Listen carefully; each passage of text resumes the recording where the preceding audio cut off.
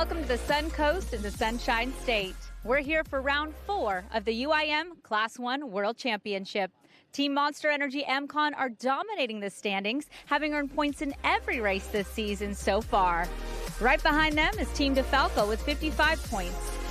DF Young in third with 47, X Insurance with 18, and rounding out the field, Morpheus 8 with 15.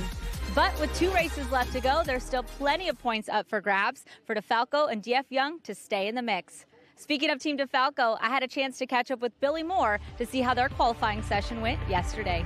Take a look. DeFalco does pull into the middle of the course. They have slowed. Yeah, we would think it would certainly indicate some sort of mechanical or something they're not happy with. A team that has proven that they are fast, taking home every pole so far in qualifying this season. Billy Moore from Team DeFalco, you guys once again took that pole, but you only got 1 lap in out of 2. What happened yesterday? Yesterday on the second lap, we were almost finished up and we were going through the top corner and all of a sudden just lost power. Engine went to full revs. This drop box on the other side, the gears disintegrated. It took out the transmission on the engine, so the boys were up last night, had everything apart, all new internals, new transmission on, so hopefully we're good to go for today's race. That's the nature of racing, isn't it? Sometimes things go wrong, but really, once you get out on the water, all of that prep work, it really just comes down to running your best race. Definitely. I mean, I'm glad it happened yesterday and not today, so it's one of those things that could be a blessing in disguise, and it's racing. You never know what's going to fail. It could be a $5 part or a $50,000 part. Nothing's going to fail. Ready for race day. Oh, yeah, we're ready. So we'll go blast it and see what happens.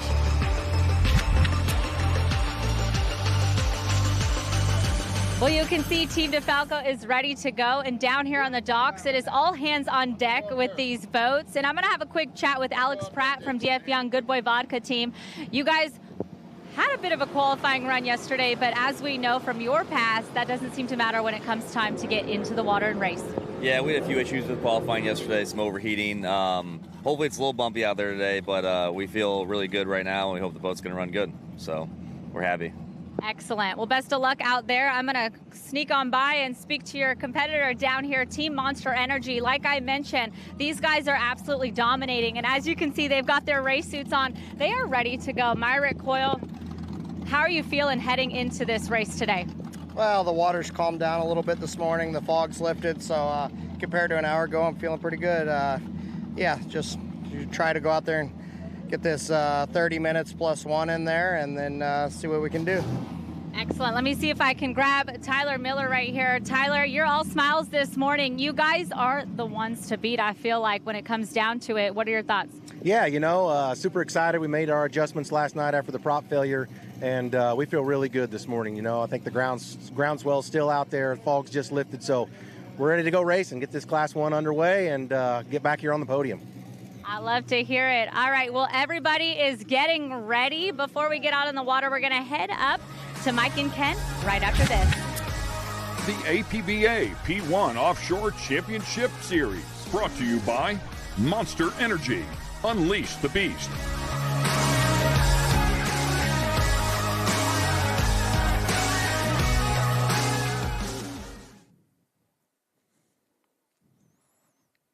Welcome, ladies and gentlemen. We're in beautiful, sunny Florida, and the sea layer, maybe we should call it Gulf layer, has burnt off. Ken Stout, Mike Jawalski sitting right alongside. We're looking forward to a great day here. Welcome to Sarasota. This is the P1 Powerboat Grand Prix, one of the longest-running powerboat races in the country, second only to Key West. We had a pretty rough day out there yesterday for the Class 1 boats. It looks like things have laid down here a little bit, so hopefully we have a great race, 5 boats in tow. We just heard Tyler Miller talk about a groundswell out there. I think a lot of the chop that we saw yesterday is gone, but I still think there's going to be some holes for these guys to navigate their way through. Yeah, and that seems to be the thing here in Sarasota, right? And we talked to a number of the drivers who said you really got to see, you got to kind of know where they're at. And you noticed a couple spots on the straightaway coming out of one of the turns there during qualifying. It seemed to happen in the same spot. Yeah, it was the same hop. They kept taking it the same place, and every boat acted differently, right? Every boat went a different direction or went a little bit higher than the other one, and it really, I think, kind of threw the these teams for a loop, if you would. So I think it'll be the same thing today. As you look on your screen,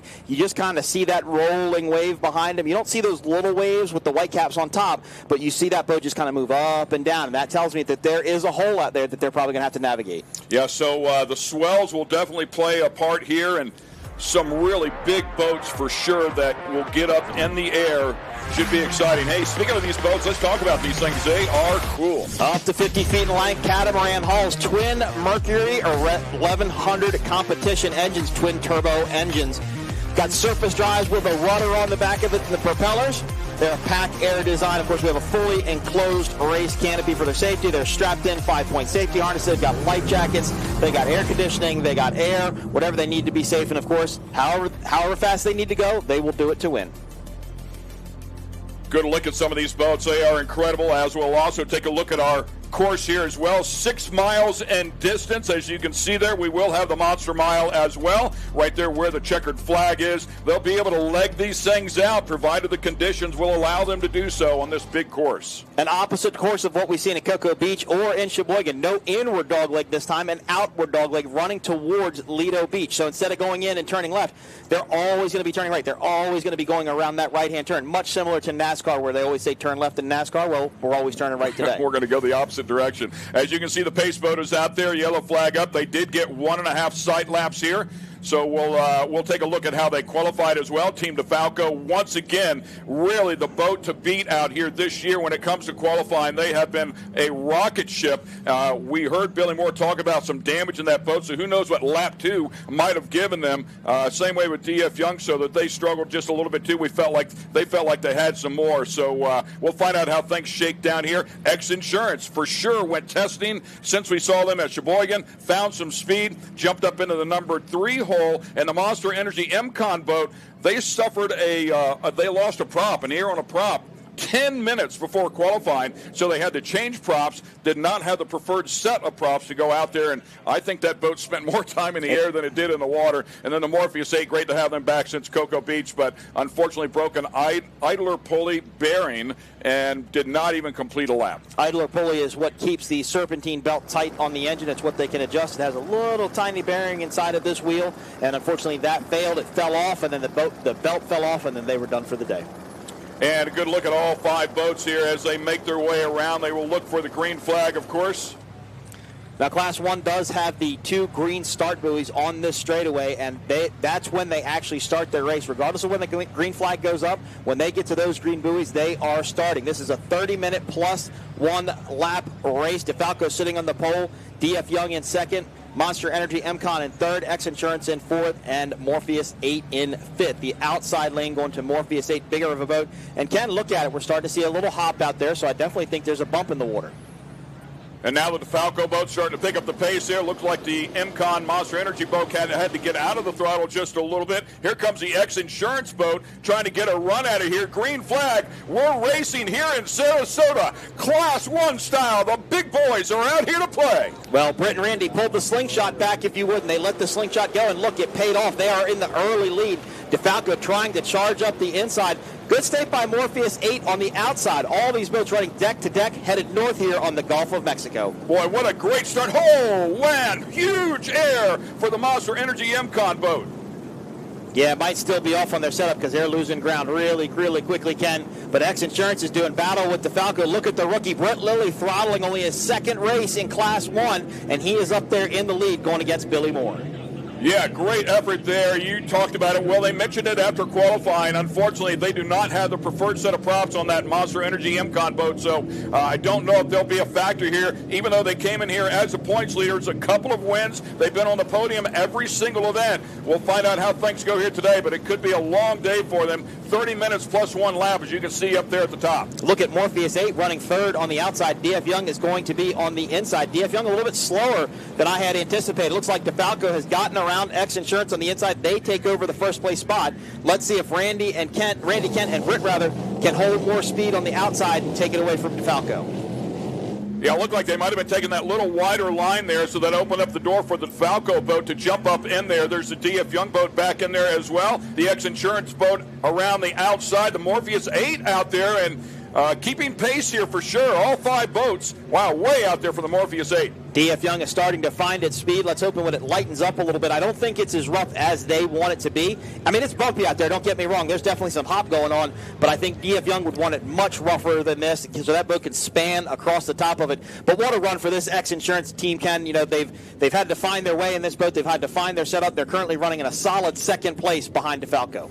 Yeah, I'm with you. I'm really impressed with how far they have come in a short amount of time. After Sheboygan, they really were not in the hunt there at Sheboygan at all, but came out here and certainly show that they have a lot of speed. Good look at the X-Insurance boat right there. By the way, the owner of that boat is up there in that helicopter. That is Rick Lindsay. I had a chance to speak with him last night. He and his good friend, the Lucky Leprechaun, is also flying another helicopter that has divers in it, just in case we need them. Hopefully they are not used at all here today, but a great shot of that X-Insurance boat. Beautiful looking piece, 48 foot in length, manufacturer MTI, 2015 pedigree, so it's a good looking boat. And of course this one has suffered a big crash at the end of last year and they had to fix it up. Key West actually rolled over backwards, did a wheelie. Instead of falling back down like we saw Austin Holmes do, they flipped it over backwards and just simply destroyed the boat. That's why you kind of see that graphic in mismatched colors there. But Ken, they're not far behind DeFalco, about a rooster tail length back, staying on that outside lane, staying in that clean water. They're trying to find their line right now, and I think as this race wears on, as time wears down, we might see them make a move.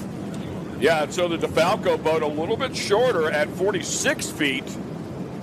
So if it does get choppy out of here, it starts to pick up, you would say that the advantage would lean the other way. You were talking about the DF Young Good Boy Vodka machine. That is the biggest boat in the fleet at 51 feet. So that's why you said you thought that they would they'd have a little bit more speed out here in this rough water.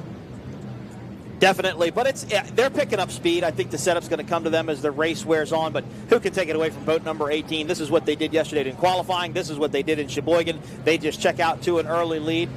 Right now, they can only focus on going forward. Can't think about yesterday, can't think about last night. All they can do now is race. They kept qualifying in the number 1 spot. They showed a ton of speed at Cocoa Beach. They were way out in the lead. They just could not close the deal. And then finally, they got their first 2 wins at Sheboygan. We're going to take a quick break. Class 1 racing.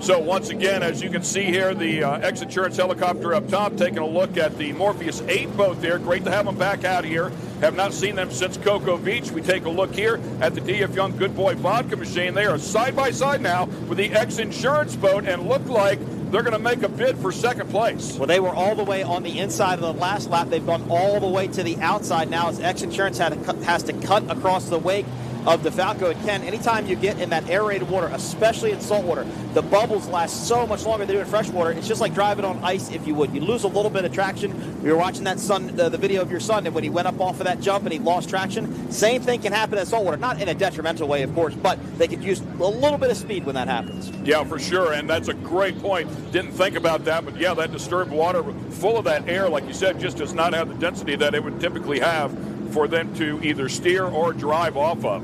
DF Young has pulled well ahead of X-Insurance, solid second place. Let's see if the Mystic can go after the victory hull in Class 1. Good race for Rich Wyatt and Alex Pratt currently in second place, but X-Insurance back on the inside. And here comes Morpheus 8. Ken, Morpheus 8 after a rough day yesterday. They look good. Yeah, I mean, literally no data in that boat at all. You just have to take a swing at it, an educated guess. Of course, a couple of pretty talented people inside there. Carlos De Quesada is doing the driving, a longtime sports car driver. He and his son still being very successful, but of course the guy on the throttles, they don't get any better than that guy. Some guy named Johnny Tomlinson. He would be described as the GOAT in offshore powerboat racing if you would. Look at X-Insurance, so Ken, that inside line paid off well for them. They are now challenging back for second place. They're not quite close enough to push DF Young out. DF Young could come down on them and make them slow up going to that corner, but what a run for Randy and Britt as they both chase down DeFalco. DeFalco boat looking really solid out there, but this is where the battle is for second place. Excellent battle at that. Let's see if Rich and Alex pinch down on the X-Insurance boat. They might just slightly leave enough room in there for him. If X-Insurance has to cut back across that wake, it's going to slow down. Look at that acceleration, yeah. He checked up. Here comes the X-Insurance boat. It takes him a while to get back up to speed here as well. So the X-Insurance boat is going to take back over that second position here. DF Young slowed way too fast there. And we welcome you back here. We're in Sarasota. Looking forward to this one for sure. The P1 Powerboat Grand Prix celebrating 40 years, and we're watching the UIM Class 1 boats. While we were at break, a lot of action went on for second place. The DF Young Good Boy Vodka boat actually took over second, but then checked up for a moment, and that allowed the X-Insurance boat to jump back up into second place. When I talked to the Good Boy Vodka DF Young team yesterday, they talked about water pressure issues. Used to have too much of a water pressure issue in these Mercury Racing engines. They didn't have enough. This is a look back at what we had here. As you can see the replay, and the DF Young boat on the outside there making a strong run and was able to get up into second place. X-Insurance is trying to fight back, and all of a sudden, the DF Young boat checked up just a little bit. That allowed the X-Insurance boat to sail back into second place just before we came back out of break. This is the pass right here for second. This is where you talked about DF Young checking up right about there. All of a sudden, they slowed briefly, not sure why, but that allowed X-Insurance to make the pass on the inside. So, Ken, after watching that replay, I think I can pinpoint what happened. I think DF Young went into Guardian mode because you saw them just slow quickly and then get right back into it. So they reset the computer on the boat and got in Guardian mode, but they are back on the gas now. No doubt about it, and here we go, making another bid for second place. I think that's a great call, by the way, Mike, and had a chance to speak with Britt Lilly. I did not realize there's variations of Guardian mode. Yep. Sometimes it will pull it back just 5% or 10%, depending on what the issue is. And X-Insurance now making another run back. Boy, what a battle. And Morpheus 8 sitting right there as well. Johnny and Carlos have set their sights on second place, I think, Ken, and they are going to go after it. It's interesting. We saw this yesterday in a lot of our racing. This water is so different for each boat, and we see some boats pull ahead, some boats fall behind, and it's just a battle back and forth as X-Insurance is back on the inside. DF Young, Good Boy Vodka to try and take the speed, maintain their speed on the outside. Yeah, that was a great call. Look, you can see he tried to stay inside of the wake, but finally he had no choice but to get into the wake of the DeFalco boat. Curious if he'll lose a little bit there. As you were talking about before, that aerated water, if you will, on the outside, the DF Young boat carrying good speed for sure. Well, and sometimes you just don't have anywhere to go. They can't run any sort of a different line as they get real close together there. You do not want to cross the rooster tails in saltwater. Don't get these engines wet as they will get unhappy. But look at this battle for second place. As you can see, X-Insurance there, Ken, took a couple of hops. They had to slow a little bit, and that allowed DF Young, Good Boy Vodka, to pull ahead. I think this water is much more suited for DF Young than we thought in the beginning. I think it's a little bit rougher than we initially thought, I think too. so, I know too. they said it was laying down, but it's pretty violent out there. These big boats are flying for sure. 2,200 horsepower here, courtesy of a couple of competition Mercury power plants. They are twin turbocharged, a ton of torque. But as you were talking about Guardian, if anything goes wrong and it pulls that motor back a little bit and they get out of the boost, it can be devastating for them to get back up and running again. Yeah, and that's what happened to DF Young yesterday. Just water pressure issues kind of plagued them during their qualifying session. They're going to adjust their water pickups to see if they can prevent that from happening. Look at that shot of speed there by DF Young. Why on that part of the course, Ken? Oh, X-Insurance has slowed a lot, Ken. A lot, significantly. I expect Morpheus 8 maybe to go around them now. Yeah, now I wonder if that's another Guardian issue here. And sometimes you have to pull the throttles all the way back and go forward again to get it out of Guardian. I don't see that happening here either, so it looks like this one will be terminal. What a shame here for Britt and Kent. Tough day for the X-Insurance team. They were running. This was by far their best performance. They had to be super excited. Now they get it up and going, which makes me think it might be that Guardian issue. They may have had to shut that engine off and get it refired and get back up to speed. Monster Energy MCon has also gotten by them, so they are at the back of the pack now as DeFalco continues to lead. That's our leaders, and you were talking about, as we took a look at the boat there early on the top of the show, the surface drives that this boat uses with a rudder in the back to steer it. And we haven't seen the Monster Energy MCon boat too much here because they just haven't been a factor with those prop issues, but they have the M6 stern drives, so that's how they steer the boat. And the X-Insurance is kind of a hybrid of the both, where they have the stern drives, but they have a rudder. So the stern drives are fixed, the skags are shaved off the bottom, but they have a rudder to steer the boat. And Johnny Tomlinson, who throttles the Morpheus 8 boat, has run every various type of setup that you could have. He ran that X-Insurance boat overseas when it was Team Abu Dhabi. And once again, as we take a look at that Monster Energy MCON machine, we'll take a quick break and we'll be right back.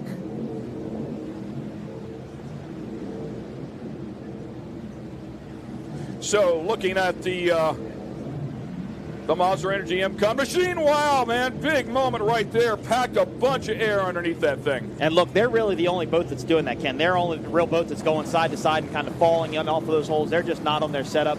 I think not having that prop that they want, although big hop by DeFalco there as they landed on their side just a little bit. But I think as they lose their prop, if they lost that prop yesterday, that's really hurt them on their offshore setup. Ken, as I watch this, a good thing to talk about is taking the load off their propellers, right? Just like when you drive again on ice, you spin your tires and then they hit on the asphalt, it creates a tremendous amount of torque. Well, every time that boat leaves the water, it's taking the pressure off of the propeller. It's allowing the engine to rev a little bit higher. That's what the Throttleman does. Got to wonder if that's maybe what happened to Billy's gearbox yesterday. Did it take the pressure off of it, just allow a little slop, a little play inside of it, and that's what caused the damage? Let's hope they've got it figured out for today. So far, running perfect. So, yeah, I couldn't agree with you more. That's exactly what I was thinking. And we'll go back here and take another look at this big moment for the 06 boat here.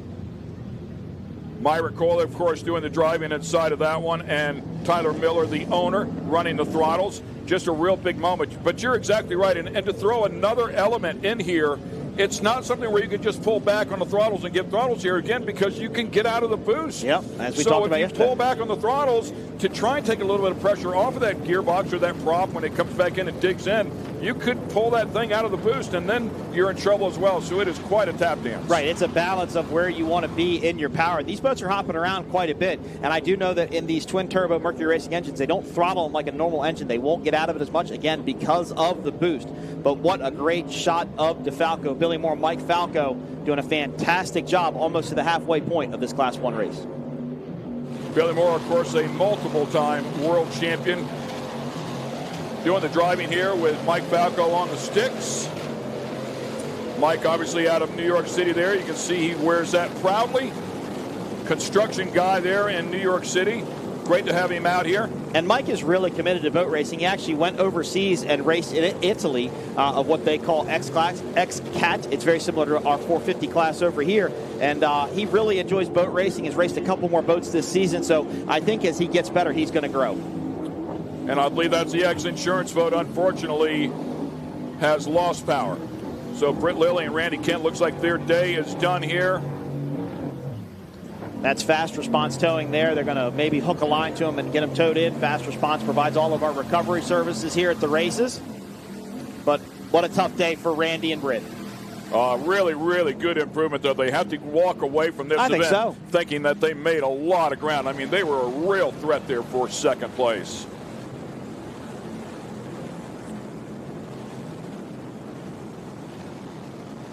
And welcome back, ladies and gentlemen, to the Sarasota P1 Powerboat Grand Prix, celebrating 40 years.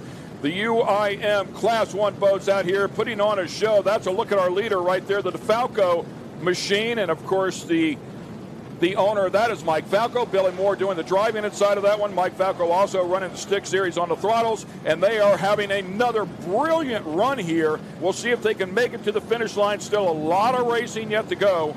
At just about 15 minutes, about the halfway point here.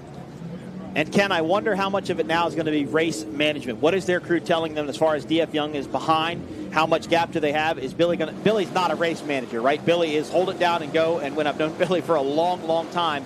But if you're thinking about mechanical issues, if you're thinking about the things that could go wrong, do you start race managing at this point? Do they say, okay, you've got 10 seconds on DF Young Good Boy Vodka, maintain that 10. If you lose it, we'll tell you go faster. Kind of hard to say what they're doing, but I think it's going to become a factor in this race. I will tell you, I can give you an answer on the thought process here, because I had a chance to speak with Billy about the Sheboygan race when they did such a good job there, and they had a huge lead.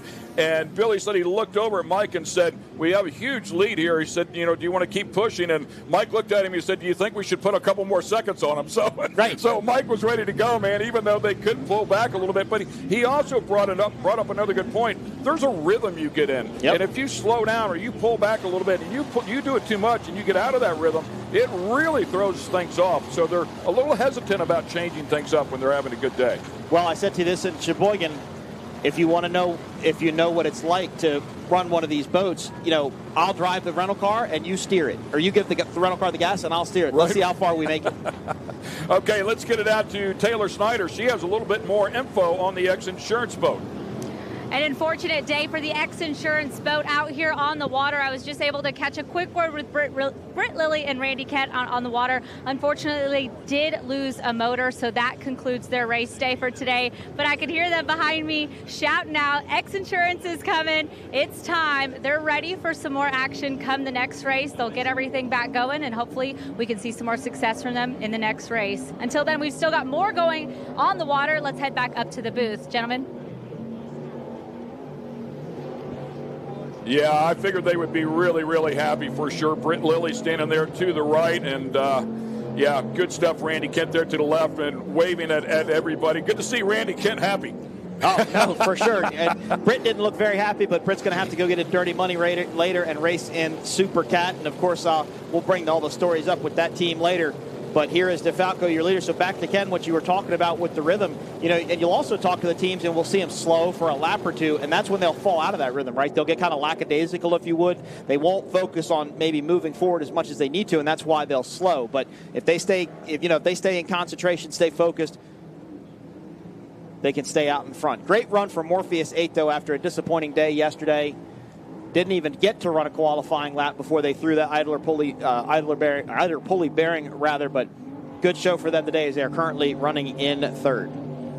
Yeah, really glad to see them having that good success. As once again we go back up and take a look at our leader, the X Insurance helicopter there as well with Rick Lindsay at the sticks inside of that one. That dude loves insurance, man. I don't know that anybody knows more about it than he does. I had a chance to sit down with him for about 30 minutes last night, and every conversation we had came back to insurance. So that's what he does. That's what he loves. If you need insurance, X Insurance would be a great phone call for you to make for sure, especially if it's a high-risk situation, including home insurance, if you're out on the water here in the Florida area where hurricanes play a huge role. So going back and take a look at the 06 Monster Energy MCon boat here.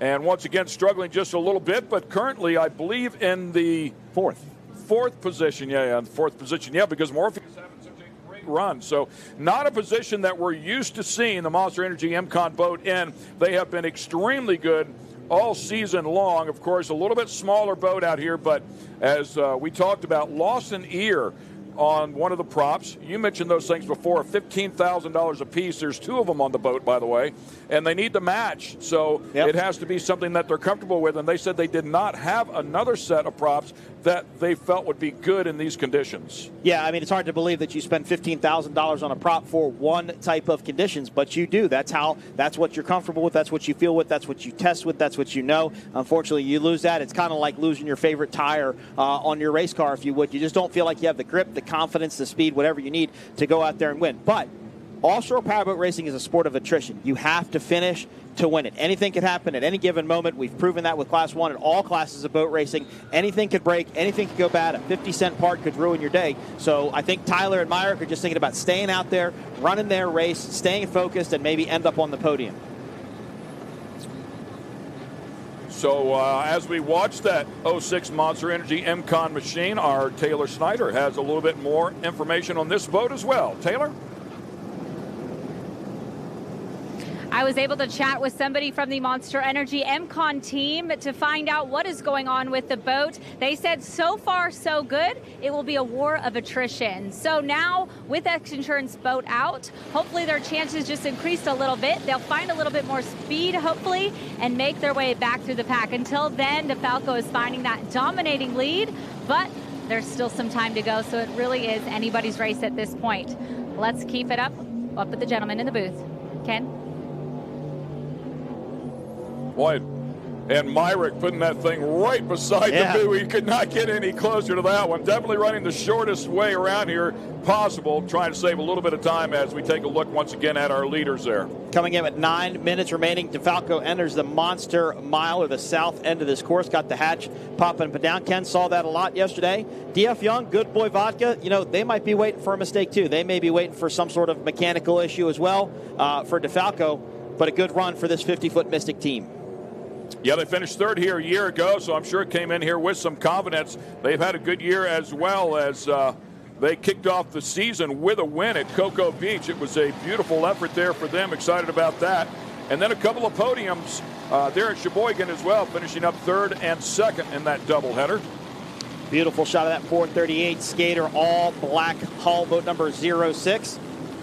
They're getting into their monster mile right now, getting ready to cross the finish line. Under 9 minutes left in this Class 1 race. This is the first race of the day. We've got a lot more racing coming to you as the day progresses.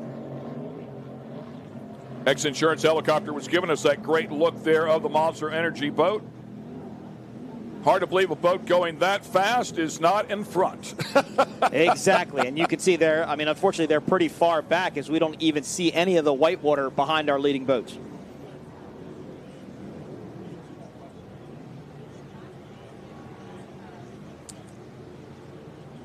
So once again, having a great run here at the Sarasota P1 Powerboat Grand Prix, celebrating 40 years here. It's a beautiful day in Sarasota and a beautiful day for this team. Morpheus 8, Carlos de Quesada, Johnny Tomlinson having a much better day today. Talked to their crew earlier, and they said, unfortunately, it's just one of those things that they'll check. They'll check that sometimes. They'll look at it sometimes, but it's not a great machined bearing, so it never feels 100%. But, you know, they said, obviously, it's something we're going to have to keep our eye on. Yeah, you just never know. I mean, you stress everything to the max out here, and it could be a simple little part like that, or it could be a drop box, as we heard before. 50-cent part, a $20,000 part. Right, exactly. The pendulum swings quite far when something can go wrong on these boats, and nobody knows that better than this team. I mean, they've fought their way into this Class 1 group. They bought the boat almost a year ago, started in Cocoa Beach, a completely different setup, and they've just chipped away. As I mentioned during qualifying yesterday, they actually changed the setup a couple of weeks ago on the boat. They actually didn't like it so much that they went back to zero and started back in the other direction in order to find out where they needed to be. This boat here is leading in the points in large part because of its consistency. So speaking of the parts that break, they've been fortunate with that. So they've been able to see the checkered flag at every single round and just keep racking up the points. So, Ken, I was looking at Morpheus 8 in our shot just then, and they were on the outside of DF Young Good Boy Vodka. I don't know if they may be a little bit faster. It'll be interesting to see if they can catch that Mystic and maybe try and make a pass for second, and then set their sights on this boat, our leaders, DeFalco. I know it was the angle, but I was impressed with that bird because it looked like it was keeping up with the boat there. Just that angle that he was flying in front of. Pretty wild shot there. We saw that flap on the top of the hull doing the same thing one day ago. Don't believe it will be an issue here, but looks like both sides now, port and starboard. And some teams tape them shut. They'll take shrink wrap tape and actually tape them down so they don't blow open. Might be something this team thinks about. They do it with their engine hatches too, because it also seals it up, prevents water from getting in there in a rain race or a rougher water race where you may get soaked down. But Ken, this might be the battle here for second. I think Morpheus 8's got something for DF Young Good Boy Vodka. How about this? Morpheus 8 coming back at him now. Carlos de Quesada inside, doing the driving duty for sure. These guys have some speed here. Now, Alex and Rich can run a wide course, Ken. They can be defensive, right? They can kind of go wherever they want, kind of block that line for as long as they possibly can if Morpheus is making up that much ground. Just like yesterday, some boats are faster on some parts of the course, some boats are faster on other parts of the course, and it really looked like Morpheus 8 liked our north turn, our narrow rather, of the two turns, and they liked running that leg down towards the beach. Well, I had that big run, now has lost a lot of ground. Yeah, it's hard to say what happened in that corner, but they did take the wider line. Is where Alex got to go to the inside, run to the buoy, and was able to get firmly back into second place. But let's see what happens as they go through the next turn, and let's see if Morpheus can make up some ground. Yeah, a lot of work to do right there. You get so close and then have it fall back, and only 4.5 minutes to work with here. That's a lot to make up. And welcome back to the Sarasota P1 Powerboat Grand Prix, celebrating 40 years here. You're watching the UIM Class 1 boats go at it. This battle was much closer just literally 45 seconds ago. It looked like the Morpheus 8 might be able to get around the DF Young Good Boy Vodka machine, but then suddenly lost a lot of ground. With that said, has closed about half of that gap back up again. So, Ken, let's talk setup, because I think that's what this is. You have Here he comes. You have a taller setup, which is going to get you more top speed on the long straightaways. You could have a shorter setup, which is going to get you acceleration out of the corners, but you're going to run out of that speed on long straightaways. I think Morpheus 8 has a tall setup. I think they're able to run more speed because they were a rooster tail and a length half behind DF Young when they exited that turn. Look, they're not even to the next turn, and they've passed him for second place. And I wonder, whenever it lost a little bit of ground, if it was that, maybe it went into a slight guardian mode. Whatever the case was, they definitely gave up a lot of real estate. I didn't think with 4.5 minutes that they would have enough time to make that up and get back out in front. Clearly, they have proven me wrong. It almost makes me wonder if the DF Young boat has slowed just a bit. Now, if DF Young has an acceleration setup, if they have a little bit shorter of a setup, they'll be able to exit the turn and build more speed quicker than Morpheus 8, and that will allow them to maybe make up a little bit of ground on the inside. Carlos and Johnny, very respectable. They've left enough room for DF Young, Good Boy Vodka, just to get to the inside. Didn't pinch down onto them too much, but I think they might be side by side. Let's see if my theory's right, Ken. Good look up underneath the tunnel, and DF Young boat is coming back keel to keel. That is the width of that tunnel there, 72 inches. It will pack some air for sure. Get these things up out of the water. They do not use tunnel tabs because it's a 500-pound penalty. The Supercats do. No penalty for that. Oh, man, big air right there. But look how gently that boat just set right back down the water. Didn't miss a beat. This is a great shot of how much these boats are bouncing around. DF Young, Good Boy Vodka was close, Ken, I think, coming out of that turn. But I just think Morpheus 8 just has a little bit more top speed, allowing them to eke in front on these straightaways. Yeah, it seems as though the Morpheus 8 boat is staying in that line, so not interested in chopping down there and taking some away. Maybe whenever they get to the buoy. Of course, out front is the DeFalco boat, still leading right beside the buoy. There goes the Morpheus 8, so down as low as possible as they enter the Monster Mile. Under 2 minutes to go, plus one lap here. This team does have a new boat here, Ken, in the United States. They'll start putting it together over the offseason and make its debut during 2025. With under 2 minutes, like you said, let's see if Morpheus 8 has something to go after DeFalco with. And surprisingly, that new boat for the Morpheus 8, Carlos de Quesada said it's a little bit smaller boat, one that they purchased out of the Middle East. So they'll get it over here. They feel like that is the better way to go. We'll see how things pan out, but they are having a great run here today. Good to see them out here after haven't seen them since Cocoa Beach at the beginning of the season, where they finished up second there as well. Considering the day they had yesterday in qualifying, I would kind of notch this up as a win if I were them. You know, this is only their second race for the season. Coming in second place and beating very experienced veteran teams like Monster Energy MCon and DF Young Good Boy Vodka. It's really a great run for Morpheus 8. Yeah, I was talking to Britt Lilly, and of course we spoke a little bit about Johnny Tomlinson being on the throttles in the Morpheus 8 as we take a look at our leaders here. But Britt Lilly said he drove with Johnny, and Johnny looked over at him as they were entering the turn. He said, "I'm not lifting, so you better drive. You better steer it. You better turn it. You better commit."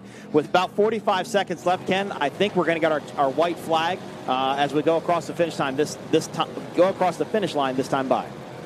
And another look at the Morpheus 8. So a great run here for Carlos de Quesada. Johnny Tomlinson at the sticks, as we talked about, 35-plus year career out here, has amassed over 50 national and world titles to his credit, over 160 individual wins. You called him the GOAT before. It takes a long time to earn that stuff, those 35 years, but he is bad to the bone. Well, they've got an engine hatch loose on their starboard side. You can see it flapping around. Now, that's the one hatch you really don't want to come loose, because that can expose your engine to all the elements, all of the water. Now, it is not flapping up very high, and since it's not as rough, they're not bouncing around. I don't think it's going to be an issue of it bouncing up and down a whole bunch, but still something the crew is going to have to keep their eye on.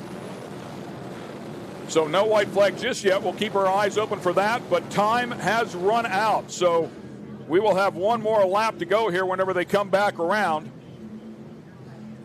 What a great run for this team. What a great run for this boat. I think this is the confidence boost that Carlos needed to get up in here, run in second place, kind of, get the pace figured out of this Class 1 racing with DeFalco, with Monster Energy MCon, and DF Young Good Boy Vodka. Unfortunate day for X Insurance as they are out with a motor issue.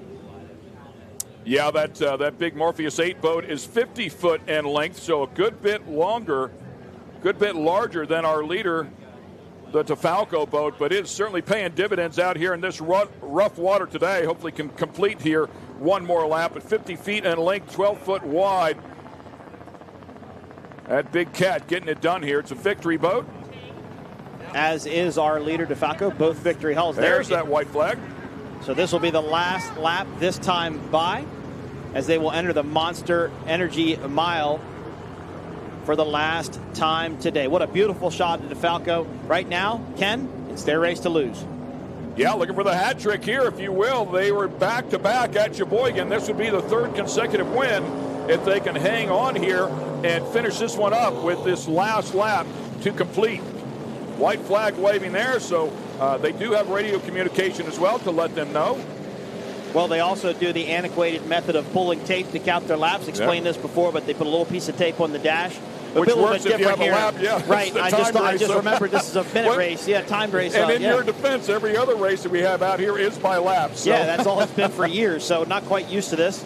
But they probably have a good stopwatch inside the boat. You mentioned their crew is out there with a stopwatch. You know, the time starts when they cross the start-finish line, and they're monitoring it very closely. But what a great run from Mike Falco and Billy Moore.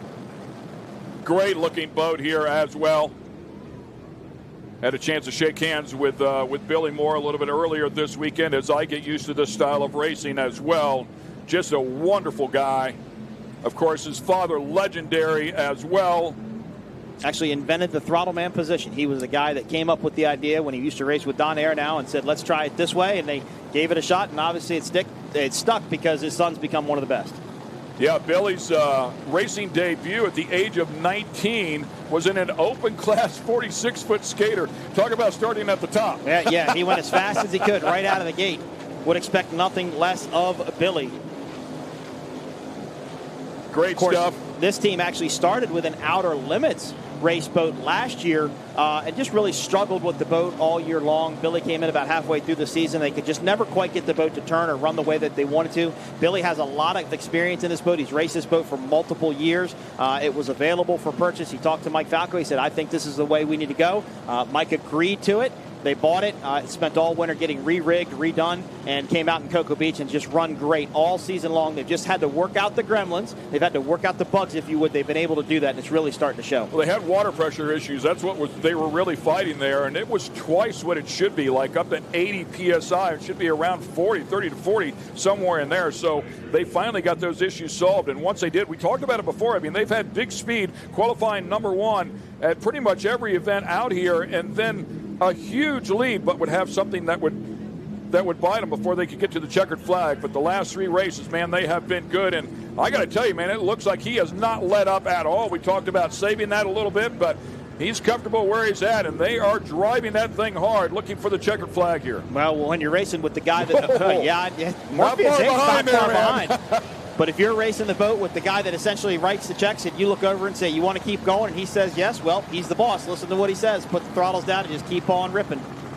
Yeah, well, and the guy running the throttles is the guy that writes the checks, so he can rip for sure. Really a lot of high-performance V-bottom boat experience there for Mike Falco and Billy Moore, as we talked about before. Championship-winning driver, Supercat world champion multiple times. Has been in this position before as they look for this checkered flag. The 18 boat trying to close this one out on the final lap. I tell you what, Morpheus made up a lot of ground, though, yes, Ken. I think if this race was about another 15 minutes, we might see a battle between these two teams. But at this point, it's going to be DeFalco taking the checkered flag. Coming by, they're going to make it 3 consecutive wins, back-to-back at Sheboygan, and they get it done here at the prestigious Sarasota P1 Powerboat Grand Prix. The 40th year for this running, and congratulations to the Morpheus 8 boat. What an excellent job. Did not complete a single lap in qualifying one day ago. And the DF Young Good Boy Vodka boat will finish up here in 3rd place, much like they did 1 year ago. I think they want it to be a little bit rougher, but interesting to see if they have their water pressure issues too. I know that's something that was plaguing them yesterday during qualifying. The water's not as rough, but they're getting thrown around quite a bit. It's a little bounce, so it'll be interesting to see if they had the same problems as yesterday's, maybe limited them from running up towards the front. Oh, a great battle, boy. I wish X Insurance could have stayed alive here because they certainly had a great battle going, and it would have been fun to watch whoever sorted that out between them and the DF Young boat, and then have the Morpheus 8 jump up in there. We were really close to having a 3-boat battle there for 2nd place. Unfortunately, the X Insurance boat had a mechanical and left us a little bit early. This team, Monster Energy, MCON. Do you think Tyler's on the phone with the propeller manufacturer getting that set already ordered? Takes a while to manufacture, but it's not a quick thing. We'll be right back. So, yeah, looking at the Monster Energy machine here to finish this one up. First time not on the podium. And, you know, to win a championship, it's about making the best of your bad days. Yep. And they were able to find the checkered flag here at least. So not all bad considering their condition. Well, and Morpheus 8 kind of threw a wrench into their plans because they haven't run the other races, and they finished one spot ahead of this team. So I do think that is probably going to help DeFalco and DF Young make up some ground in the points championship. The good news for this team is the next races we get to go to, except for Key West, are fairly calm. You've got 15 minutes of air time left. So and there you go. That's Billy Moore. Beautiful shot there. Look at that boat. Of course, the New York City skyline. You can see the construction cranes there as well to represent what Mike Falco's company does. Concrete precast at a pumper truck there out of New York City. And that gives you a good idea how big the boat is compared to our rib. They were up next to that little boat on your screen. It's a really big, tall, long piece of fiberglass. Yeah, a bunch of expensive carbon in there as well. A couple of really expensive engines in the back. Yeah, about $2.5 million is the number that I'm told for a competitive Class 1 boat. The Island Dreamer out there right alongside. Wouldn't be bad to be on that one either. No, it looks like a fairly much better day today than it was yesterday out there, I would say. We welcome you back here to the booth. Ken Stout and Mike sitting right alongside. Great to have Mike with me. A wealth of knowledge here for some 20 years in this game and keeping an eye on the best out there. Go at it here in Sarasota on the Gulf, and it definitely threw him some curveballs. It was fun to watch. It was a fun race to watch for sure. It was a lot of fun yesterday, and a lot of boats broke yesterday because of how rough it was. But it was different today. It was a roller today. It was just kind of a bump that you could kind of work your way through. It wasn't pitching around, throwing them side to side, but I think they had to be careful because I think they would have been maybe caught off guard by one or two little holes. Yeah, we had a vicious chop here one day ago, as you were talking about, small white caps, in fact.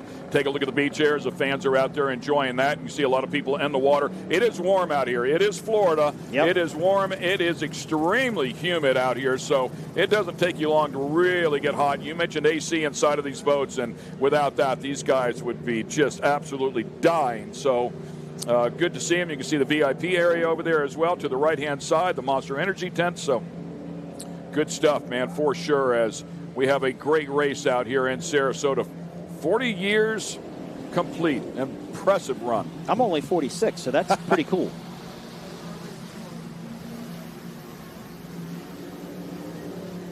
You can see the P1 support boat there to the left-hand side of your screen. Got to thank our safety crew.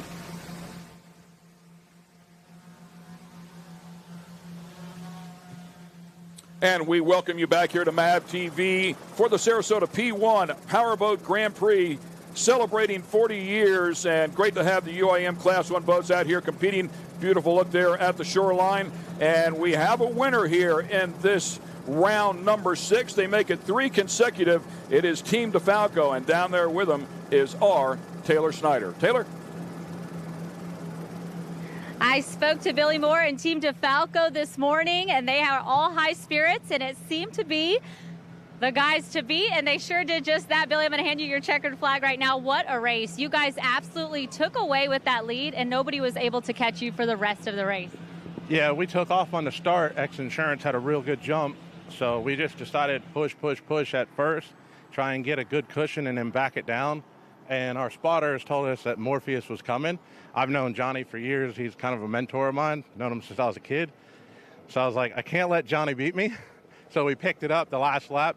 But I knew we had enough cushion. He wasn't going to be able to catch us. But we were just trying to look after the boat the last 5 laps. So, but yeah, the crew did an awesome job. Fixed a bunch of stuff that we broke yesterday in pole position. Glad we got pole position, 1 lap in. But crew did a fantastic job. Mike did a great job driving. Can't say enough for the team. Absolutely. And you were saying, Johnny Tomlinson, you had some tough competitors back there. There were some races going on for a second. You had the DF Young Good Boy Vodka and the Morpheus 8 boat really going at it. But you guys were the one to beat. What are your expectations going into the next race? You got that target on your back now. Just keep pushing. Just keep pushing. And if you can get out front and improve your position, just keep doing it. Love it. All right, well, we got the helicopters behind us making sure everybody's safe, but congratulations on that win to Team DeFalco. Back to you guys. Thanks a lot, Taylor. Thanks a lot, Taylor. Yeah, excellent job there, and that's good information. We were wondering if they were trying to take care of the boat, and sure enough, sounds like they were. Backed off a little bit. Everybody knows Tomlinson, and you don't play around with that guy. If he's got to run, man, you got to go. No, and think about, well, Billy's not going to be one to succumb to the pressure, right? I mean, he knows Johnny's behind him, but, you've got the GOAT basically chasing you down, giving you a run for your money, and it was a race management strategy that played off for DeFalco in the end. Yeah, got to keep it alive.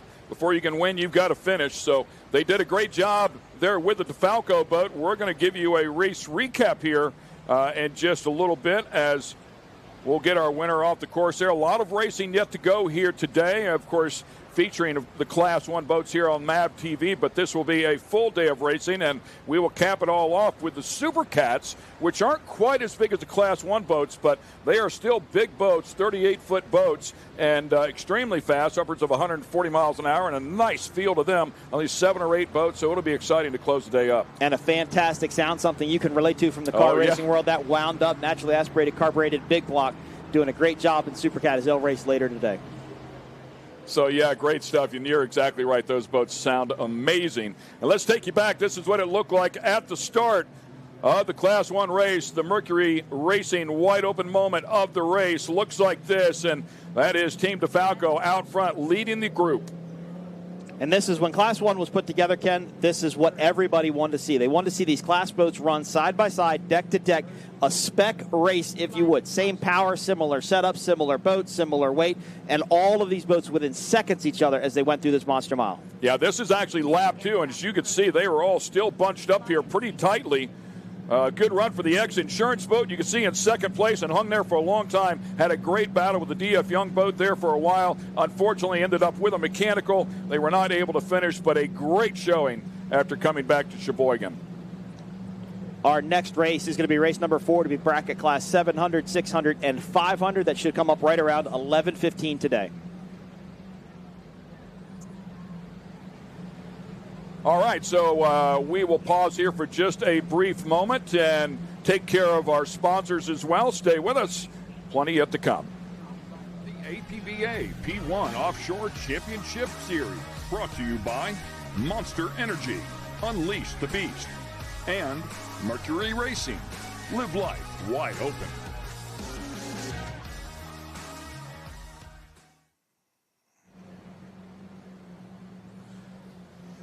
And once again, back here at the Sarasota P1 Powerboat Grand Prix. Good look at Lido Beach there. Down here just a little bit south of St. Petersburg. And we'll show you our results here, provisional results, courtesy of Monster Energy for the UIM Class 1 World Championship.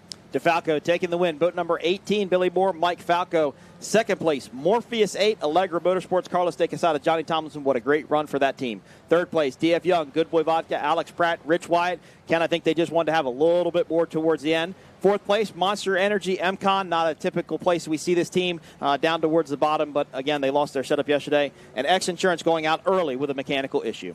Yeah, and as we talk about the Monster Energy MCon boat having some issues, everybody's had their fair share of them. So it's going to get you at some point in time during the season. This is going to be a big points day for Team DeFalco. They came in here 24 points behind the Monster Energy MCon boat. Now Monster Energy has finished fourth. They've won this thing, so it's going to make a big swing here in the points. 2 boats between them really will tighten that battle up as we head into the final races of the season. Yeah, and we do have a doubleheader, I believe it is, at St. Pete. So a lot of opportunity here yet for Team DeFalco to continue to close on that points gap. Let's see what X Insurance can do as well. I know this team will go back, get these motor problems figured out, and they will come back stronger than ever. Randy Kent and Britt Lilly, the entire team, they have no quit in them. Fight always, fight forever, and I know that's what they'll do when we go to St. Pete. Yeah, real dedicated team. I believe there's 7 or 8 X Insurance sponsored boats in the field overall here. So you mentioned Rick Lindsay's, very dedicated. Rick Lindsay's love for the sport, but it's also his support for the sport, if you would. They've got a Class 5 boat. They've got a couple Class 7 boats. They've got Mod V boats. They've got just so many boats out there that they sponsor. It really shows how much he wants to be behind what we're doing here in offshore powerboat racing and how much he believes in these teams. Ken Stout, Mike Jaworski sitting right alongside. We welcome you back to the booth here. We're inside a beautiful air-conditioned booth here, so it's been a beautiful day out here for sure, but a really warm day out there. But the guys that were racing put on a great show. Great show. As we wrap up race number 1, we're going to do Class 700, 500, and 600 up next at 11:15. So it's been a wonderful day out here. We thank you. Hope you enjoyed all the great racing action here at the Sarasota P1 Powerboat Grand Prix as we celebrate 40 years here of great racing action in Florida, the Sunshine State. Until next time, I'm Ken Stout. Joe will. Mike Jaworski. I had to do it once, right? Okay. It never fails. And of course, our Taylor Snyder as well. Thanks a lot, ladies and gentlemen. We'll see you next time.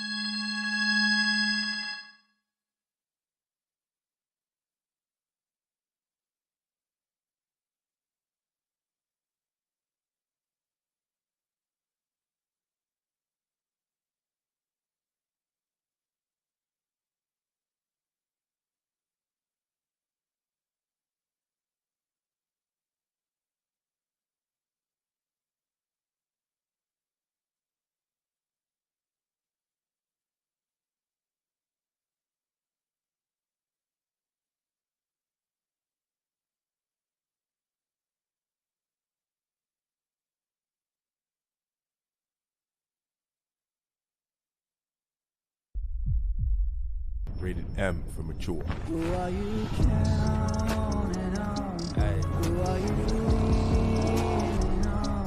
Who are you counting on? Hey. Hey, so. Whoa. Hey, they tryna block all my blessings. They thought I lost the snapping. I bet on me and my team. ISO is what I'm rapping. Who are you counting on? Insurance sucks, and we think so too. Why? Because traditional policies don't provide complete coverage, leaving you to deal with the holes and gaps. But not anymore. X Insurance's true umbrella and true homeowners are a true partner, covering any potential gaps and exclusions. With X Insurance's true umbrella and true homeowners policy, you will experience true insurance when compared to traditional policies. Contact us today or ask your agent about X Insurance. Rated M for mature. Who are you counting on? Hey. Who are you leaning on? Who are you counting on? Hey. Hey, so. Whoa. Hey, they tryna block all my blessings. They thought I lost the snapping. I bet on me and my team. ISO is what I'm rapping. Who are you counting on?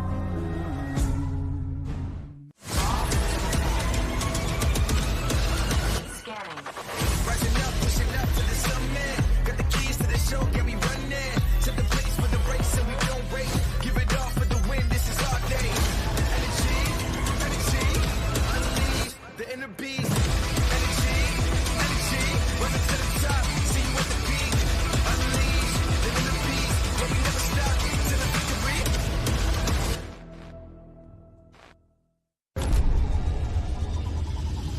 I used to toss a coin in the waterfall, send a wishing well. Now I get plenty coin, some self-made. You ain't gotta wish me well. You ain't like me then, but I guess it's past tense, cause you tapped in.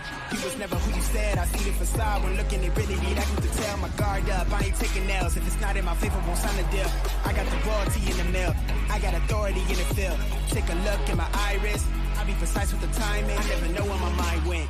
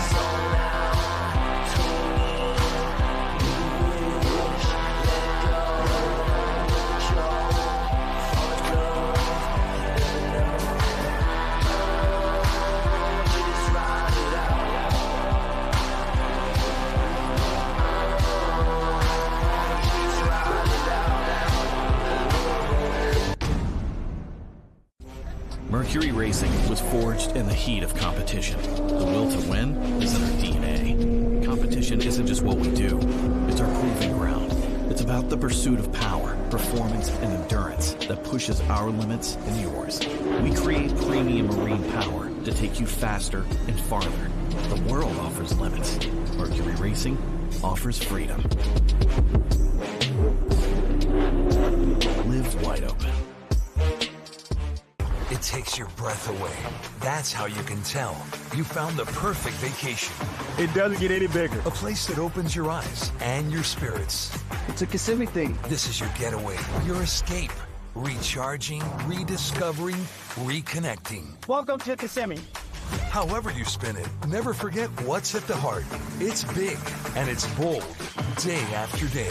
Welcome to Kissimmee, the big, bold heart of Florida. The big, bold heart of Florida.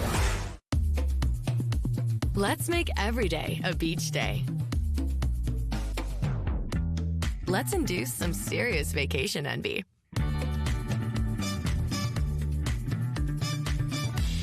Let's make it look like we've done this before. Let's reconnect. Let's get it fresh from the Gulf. Let's shine in St. Pete Clearwater.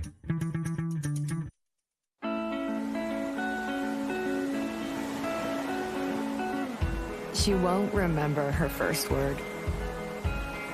She won't remember her first steps. But she'll never ever forget her first wave.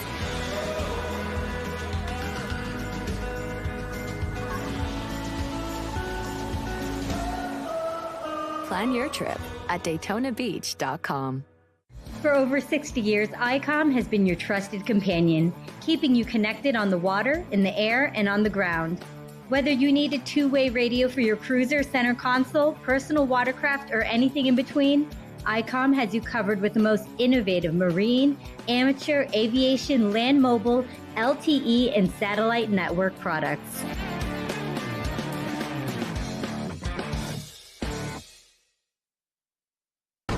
Insurance sucks, and we think so too. Why? Because traditional policies don't provide complete coverage, leaving you to deal with the holes and gaps. But not anymore. X Insurance's true umbrella and true homeowners are a true partner, covering any potential gaps and exclusions. With X Insurance's true umbrella and true homeowners policy, you will experience true insurance when compared to traditional policies. Contact us today or ask your agent about X Insurance.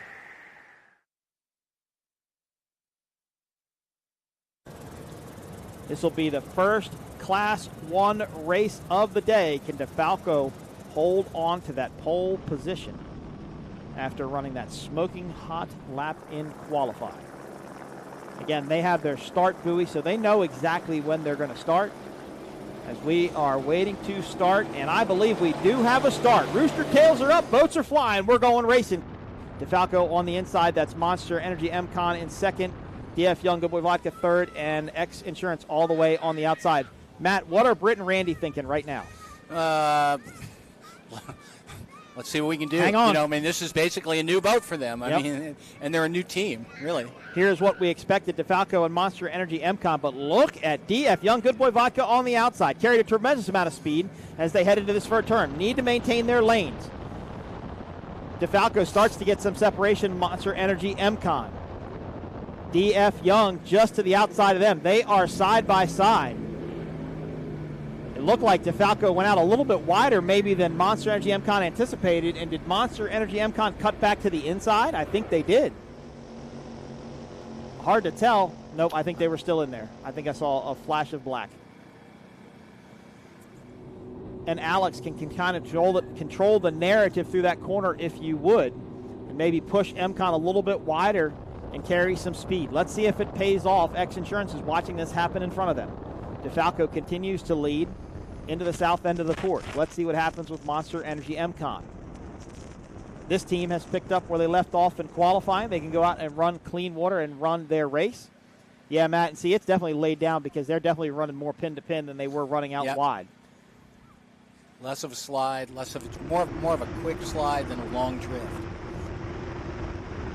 So as we watch DeFalco come across and complete lap number 1, they are your leaders. Now look at Monster Energy MCon. They're the boat all the way to the right-hand side of your screen. That's DF Young Good Boy Vodka all the way to the inside.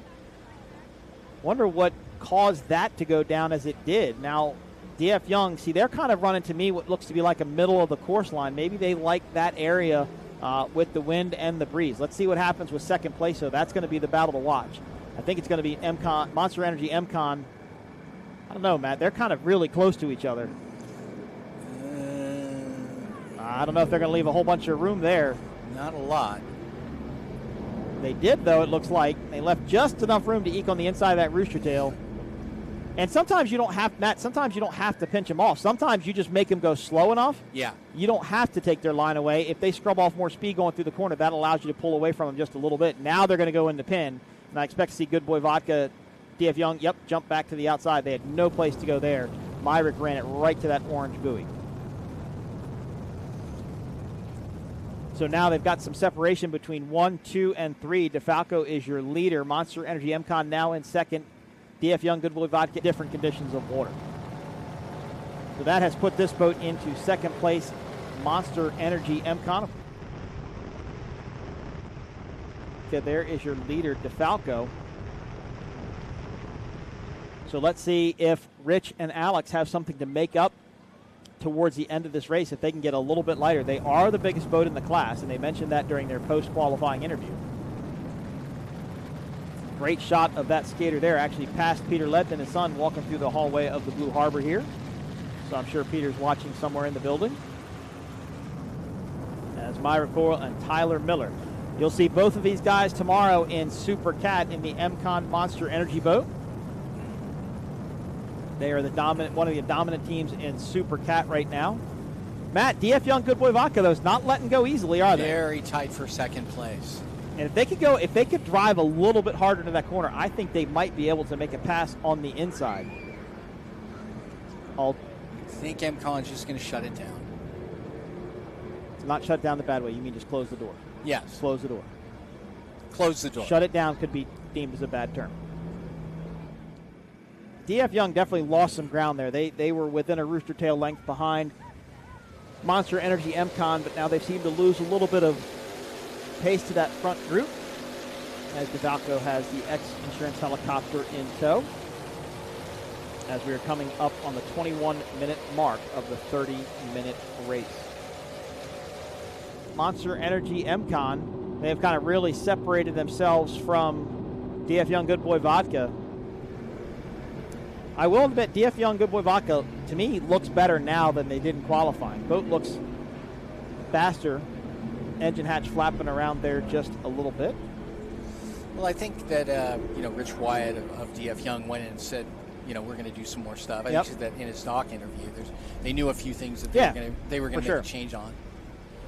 Billy Moore and Mike Falco. Of course, Mike Falco owns the construction company up in New York City, which explains the livery on the side of the boat. Now, this team, you saw an Outer Limits catamaran here last year, and Billy was his throttle man at that time. And I believe they almost spun the boat out. I think it was in the northern turn. That is a good shot of your top three boats. That's DeFalco in the lead, Monster Energy MCon in second, DF Young Good Boy Vodka in third. And Matt, I'm wondering, where is X-Insurance? Okay, they're way back in the turn. There's X-Insurance right there, just entering the turn now. So Randy and Britt are still out. Matt, these boats are still crab walking just a little bit. You can see it with MCon there. Yeah. Myrick's having to drive into the wind. This boat just didn't quite handle the breeze the way that Myrick and Tyler thought it would. Yeah, they felt it was a little loose. It doesn't look at all loose now. No. DeFalco, your unofficial winner in Class 1. The Monster Energy MCon will come in second. DF Young Good Boy Vodka in third. And X-Insurance is going to come around in fourth. Oh, they have to be happy. That's fantastic.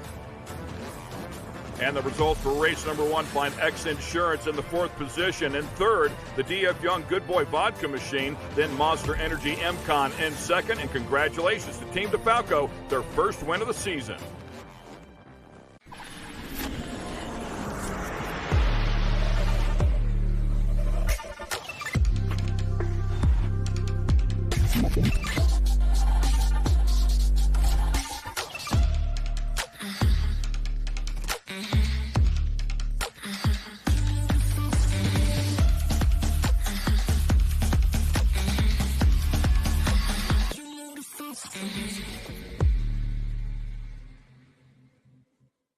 takes your breath away.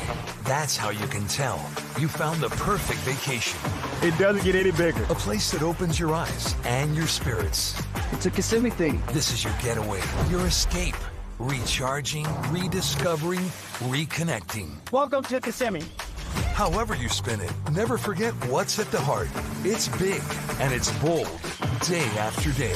Welcome to Kissimmee, the big, bold heart of Florida. The big, bold heart of Florida.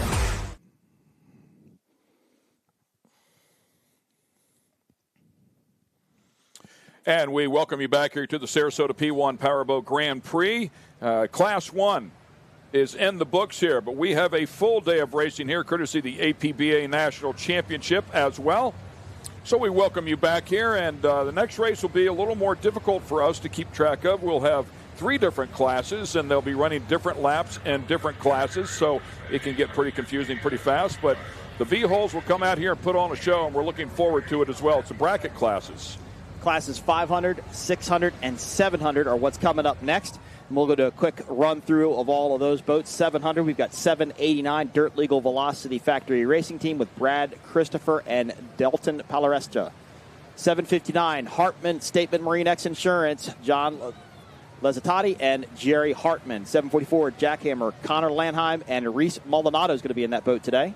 I'm sorry, Brian Guy's in that boat today. I'm sorry, they did switch it.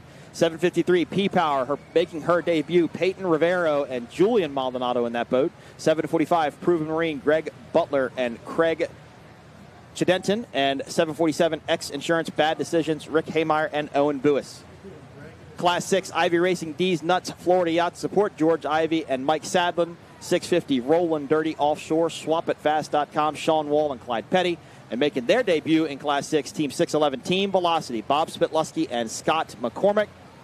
Class 5, X Insurance, TFR, Golf and Gator, JJ Chick, Nick Buis. 577, Yabba Dabba Doo, Steve Adams and JD Vines.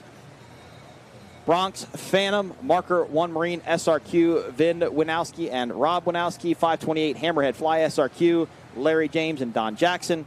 562, On Edge, Bill Quinn and Harold Castle. 524, Sweat Equity, Southwest Waste, Greg DiRenzo and Ryan Beckley. And 579, Tunnel Vision, Mike McLaughlin and Robert Bryant in Class 5. So bracket class, Ken, this is something that you're kind of familiar with. Bracket class, they can't go over a certain speed. So Class 7 is going to be 60 miles an hour. Class 6 is going to be 70 miles an hour. And Class 5 will be 75 miles an hour. All these boats can run well above their speed, but they monitor it by GPS and they just can't go any faster. Yeah, chatting with J.J. Turk, and I said, so how fast, is the boat in the 500 class? And he said, that thing will run 100 mile an hour. All day long. So, no problem. Matter of fact, I want to say he said 115. But, yeah, so making 75 is no problem. But there's a penalty to be paid if you go over that. There is. There's a GPS on the boat that the P1 officials will read when they get back to the dock. And if they break out of their speed bracket, they are disqualified, and they get last place points for the day. So while the team in the boat is looking at an iPad or a GPS or a big speedometer in front of them, watching that number, they don't know what the GPS has read because there can be slight variation. So they've got to be consistent. They've got to stay up front, and it really takes a lot of self-control. And Ken, you'll actually look at the throttlemen for these bracket class boats. They'll actually be looking down. If you look at a tight shot of them, they'll be looking down at their GPS or their speedometer, watching that speed. Very rarely will they look up, maybe just glance up quickly, but that's how fast things can change in these bracket boats. Yeah, I remember you telling me about that. I want to say with Tyler Miller, a lot of times are the guys that are running the throttles inside of the Class 1 boats. They will keep their eyes on the gauges. They're really watching boost gauges and let the driver drive the boat. I don't need to look out of the boat. I need to pay attention to this. Exactly. As we get ready for a start in Class 5, no parade lap, no mill circle. They'll get them down to the south end of the course. Turns 1, 2, 3, and 4. They'll bring them around, head them north, and we will get a start as we look at X Insurance, Tunnel Vision, Yabba Dabba Doo. I believe that's Brock's Phantom behind this group. They're already bouncing around there, as you can see. Yeah, I think this is going to be some really good racing. That's Class 6 on the outside, so it's going to be 5 on the inside, 6 on the outside. The 700s as well, by the way, I believe 4 laps they are running. The other 2 classes running 7 laps. For 36 miles. Yep, Class 5 and 6. 7 laps for 36 miles. We have green flag. We're going bracket racing here in Sarasota. As look at Bronx Phantom, the Phantom jumping out to the early lead. There is Tunnel Vision, a Pantera in the middle. And as you mentioned, J.J. Turk, Nick Buis in X Insurance on the inside. What a great start for these boats. But Ken, They can go as fast as they want up until they get to 75 miles an hour, but they better watch their speed. And especially when you're in a tight deck-to-deck battle like this, you just want to eke ahead of that other boat. And you think, oh, I'm not going to get caught, not going to get caught. Nope, you're going to get caught. All three of them really carrying good speed here. Here comes the X Insurance boat, as you were just talking about them, J.J. Turk and Nick Buis. They've had an incredible season, kicked the season off with a third-place finish. Since then, they've been up top, and they've had a number of wins along the way. We were just talking with him about the last lap pass that they had. It wasn't in this class, but a last lap pass at Sheboygan. It was so exciting to watch as well.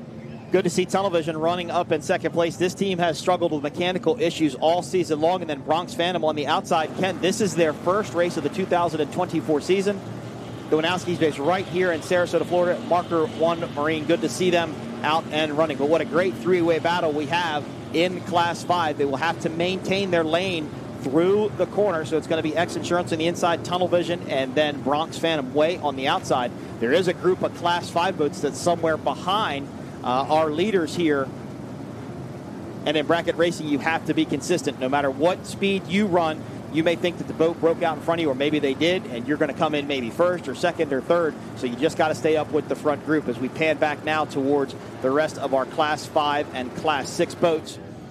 And the second start in this group should be Class number 7. There is Sweat Equity. They are running in Class 5. And that should be Hammerheads, I believe, running in Class 6. The Warlock boat getting around our Class 5 entry here in Sarasota. Love the outboards there as well. That's pretty cool. Yep, Sweat Equity running Class 5. And no, I'm sorry, Jack. I apologize.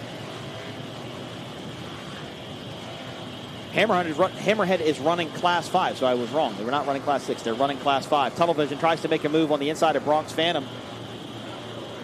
Yeah, I mean, I haven't seen Hammerheads all year long in Class 5, so on the edge out here as well, Bronx Phantom. I mean, there's a couple of boats that we've not seen all year long that are out here competing in Sarasota. Great to have them with us. Talked about this yesterday, how popular of a hometown hero race this is. And this is where you get in breakout territory, right? You're going to be deck to deck. You're going to be feet from the guy next to you. You know you're just a little bit faster than he is. The good news is it's rough today. And as it gets rougher, it's much harder to break out of your speed bracket. Although, if that boat doesn't leave the water can like what we're watching here and that prop stays in and it's still getting traction, they're getting forward momentum, right? So they don't want to lift because they're not fully coming out of the water, but they're going to get a sudden eke forward because the pressure's off the bottom of the boat, the resistance is off the bottom of the boat, and they could spike with this happening. Good battle right here. As you keep an eye closest to us is the Bronx Phantom Marker 1 Marine, Vincent and Rob Winowski inside of that boat, and battling hard over there with Tunnel Vision. Side by side, neither one has given an inch here as of late. This is going to complete lap number 1 of 7 as they come across the finish line. X Insurance out to the early lead as Bronx Phantom gets the X Insurance helicopter in tow. Now let's see if Bronx Phantom, they will pinch down and kind of take that line away from Tunnel Vision and have to make him jump to the outside. And let's see if that's going to be the case as they run through this monster mile. Massive difference in the size of the two boats here as well. Oh, yeah, for sure. If you look at the Bronx Phantom boat, it's real low profile. They set up real tall in it. And that Phantom, the Pantera of Tunnel Vision, it's much deeper. I've actually sat in that boat a couple times and my feet dangle in the seats. At least they used to because it's just so deep. So it's just a different setup. X Insurance is also a Phantom. That's why it looks so similar to the Bronx Phantom entry. You see, they sit up much higher. Yeah, J.J. Turk and Nick Buis, as we take a look at the X Insurance entry, talked about them finishing third at Marathon. Since then, 4 consecutive wins. Cocoa Beach, Lake of the Ozarks, Ocean City, and Sheboygan. They are having an incredible season here with this entry. And it's been an incredible run for J.J. Turk. He raced with Michael Stancombe over the past few years, and they've always been dominant in Class 5. They've got this Phantom just really dialed in. This boat used to be owned by Billy Allen, who runs Allen Lawn Care Landscaping. He raced it in Class 5 for a couple of years before he moved up to Superstock. So this is a really proven boat, a very fast boat, got a good heritage behind it. But again, in bracket class racing, it's all about self-control. It's all about just watching your speed and just making sure you don't do something wrong and go too fast and put yourself in a bad position as we get back to Class 7. Here is our start. And that looks like Jackhammer there. There is the X Insurance Statement Marine Class 7 entry. And I believe that's Proven Marine up in front of them. So it looks like Proven Marine in the lead, X Insurance in second, and Jackhammer in third. Of course, Jackhammer's teammate, the Superstock entry, won yesterday. Pretty big moment right there. There's going to be lots of big moments in the Class 7 boats, Ken. These little 22-foot boats are going to get thrown around quite a bit. I believe that was Ricky Harmeyer and Owen Buis, the X-Insurance bad decisions. I think they made a good decision there to keep that one upright as we come back up here and take a look at this battle here. We just saw this Bronx Phantom take over the position, but now Tunnel Vision comes flying right back up beside him. We've got a race. As they get closer and closer, are they going to touch? Wow. Now they're trying to intimidate each other. You can see Robert Bryant. He's pointing to Mike McLaughlin, saying, go back over here, don't go out so wide. Bronx Phantom took a big hop there, Ken. That was a big jump. Not out of control. They were just in the air for quite a bit of time, and I think they lost just enough ground. If Mike and Robert were able to keep that prop in the water, keep that boat moving forward, they would make up some speed, and that looks like what happened, as they'll be on the inside. Yeah, it looked like Tunnel Vision over there in that wake as well. I wonder if that's actually calming things down just a little bit for them. It'll make it a little bit smoother because it'll knock the water down a little bit if you would, so it won't hit as hard, but they'll still bounce around. Good look at Class 7. That's Jackhammer. That's one of the X-Insurance boats. I believe that's X-Insurance Statement Marine. And then X-Insurance Bad Decisions is behind them. Okay. Yep, 2 X-Insurance boats in here. And they look almost virtually identical, so it's really hard to differentiate who's who. X-Insurance Bad Decisions boat, as you were talking about, that's who I had referred to earlier with Ricky Harmeyer and Owen Buis. And then, of course, the other one is Mark Fitzgerald and Jerry Hartman. One is an activator and one is a velocity hull. Of course, the X-Insurance Statement Marine team, Statement Marine based right out of Tampa, is there a center console pleasure boat builder. Big hop there by the second X-Insurance boat. Now, these boats cannot go over 60 miles an hour. And Ken, this class really was designed as entry level into offshore powerboat racing. You can basically buy any 22-foot boat you want. You can have it built up, reinforced, and put a motor on the back of it as long as it comes out and runs 60 miles an hour and meets safety specs, and you can bring it out and race it. X-Insurance, as we talked about before during the MAV TV show, sponsoring a number of boats out here, the better part of 7 boats, and I believe all of them leading in class with the exception of the Class 1, obviously, and 2 of them inside of this one, so obviously they both can't lead, but they are 1-2 in the 700 class. Bad Decisions version of it has won 3 times, been on the podium every single round. So great season for them as they come in here as the points leaders. There you see Jackhammer 760 or 744 rather with Proven Marine. They're going to kind of swallow up that X-Insurance boat. Now they can pinch them off. They can make them jump around behind them and slow them up. There's no rules against that. Sometimes you'll be respectful. These are open boats though, Ken, so they can actually look around, kind of see behind them, see where people are. Much, much different than racing one of our canopy boats that we'll see later today or we saw earlier today or yesterday. But what a battle in Class 7. This is your top 3. Squeezing down in there. The X-Insurance boat jumps the wake, goes to the inside, trying to take a little shorter line. We'll see if it works out because he's running right for that buoy. Yeah, he's going to have to go back out because I don't think Jackhammer's going to leave that door open. You can see right there, he did it. He had to go back across. He knew Jackhammer was going to come down to that buoy and just run right along the buoy and not leave the door open. He cuts across again. So he cut across that wake 3 times, actually stuck in that wake. Big air right there. Well, he was stuck there. Proven Marine was running a tight line, too. They just had nowhere to go. They just had to stay right there. You can see Proven Marine went out a little bit further. Just huge air out of these V-holes, these V-bottoms. Man, oh, man, are they putting on a show here. They're not afraid of it either. They love running in this rough water. These boats are built fantastic, and they just love to eat this stuff up. Don't get me wrong. It's not a smooth ride by any means, but it's a fun ride as they get beat around. Now, it looks like X-Insurance is going to be able to dive back to the inside. Yeah, I read where one of the drivers, it might have been Turk, I don't know, said it's like going through, 100 collisions every hour. Right. These 2 are still battling side by side. This has been a great race here. Great to have the Bronx Phantom boat out here and, of course, running right there with the Tunnel Vision boat. Good battle. Nobody's given an inch here, and all 3 of these boats have been extremely close. Great to watch them get after it. If you wanted to come out here and do this kind of racing, 60 miles per hour, you don't have to come out here and spend a ton of money to go 60 miles per hour. I mean, you have to be a little off in the head to run Class 7 because you're going to be out here doing this. I mean, it looks like a tremendous amount of fun to me. I'd do it all day, probably feel it the next day. But it really is just a great class. Big hop there. Look at those engines shaking around back there. Now, those are big. Whoop.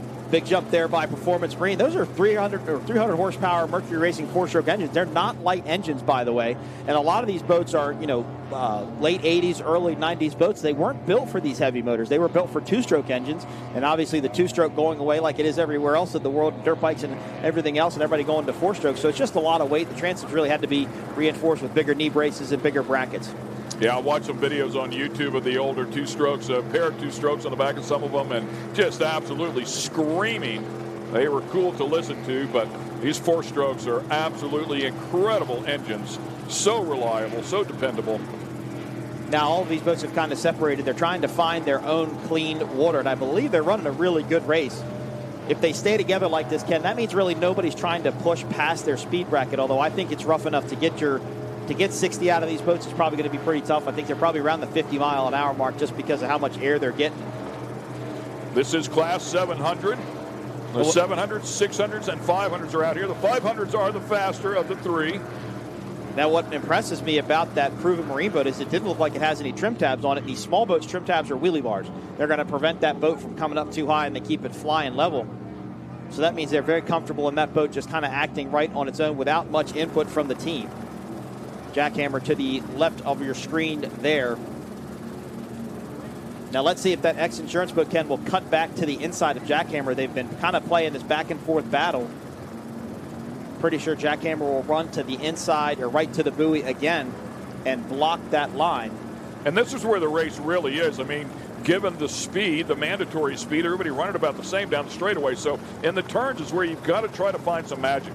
Exactly, and that's where these races are won and lost. Some of the bracket classes in smoother water racing, when you go into the corner because you know your boat's not going to go faster, you just hold it wide open. You just keep it pinned and pegged and go around the corner as fast as you can. Another thing to mention now that we're into open boat racing, Ken, is this saltwater. As it gets on the visors of their helmets, your Sun Races dirt trucks, and the dirt, they don't have tear-offs necessarily, right? And if you have a tear-off, the water's going to get between it, so the salt will crystallize, and you really got to be able to keep your vision clean and stay out of that spray. And X Insurance kind of just can't get separated from behind Jackhammer. As wide as they run when they come to the quarters, they're all coming back together and funneling down to that one line. Yeah, you bring up a great point. Yeah, you can't use tear-offs out here. Oh, huge air right there. That was a big moment for sure. We haven't shown Class 6 yet, but leading in Class 6 is 651 Ivy Racing, D's Nuts, Florida Yacht Support. As we look at Peyton Rivera making her debut, this is a 16-year-old young lady making her debut in offshore powerboat racing. Got one of the best, Julian Maldonado. This is an activator hull. Getting her feet wet here, racing, as they're going to get ready to be put a lap down by our Class 5 boats. That's also another Class 7 boat there. And Ken, something interesting there. I see X Insurance, and I saw another boat, but I didn't see Tunnel Vision nor Bronx Phantom. So if we can pan back just a little bit and kind of find out what happened to our second place battle in Class 5. But what a great shot of X Insurance. Of course, Rick Lindsay in tow. Yeah, that is the 511, the points leader right there of J.J. Turk and Nick Buis. Saw Nick last night. Was able to shake his hand as well. You can see the two different speeds there, courtesy of the different classes. Slower boats always go to the inside. Faster boats always go to the outside. But it's not a calm day for these boats either. There's quite a bit of air. J.J. Turk doing it for about 12 years out here. TFR is Turk Family Racing. He said, we bring everybody, man. He said, we've got a rabbit in the room, a cat, the kids. He said, everybody's here, man. Well, and his son was racing a Class 7 boat for a while, and they built a new cat called 3X, which actually showed up in Sheboygan. JJ's really committed to racing. He lives up in Cocoa Beach, Florida, owns a hotel up that way. They're instrumental in that race up there, and JJ's been around for a while. He's a great competitor, always been up front. I believe that hotel, if I'm not mistaken, was owned by the original 7 astronauts as well. So he has like a historic building. Oh, wow. Yeah, it's pretty cool. Here is Tunnel Vision. They were battling for second in Class 5. I can't tell whose whitewater that is there in front of them, as they were all giving chase to this boat, number 511 X Insurance. And you can see, Ken, they're lapping all the way up into Class 7 now. So you're running a team that can run 75 miles an hour to a team that can run 60 miles an hour. And plus, this boat's 30 feet in length compared to a boat that's 22 feet in length. It's just going to be able to get across and span across the top of these waves much better. Yeah, and hence the difference in laps, 4 laps versus 7 laps. Yeah, JJ said, man, we got to get you inside of one of these boats. I said, well, here's the trick for me. I said, am I going to drive or run the throttles? I said, I've never done either one. He said, oh, no, you'll drive. You'll be fine. Don't worry about it. I mean, you could throttle it, too, up to a certain speed. You know, it's just a matter of feeling what the boat is doing. It's not like you're going to have to, you know, trim it and get it to do everything you can do, but it really kind of give you a respect of what goes on. Yeah, that would be the thing, to bring it back here into the booth and do a little better job there to let people know just how violent it is. It would be fun for sure to get that experience and learn. And you can see the big momentum that tunnel vision's carried to the outside. Whoa. Wow! Nearly stuffed it right there. That was a big hop, and I think that might have been a little contact between Jackhammer and X Insurance. Proven Marine just getting all kinds of sideways. They got in the whitewash. I believe that was tunnel vision. They got that roller wake next to them, and then they were hitting the wake in front of them, and they got all kinds of sideways and let Jackhammer and X Insurance catch up. But now Proven Marine starts to accelerate. Incredible, right? That was a big hop by Jackhammer on the inside, too, and you can see they lost more speed. So this is a 3-way battle. Can't believe they gathered it back up that quickly and then got a good run, and now back in front. Really great effort there out of those two. So they're running 4 laps for 24 miles, and don't quote me, but I believe this is 2 laps in the books for Class 7 as we watch a replay. Yeah, watch this again. Keep your eyes on the Proven Marine boat. Boom, right there. That was definitely a big moment, no question, for Greg Blutter and that was almost a spin out. They went down and stuffed it really, really hard on the bow, and there's really nothing you can do at that point, and the boat will want to come around and maybe twist around you a little bit, but it was a good save by that team as they have gotten back into the lead on the outside. And again, Ken, as I mentioned, it's just which boat can stay in the water the longest. Whoever can keep that prop in the water seems to benefit the most, but they're all taking flyers at different times on different parts of the course, slowing them down as it was a big hop there by X Insurance, allowing Jackhammer to catch up just a little bit. Greg Blutter and Craig Chittiton in Proven Marine, 746, another local team here to Sarasota. So that's a good shot of the 3 boats. Whoa, big stop. Big hop there by X Insurance, Ken. And I thought they almost submarined it, but it doesn't look like they did. It was just a ton of whitewash spray coming off from the front, and they have slowed tremendously after that. Let's see if they can speed back up and catch our leaders in Class 7. X Insurance continues to lead in Class 5. Ivy Racing, D's Nuts, Florida Yacht Support continues to lead in Class 6. And Proven Marine is in the lead in Class 7. Wow, another big moment here. It seems as though the chop is picking up here as the day progresses. Well, it's hard to tell because these boats are just so sensitive to it. It could be the exact same. They're just hitting every single hole they can find and just getting absolutely launched. Big air. Yeah, and obviously with the shorter boat, it doesn't take much of a hole, right? For it to get down into. Let's watch this again. This was the X Insurance hop. This is where I thought they submarined it. And they're running good. I mean, they're kind of getting across the top of it. There it is in a big trip. And a trip is basically exactly what you would think it is. They jump up, and before they can get over the next wave, it catches the back of the boat, and it slams the front of it down. Kicks the back up, right, and stuffs the nose, right. So, Ken, I think Bronx Phantom is out of this race. They were side-by-side with Tunnel Vision. We kind of questioned where they were. Tunnel Vision has fought off mechanical issues multiple times this year, so it's good to see Mike and Robert Bryant running up front, chasing down 5'11" X Insurance. Yeah, not far behind here. I mean, this is still a close race with a lot of racing yet to go. And the television guys are thinking, hey, maybe they broke out. Let's just go run right up there with them. They feel confident they didn't break out. Big course adjustment there by the X Insurance team. And I talked to Ryan Beckley, the throttleman for the Superstock team, Professional Plumbing. He came home third yesterday. And Ken, he talked about yesterday, it was really hard to see all the marks on the course. And he said there were actually a couple of boats out there that he mistook for a buoy. He kind of went the wrong direction. Not the wrong direction, but just went out wider than what he wanted, had to catch his air. So I wonder if that's what happened to X Insurance there. As very rarely will you see. Well, it checked way up right there. Yeah, not sure what happened, but they have slowed tremendously. They were looking down at their dash, and they have slowed quite a bit. That's them there. Now they get up and going again. And I believe these Mercury Racing outboards also have a Guardian, some sort of Guardian boat on it too. So yeah, maybe. They got up and going against. It is the white flag for Class 700. So they will do one more lap around this choppy race course here in Sarasota as X Insurance continues to lead in Class 5. Next race, which should be right around 12:15.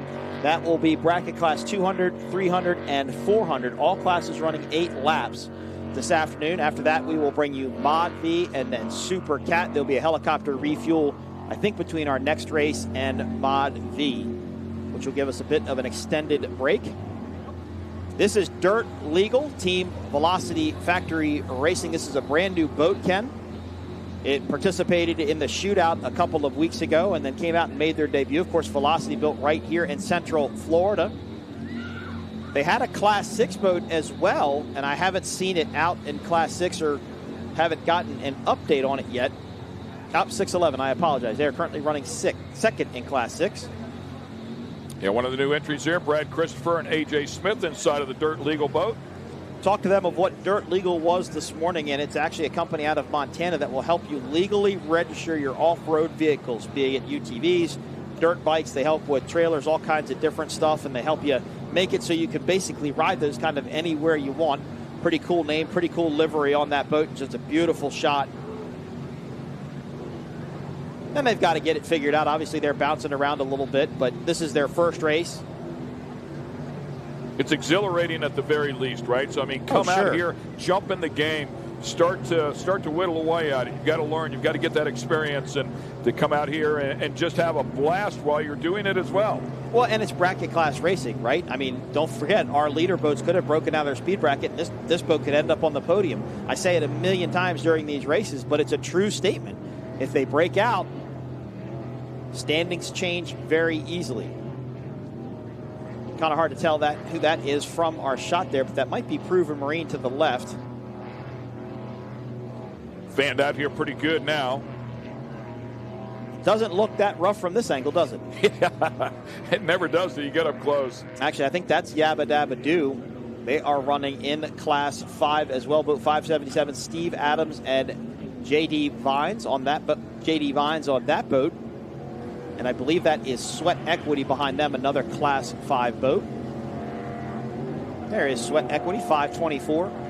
Ryan Beckley throttling this boat. He was the one that came in third place in Super Stock yesterday, right out here of Bradenton, Florida. Greg Dorenzo in there with him as well, doing the driving duties. Looks like they might have a GoPro there on the helmet. Sponsored by Southwest Waste. One of the only outboard-powered bracket class boats. You know, a couple of years ago, outboards were really popular in Class 5, and then it's kind of fizzled out a little bit. Everybody's going back to single inboard engines. The rules state that if you run an inboard engine, it has to be single one engine. If you run outboards, you're allowed to run 2 engines. Just because the power-to-weight ratio that you have between the outboards and inboards. Of course, these are 2-stroke Mercury, looks like Pro Max 300s or 250s on the back of it, as they are chasing Yabba Dabba Doo in Class 5. So, Ken, you see a third seat there all the way over to the right. That's actually a navigator seat. Back before the invention of GPSs and computers, navigators used to have a map on the course taped to the dash in front of them, and they would run the course based upon the compass. And that was their entire job, is to say, okay, we're on course, we're running where we need to be. And I know in that seat, you can rent that seat from that team and run a race. If you contact Ryan Beckley, he'll get you set up if you want to go sit in that boat for a really good time in Class 5. So, Ken, we haven't talked about Dirt Legal very much, and in that last shot, Jackhammer was right in front of him, so Dirt Legal's making up some ground in Class 7. Really nice job. Man, some big air there a couple times. Staying right in the throttle, getting after it for sure. Yeah, and just kind of struggled to find a rhythm a little bit. You can see they cased it, if you will, a little bit where they would land on the upside of the wake. Couldn't quite get over top of it. But these waves are big enough, they may not be able to get to that point. But a case like that, I mean, that's a rough, that's a rough hit. That's a sudden just impact on going up a hill. But they are not afraid of it. They are staying right with it. I just picture being in their head, the racer mentality when you can see your competitor right there in front of you, but you're not allowed to go any faster to catch them. Well, it's like drag racing. When you bracket race and drag racing, sometimes that car can leave 2 or 3 seconds ahead of you, and you have to sit there and wait and stay staged until your light goes green, and it just takes a tremendous amount of self-control. As we look at Jackhammer, and this should be the final lap for Class 7 here in Sarasota. They were running 4 laps, classes 5 and 6 were running 7 laps for 36 miles. Yeah, the single lap board here, plenty of power to get them to their max speed of 60 miles per hour. Man, Dirt Legal's just taking a beating out there. They are bouncing all over the place. Yeah, oh, man. You've got to feel like you've gone 10 rounds with Tyson by the time you climb out of one of these things. You know how good we're getting at working together? I figured you were going to say Tyson. When you said that, I was like, he's going to say Mike Tyson. See, we're blending. We're gelling together here at the booth, Ken. Beautiful shot of the Sarasota skyline there as we look back at Jackhammer. They are coming around turn 6, 7, 8, and 9 on the north end of the course for the final time. Got the X Insurance helicopter in tow. P1 sponsors Monster Energy Drink, the official energy drink of P1 Offshore Racing, Mercury Racing, Sunoco Race Fuels, Myco Trailers, X Insurance, thanks to Rick Lindsay and Parker Lindsay for providing our aerial footage today. There you see it on your screen now. Good Boy Vodka, Visit St. Pete Clearwater, ICOM, RCR Construction, Satori Cheese, JF Ahern, National Exchange Bank, Abyss Batteries, and Experience Kissimmee, your P1 sponsors.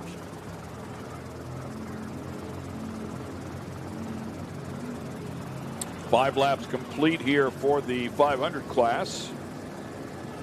They're working on their 6th of the 7-lap race. One more look at the Dirt Legal boat. Nice to own a 22-foot Velocity. It was owned by Art Lilly, called the Joker. These boats have a lot of heritage. Actually, really, really good racing boats. There's a couple of older Velocities that run in Class 7 as well, but this is the newest one. Gelco probably still curing, fiberglass still curing on this beautiful Velocity powerboat. So as we look at our standings that are provided us by timing and scoring, 6-11 Team Velocity is actually appears to have taken the lead away from Ivy Racing in Class 6. So it's Velocity in first, Ivy Racing in second. The 611 boat of Team Velocity is also a brand new 26 from Velocity, same boat they used to run in Factory 1 years ago, and that is also a brand new boat. I thought it might be a used one that they bought and refurbished. They said nope, came right out of the mold, and we're going to go racing with it here in Sarasota. Good shot of Jackhammer there. Of course, their sister ship Jackhammer won in Super Stock yesterday. A couple of podiums along the way here. 3 different podiums, in fact, for the season. Come in here 3rd in the points. Checkered Flag out. Wrapping up our bracket classes here of 5, 6, and 700. And so what they do on that big finish boat, Ken, is they actually have a checklist, and they have to count how many times each boat goes by. That's how the scoring is counting the laps. And if they don't see somebody go by, say they cut the inside of the course or say they have a problem, that's how they monitor what's going on, and that's how they score the race. Aside from GPS, you've got to complete all the laps to win it. So that's a crucial job here as X Insurance Bad's decision crosses the finish line, giving a wave to the fans here in Sarasota. Of course, they are based out of Tampa, Florida, boat number 747. Great effort. They did come in here as our points leader in the 700 class. Talked about them being on the podium every single event so far this year, including 3 wins. The timing and scoring has Proven Marine coming in first. It looks like X Insurance Bad Decisions coming in second. Yeah, they were in 3rd the previous lap, so I wonder what happened there. And Dirt Legal made it all the way up to 3rd. Boat 789. Dirt Legal Velocity Factory Racing Team came up into 3rd. So Jackhammer may had some sort of an issue causing them to slow. And this should start the last lap for Class 5 as well. X Insurance out in front here with J.J. Turk and Nick Boyce. And Tunnel Vision, I believe, in 2nd place here. Not sure what happened to Bronx Phantom. They were up running with this group earlier, and they kind of went away fairly early on. Mike McColgan and Rob Bryant inside of the boat there for tunnel vision. As once again, we're keeping an eye here on the X Insurance TFR Golf and Gator machine. Beautiful, beautiful boat. Yeah, and this would be a good boat for you to go for a ride in. It's open. You don't have to try and slide your way into a cockpit and a canopy boat, but I definitely think you need to go in a Class 1 boat as well, just so you can feel what it's like. It's so much different than what you're used to. When you race your car and you go up over a bump and your stomach kind of comes up a little bit and then it slams back down in the seat, that's what they do every time the boat leaves the water. And it changes from lap to lap, so you can't get used to it in one particular spot. The race course, that same bump is in the same spot every time you go by, but not out here. Ever-changing conditions, of course. Literally by the second, never mind by the lap. X Insurance picking up right where they left off. They've dominated all season long, and they're continuing to do so again in that beautiful phantom green and gray entry. Trying to make it 5 consecutive out of 6 starts here this year. Michael Stancombe actually texted me and said he misses being here. We miss you here, Mike, as well. Look forward to you coming back as X Insurance. But I will say, Mike, Nick Boos has done a good job filling in, taking over your spot in that boat. He's done a great job with JJ, and that team still runs very consistently, very well up front. As here comes tunnel vision. And I can tell you, Ken, they've struggled with drive shaft issues all season long. They keep twisting them off. They keep breaking them. This team is from Maryland, back where I'm from, and they test on the same river that I live on. And I've seen them out there, unfortunately, being towed in from time to time after having the mechanical issues. So I think a solid second place, possibly even a first, if X Insurance Golf and Gator TFR broke out, would be a great day for tunnel vision. But just to go out and run in second is just awesome. The Yabba Dabba Doo, it's certainly a fun name there. This is our last lap for Class 5 as well. 5'11" in the lead, tunnel vision in second. You can see where Yabba Dabba Doo was, 577. They might be in third. They're either in third or fourth at this point.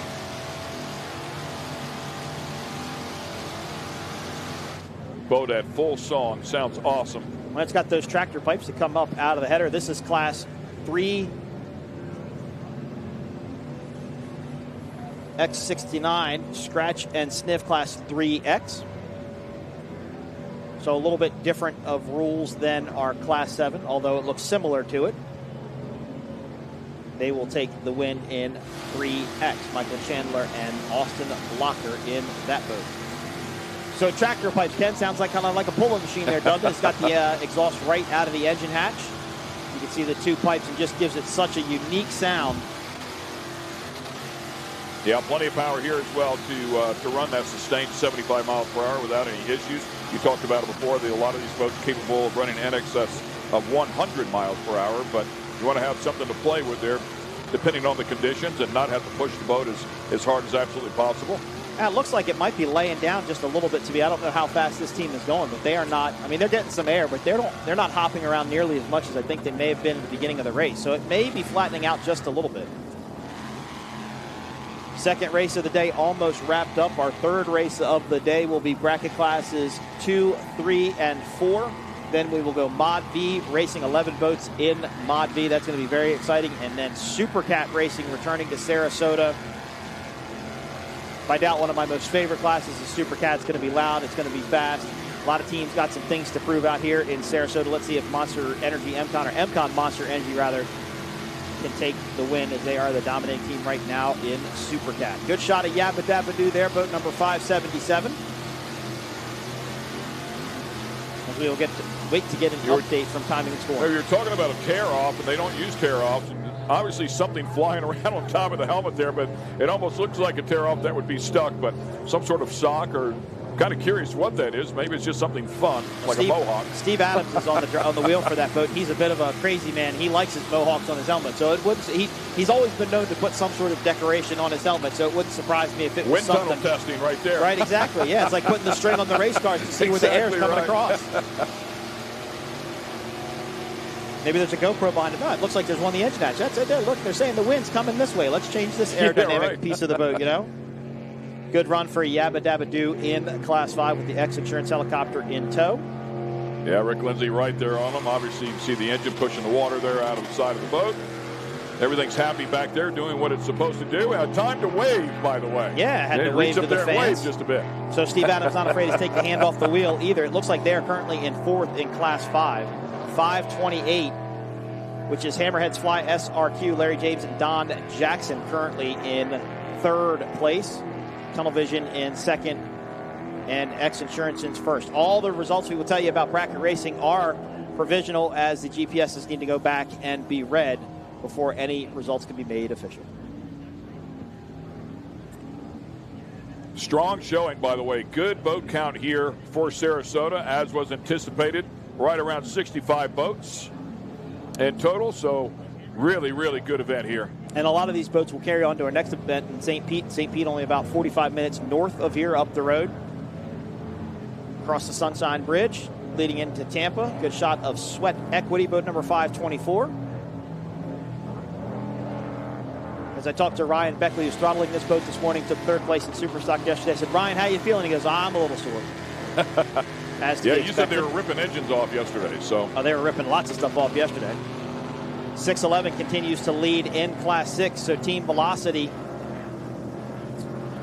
Bob Spidlusky and Scott McCormick, before Scott McCormick owns Velocity Powerboats, will take the unofficial win, it looks like, in Class 5. There's your Class 6. There's your unofficial winner in Class 5, X Insurance, TFR, Golf, and Gator.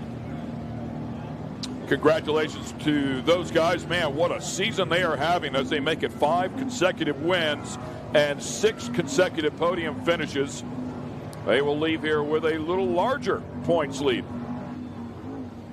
Came in here with a sizable lead by 150 points or so, somewhere in that general area. Let's get it down to Taylor Snyder. Taylor? Down here with the winners of bracket class 700. These guys are on fire with excitement, I can tell. I'm going to try to lean over and get a quick word with you. How was that race? Oh, it was absolutely insane. The start, it's just so rough out on that back corner. We definitely spent a lot more time in the air than in the water. And we just somehow made it out ahead in the first turn and didn't let off. Tell me about this class specifically. I know you were making mention earlier about it being probably one of the most fun, but what else? You have to watch the footage, honestly. It's insane out there. This is definitely the most competitive class out there, pound for pound, and I'm at a loss for words. It was a great time. It was amazing. You guys, P1 puts on an amazing show. You guys, I'm at a loss.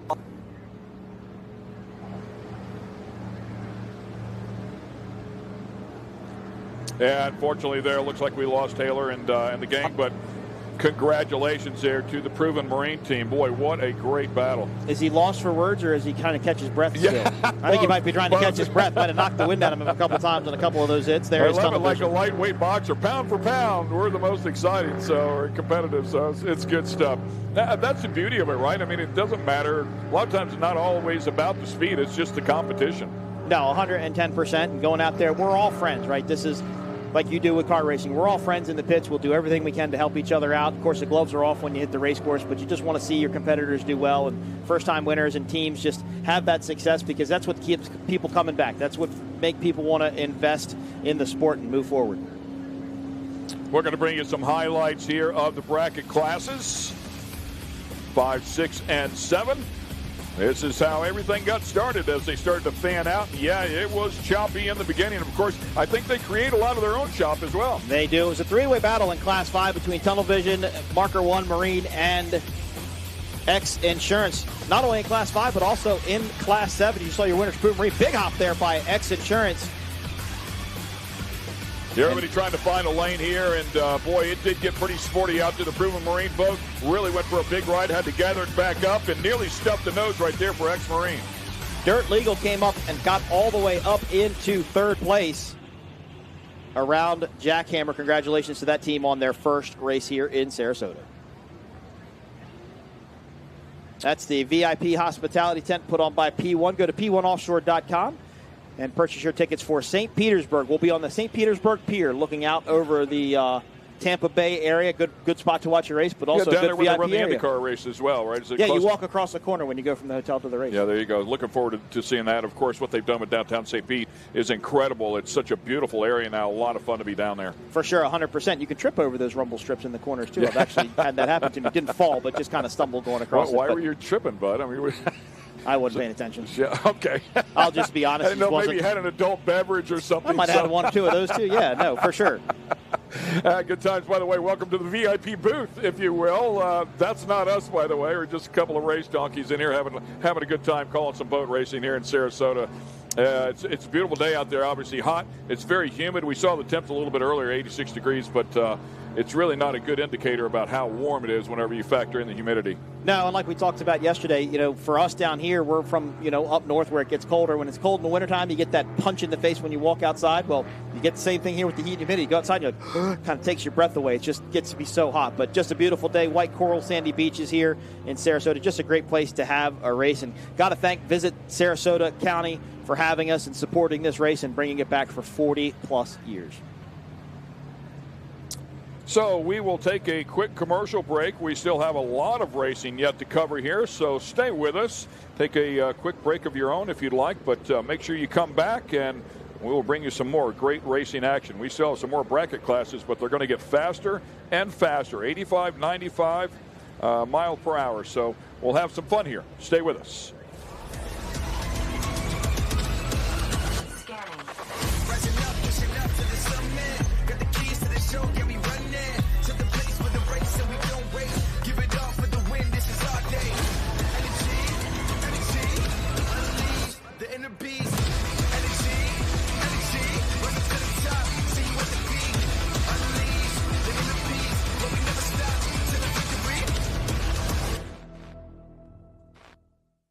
For over 60 years, ICOM has been your trusted companion, keeping you connected on the water, in the air, and on the ground.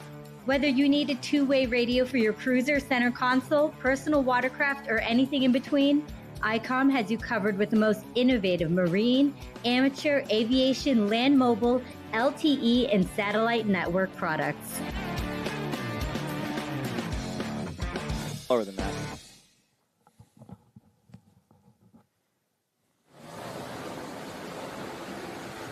And we welcome you back here to the Sarasota P1 Powerboat Grand Prix as we are celebrating 40 years.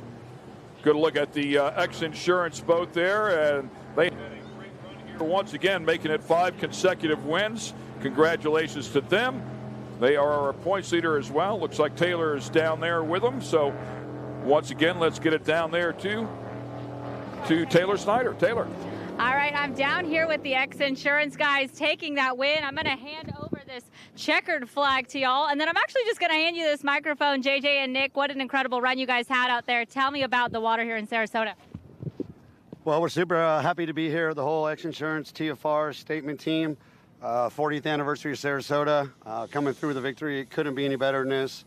I'm super proud of this team. My throttle man, Nick Buis, and all the efforts that everybody does on behind the scenes to make the Sarasota race happen. Thank everybody, and I'm sure Nick wants to say something. I appreciate everything. Town's been great to everybody. It's great to come in here and, the whole town embraces the racing and stuff. It's been going on for 40 years now. It's, blessing to be here, get the checkered flag in Class 5 today. Now we get to go out and battle it out in Mod V and see what we can do. X-Insurance. I love it. Win on one, and they're ready for more. Back to you guys in the booth. Yeah, you can also see Billy Stroud's name down there as well. The crew chief here on the boat. Spent some time with him last night. Another seasoned veteran, and just one of those guys you're glad is wrenching on the boat. You can hop in the boat with a lot of confidence.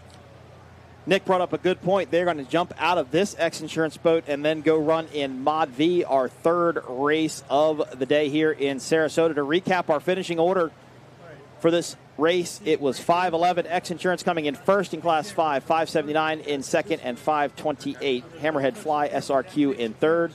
In Class 6, it was 611 Team Velocity coming in first, and 651 D's Nuts Ivy Racing Florida Yacht Support coming in third place. In Class 7, it was Proven Marine coming in first, Jackhammer coming in second, and I believe Dirt Legal Velocity Factory race team made their way up to 3rd place in Class 7. So congratulations to all our teams. Of course, our results are provisional until those GPSs are read later today back in the pits here in Sarasota. By the way, 11 boats, I believe, in the Mod V race that we'll have a little bit later on today, including 3 that we have not seen here so far this year. So, and that's where I was talking about from Sheboygan, the last lap pass there, that that was so exciting to watch.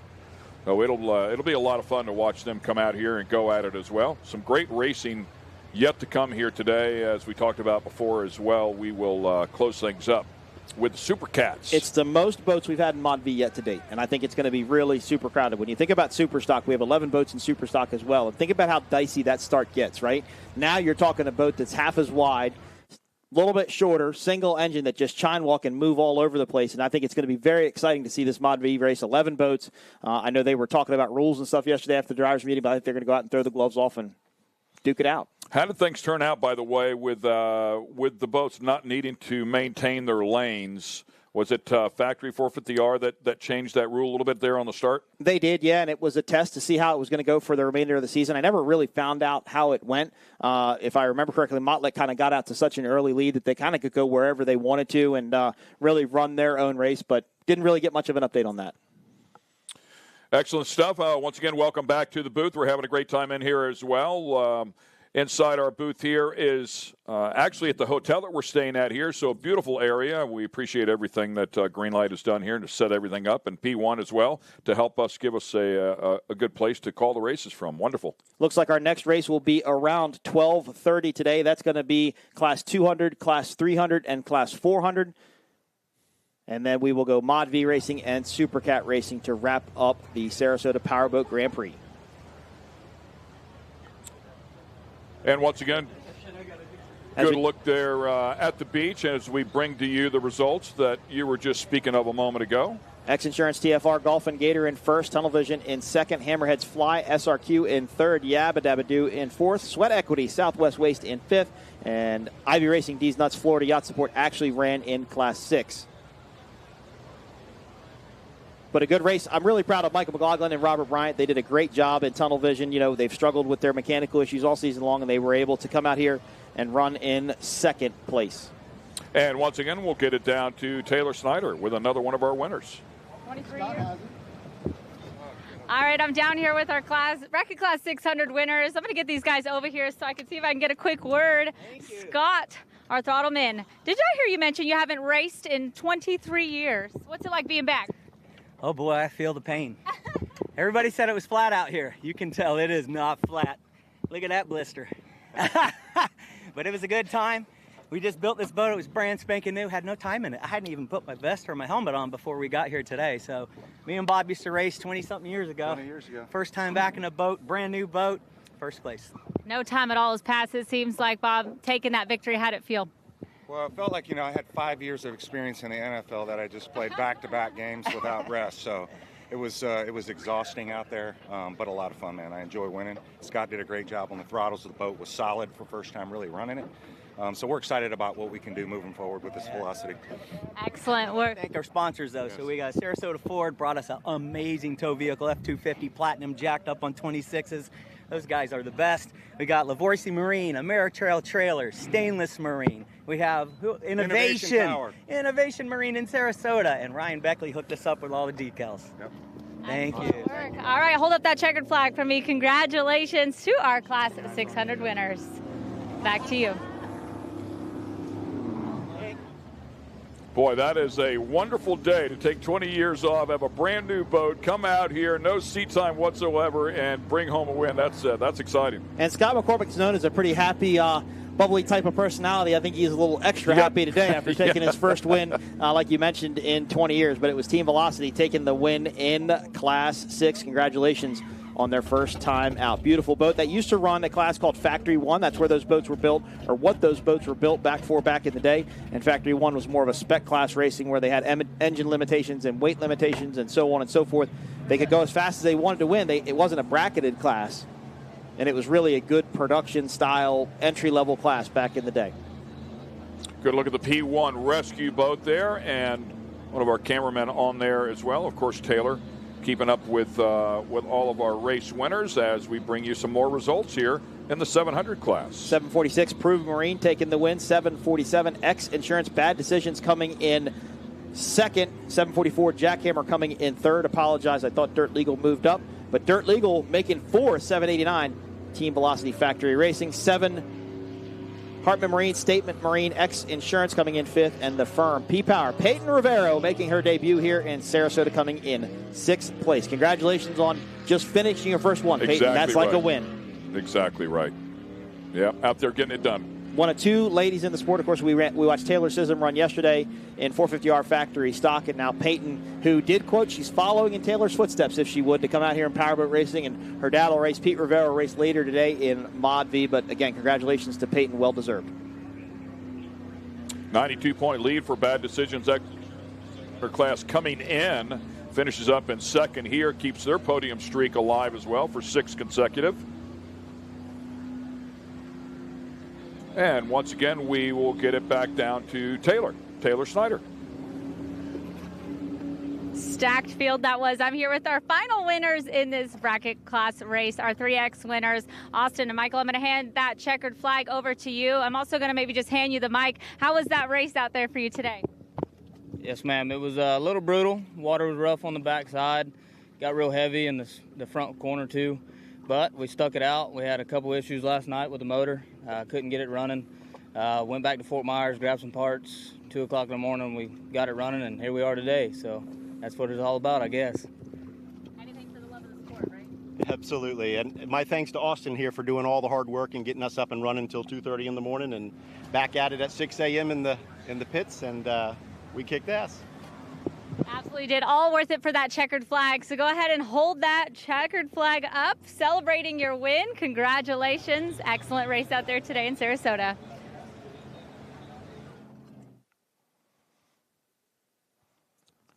Making memories. 110%. A lot of teams working till 2 o'clock in the morning. Last night we're here, and as the day progresses.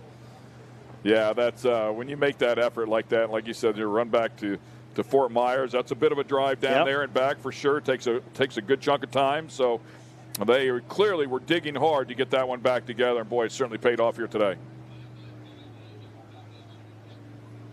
So we were talking about the Mod V race. That'll be coming up here next. And we'll also have our bracket classes, of course, as well, as Mike had spoke about a little bit earlier. So we'll take a quick break here, and then we'll be back with more great racing action here in Sarasota, all part of the APBA National Championship. Rated M for mature. Who are you counting on? Hey. Who are you leaning on? Who are you counting on? Hey. So, whoa. Hey, they tryna block all my blessings. They thought I lost the snapping.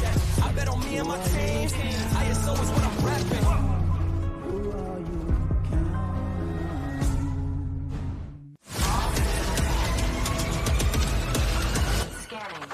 Rising up, pushing up to the summit. Got the keys to the show, get me running. To the place for the race, so we don't race. Give it all for the win, this is our day. The inner beast, energy, welcome to the top, see you at the peak, unleash, the inner beast, where we never stop, till the victory.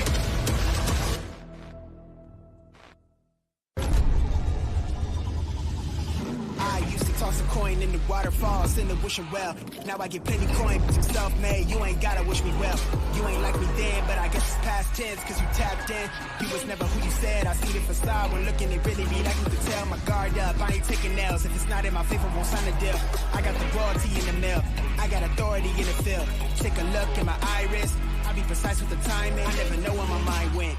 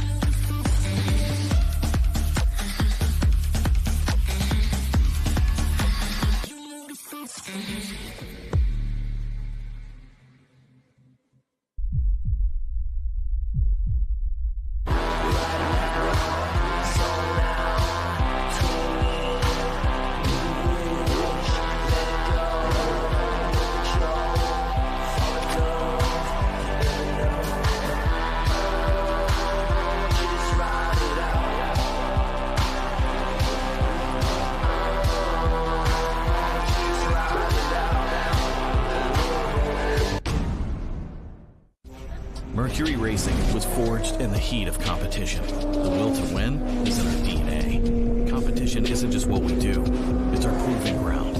It's about the pursuit of power, performance, and endurance that pushes our limits and yours. We create premium marine power to take you faster and farther. The world offers limits. Mercury Racing offers freedom. Live wide open. It takes your breath away. That's how you can tell you found the perfect vacation. It doesn't get any bigger. A place that opens your eyes and your spirits. It's a Kissimmee thing. This is your getaway, your escape. Recharging, rediscovering, reconnecting. Welcome to Kissimmee. However you spin it, never forget what's at the heart. It's big and it's bold, day after day. Welcome to Kissimmee, the big, bold heart of Florida. The big, bold heart of Florida. Let's make every day a beach day. Let's induce some serious vacation envy.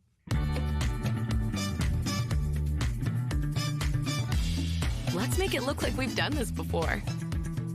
Let's reconnect. Let's get it fresh from the Gulf. Let's shine in St. Pete Clearwater.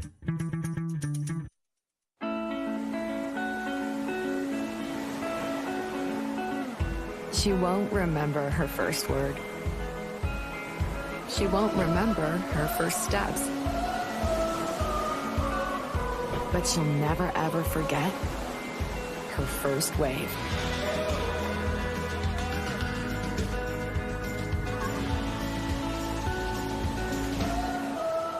Plan your trip at DaytonaBeach.com. For over 60 years, ICOM has been your trusted companion, keeping you connected on the water, in the air, and on the ground. Whether you need a two-way radio for your cruiser, center console, personal watercraft, or anything in between, ICOM has you covered with the most innovative marine, amateur, aviation, land mobile, LTE, and satellite network products.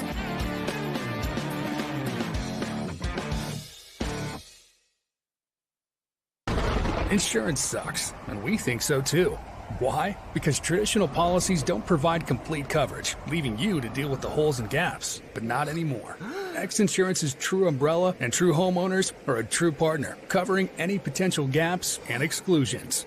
With X Insurance's true umbrella and true homeowners policy, you will experience true insurance when compared to traditional policies. Contact us today or ask your agent about X Insurance.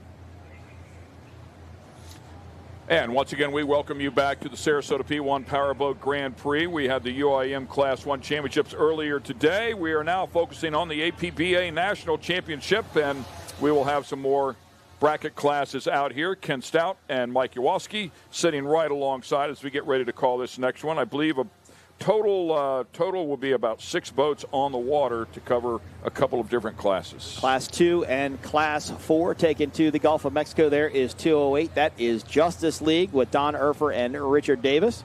You got Framed Offshore Racing Hog's Breath behind them. They are your leaders in Class 4, boat 443, James Jenick and Michael Flamia. As I was telling you, Ken, during our off time there, this team actually had the cylinder heads off of their engine yesterday. They dropped the valve in testing.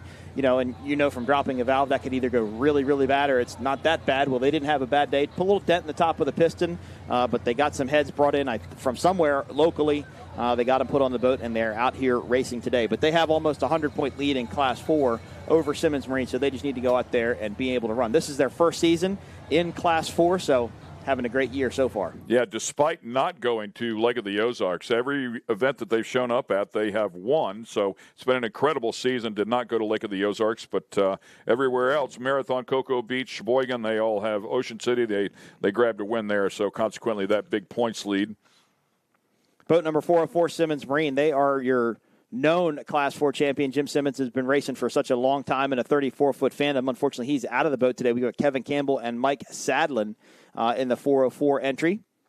And then we've got the local hometown hero, Corey Chantry and Larry Fonteca in boat 481, Precious Vodka SRQ Racing, as you look at 404 Simmons Marine. So, Ken, as you've learned, Phantom boats are obviously pretty popular. We had a lot of Phantom boats in Mod V. We have a lot of Phantom boats in our last race. That's a Phantom, the orange boat. Precious Vodka is a Phantom. That's a 34-foot Phantom. So, a lot of Phantoms out here racing. Good-looking boat, man. Absolutely gorgeous. That boat actually used to be raced by a female team. It used to be called Twisted Chicks. Creative name, love it. Yeah. So, one enclosed, one open, obviously. Advantages, disadvantages? None really. The Precious Vodka boat was more built to do a Mod V race than it was to do Class 4. But, Corey is fairly new to racing, still kind of getting his feet wet. So you can put a motor in it, go run in Class 4, run the speed bracket, and just learn how to run the boat and don't get yourself in one of these cutthroat classes like Mod V. There is OC Racing. That is another one of our Class 2 entries. That's 221. Got Joey Oliveria and Billy Glick. Of course, Billy Glick right here from Sarasota as well. Known of the Twisted Metal days. There's the Framed Offshore crew down there on the beach getting ready to watch their team race here in Sarasota. Looks like a beautiful day down there, Ken. Beautiful day to go swimming out here. It is very, very, very warm out there, even though it is September. You would think it's a summer day here. Oh, beautiful. You were talking about the 200 class boats. We have the H20 Performance Two Conchs charter boat out here. Scott Brown and Ed Tamburino will be competing in the Justice League, as well as you, I believe, mentioned Don Urfer and Richard Davis. And the H20 Performance Two Conchs charters is a cat boat. It's actually a Spectra hull. So you've got two V-bottoms versus the cat, although I don't see that boat in our lineup. I see everybody else, but missing Scott and Ed.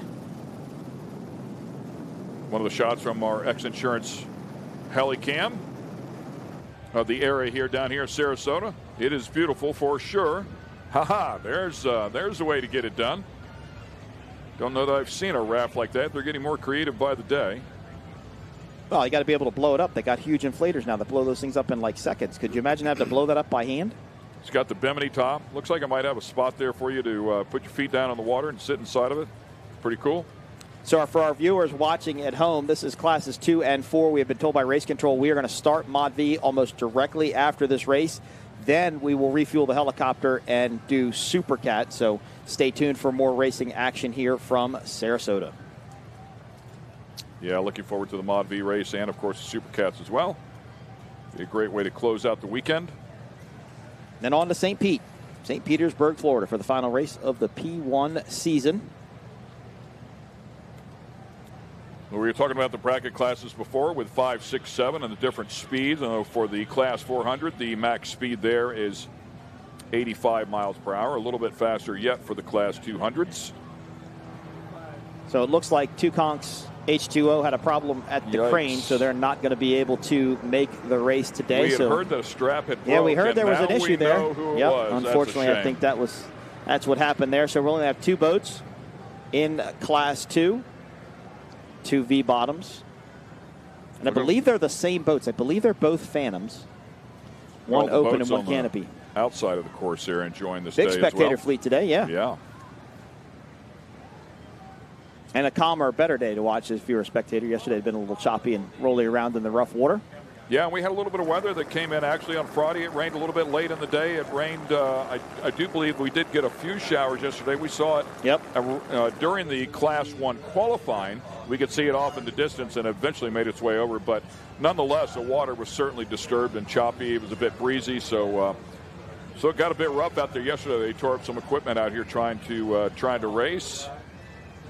Today it has laid down a little bit, but it is still a handful. Everybody that's come back in that Taylor has had the opportunity to interview says, yeah, it's I feel like I've been in a football game and beat up a bit. So look at that beautiful yacht.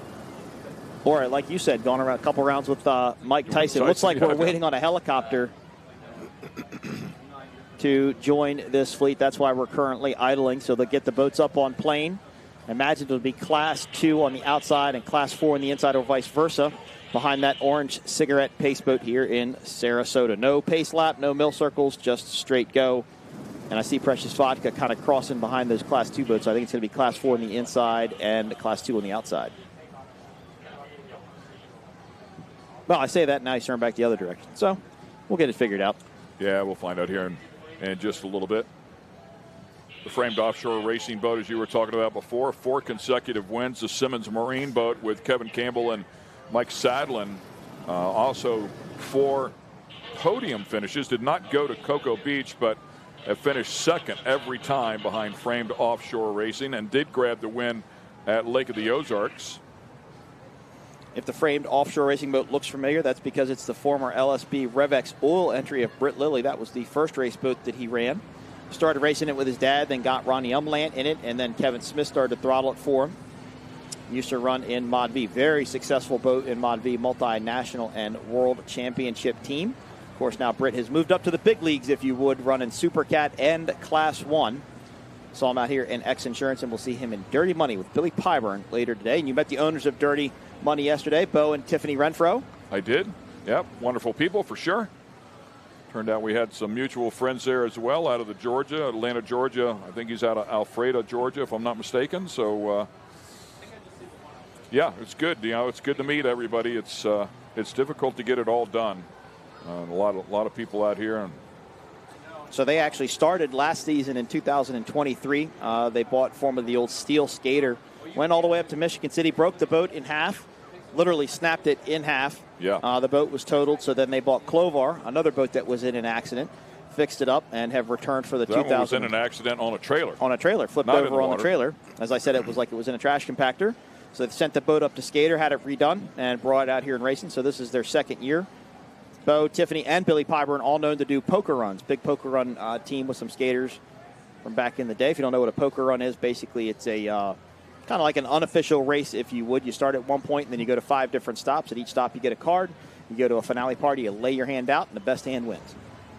Met Britt Lilly in the process, and relationship developed there as well. And Britt said that they had the X Insurance Class 1 boat over there in the Dirty Money pit over there in their shop, doing some work on that before we raced here this weekend.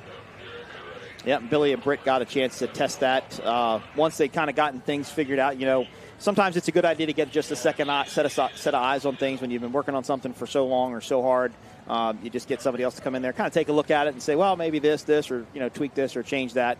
So I think it paid off well, but they did lose an engine during their Class 1 race as they were running in second, really battling hard with DF Young, Good Boy Vodka.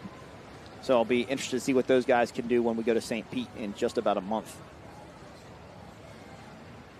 There is framed offshore racing Hog's Breath.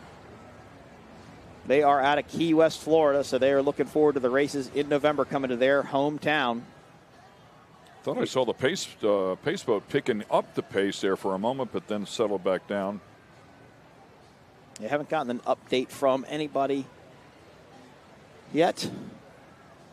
but we will see where we stand. It looks like our screen has frozen slightly. It's frozen completely.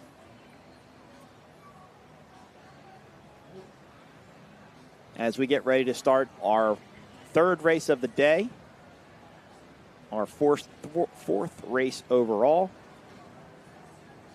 Up next will be Mod V and Supercat. Very excited about the Supercat race. Can have WHM, Austin Holmes, Great L, MCon, Monster Energy. It's going to be really exciting money. Dirty money racing. As I joked in our break there, Ken, we're going to say that the cloud is still hovering over Dirty Money as they broke a belt in Sheboygan. Didn't even get to complete a lap. So when I talked to Billy and Britt earlier, I was like, you know what? We're just going to say the cloud's going to be there for now. That way, when we know it's going to go away, it goes away, and we're good. We don't want to, not build it up to do much. Of course, we want to build it up, but we're going to kind of keep the levels a little bit lower for the time being and hope that they can get that boat running. It is super duper fast. You saw that start in Sheboygan. They were on the outside, and they came out of nowhere. They had a tremendous amount of speed going into that first corner and carried all the way around the outside. And they know that boat is fast. They know they put a lot of time, a lot of effort in it, got good wind competition engines in it, and it's just an awesome piece of machinery, and we look forward to it really getting up towards the front. And as I mentioned yesterday, they're already in the process of ordering a new boat as well. As we apologize, but we look like we're having some sort of technical difficulties. I hear a helicopter. Oh, there's some boats. There's some video.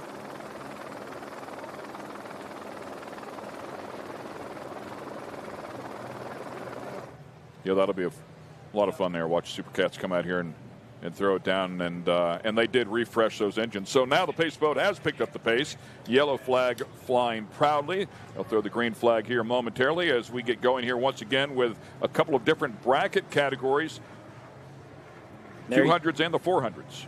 There you see Simmons, Framed, and Precious Vodka on the inside. Those are our Class 2 boats on the outside, OC Racing and Justice League. Of course, Justice League used to run Class 4 at a big 38-foot flat deck cigarette. Have stepped up to the Class 2 ranks. They're exiting our south turn, and this is where we've been starting all of our boats. There's the green flag, and we're going racing bracket 2 and bracket 200 and bracket 400 here in Sarasota. Joey Oliveri and Billy Glick pick up the pace here immediately the second that green flag flew, and the OC Racing team is off and running out in front. Precious Vodka off to the early lead in Class 4. Good showing for the hometown hero, Corey Chantry, as Framed is in second. Mentioned earlier that Frame had their mechanical issues yesterday. I think they're just going to want to go out and run their boat. They've got a huge point lead. They just need to be consistent and work towards a championship. But a good shot of OC Racing, your leader in Class 2. Boy, these big boats get up to speed fast. You got tractor pipes on that, so you get a good sound of just how those engines run. The boat looks really, really good. It's amazing to see, Ken, as the boats get bigger, the ride gets better. The max speed for Class 400 at 85. For Class 200, is it 90? 95. 95. Yep. Okay. As they've got the X Insurance helicopter in tow. Class 2 is running 8 laps for 48 miles, as well as Class 4. They will complete 1 lap the first time over the finish line. And Simmons Marine, we've got Kevin Campbell and Mike Sadlin filling in today. Jim Simmons not racing today here in Sarasota. Our safety team reminded everybody in the driver's meeting this morning to drink plenty of water. Super duper hot down here in Sarasota, and got to maintain your hydration levels. As there you look at Justice League and Simmons Marine. Justice League currently in second in Class 2. Simmons Marine, I believe, in third in Class 4. Yeah, it is. It's brutal when you walk outside with the level of humidity that's here. I mean, you're just instantly sweating. So you start to get dehydrated immediately. And, they talk about it all the time, and there really is something to it. The humidity that you feel here at 86 degrees, and it just feels much worse than what 100 degrees would feel like in the Phoenix area. I don't want to stand in the sun in Phoenix, but if you can get in the shade, it's really not bad. But here, it's tough. Dry heat. It's dry heat. I know. Good shot of Justice League as there is Framed Offshore Racing. They're going to go out and run their race today, bracketed to 85 miles an hour. This boat has a big engine and a lot of horsepower. Nice As job you can right see, there. yeah, good job around that turn. Actually, they've taken the lead in Class 4. Here comes Precious Vodka. They are making a move on the outside. Precious Vodka sailing right by right there, and looked like they had to check up just a little bit. Framed is really slow, and they're listing over to that port side quite a bit. It's funny because I thought it was listening to the starboard side a little bit earlier, but it is for sure leaning left, or to the port side, as you said there, all the way down through. So something odd going on there. Well, and it might not be, it's not running as, I know that boat very, very well, and that boat is not running at top speed. They had to basically rebuild that engine last night, and I wonder if they have succumbed to some sort of an engine problem very early on. Looks like it leveled back out there a little bit. Well, this boat has pretty big trim tabs on the back of it. It really needs them to be able to ride stable. That boat is a very, very twitchy boat, if you would, likes to chine walk side to side, left to right, port to starboard. And if those trim tabs stick or they don't want to move or don't want to cooperate, it will force that boat to go into a weird direction like we saw there. What a great shot of Simmons, though, in that 34-foot Phantom. That is a wonderful shot, courtesy of our X-Insurance helicopter. Rick Lindsay doing an incredible job in that, as always. We appreciate his efforts, and what he brings to the table for us certainly makes our job more exciting, and I think gives a great perspective there for the fans to look down on top of that boat and see what's going on. Gorgeous boat for sure. Here is 481 Precious Vodka. Larry Fonteca and Corey Chantry, I believe they are now leading in Class 4 as they complete lap number 1 on to lap number 2 of 8. As we'll have to get an update on what's going on with Framed Offshore Racing. Yeah, Precious Vodka boat has only been to one event so far this year. We saw them at Cocoa Beach, and obviously back here in Florida. They've decided to come play ball again, this time on the west coast of Florida. Shot of Justice League pulling into the picture there, currently running in second place Class 2 as OC Racing 221. Joey Oliveira and Billy Glick continue to lead. Good shot of that 34-foot Phantom there. I'm sorry, that's a 30-foot Phantom. I apologize. There they go, Ken. Now they're back up to speed a little bit. Got something figured out. How about that? Hog Express Saloon sponsoring the side of that one. Great to watch them come out here and do what they do. Also sponsored by Ghost Tequila. Learned that over the weekend. Great combo. Boat looks good. I think they can kind of let Precious Vodka go and figure their own thing out. And as long as they stay in second, they're not going to lose any points at this point to Simmons because Simmons is behind Frame, so they can maintain their points lead. Yeah, and it looks like OC Racing has not slowed badly, but I think they've kind of lifted a little bit, knowing that they're fairly far ahead of their competition, Justice League in Class 2. And that's a good shot of that Justice League Phantom there. Beautiful boat. Rare three-person cockpit, so you see the navigator sitting in the back. Most of the times, if you have a navigator now, Ken, they're the lap counter. That's their sole job, because sometimes the driver and throttleman can get confused, and you're pulling off tape, but if you're battling, you may forget to pull a piece of tape or not realize that you didn't, and you may end up running an extra lap. Dude, that's awesome. So that boat actually has the exhaust coming out of the side. That's what that water you see after the word wanted is. So they have their headers come out and then turn immediately out the side. There's nothing. You think tractor pipes sound good? That sounds completely different. But a real short exhaust gives you just a nice high sound. As these are what's called staggered engines in these boats. So staggered engines means so they keep them really close and keep like the boat kind of narrower one, instead of one right in front of the other. Yep. Keeps the props real close together, which helps the boat push forward, but then also helps balance the weight out. Precious Vodka has slowed, though, it looks like, Ken. Definitely off the pace there. So we'll see if Framed Offshore Racing catches them. We're on lap number 2 of 8 for both of these classes. As OC Racing continues to lead. H2O Performance, 2 Conch Charters out with an issue at the crane. So we hope Scott Brown and Ed Tamburino get that figured out and join us in St. Petersburg, Florida. Yeah, that's just one of those freak accidents, man. What a bummer. So much work and effort goes into getting one out here, and to have something like that happen is absolutely no good. Yeah, something's wrong with Precious Vodka, though, Ken, because they've slowed a lot. Look at Frame. They're just hunting them down now. And Precious Vodka goes way to the outside. Looks like they might head right straight back to the pits. I don't think they're even going to try and make that turn as Frame turns into the buoy on lap number 2. So let's see if Frame can keep it together after their mechanical issue yesterday and take the win over Simmons. So we had 6 boats that were going to start. We were down to 5. Now we're down to 4 between Class 4 and Class 2. Process of elimination, unfortunately, here. Well, and originally when the schedule was developed, they were going to have Mod V run with this group. Normally that's kind of the status quo, if you would. But because there's 11 boats in Mod V, they just felt it was safer to give those guys their own start and kind of let them work their issues out. The V-bottom boats are very sensitive to the wake and to the back and forth of the wakes. And the Class 4 boats and the Class 2 boats, they put out a pretty tall, all relative, right? It's not 4 feet tall, but it's a good 6 or 7 inch tall wake, and that really can wreak havoc on the single engine V-bottoms in Mod V. So P1 decided to let those guys go work out their issues and run these 2 classes together in a separate race. Yeah, and that Mod V race will follow this race immediately, is what we're told. Another great look at that boat, up close and personal.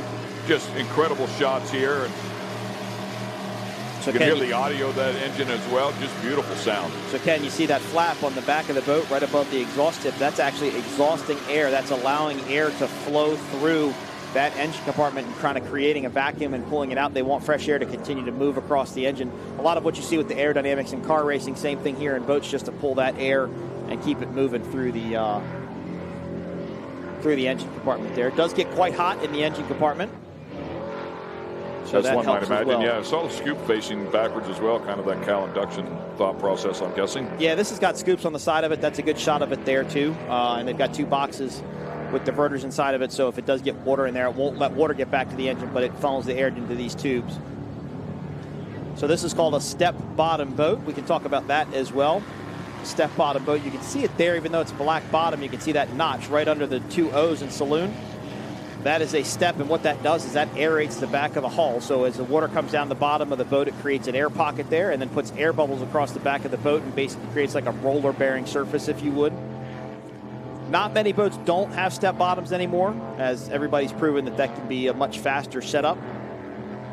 You can have 1 step, 2 steps. Outer limits have multiple steps to gain speed as we complete lap number 2 on to lap number 3 of 8.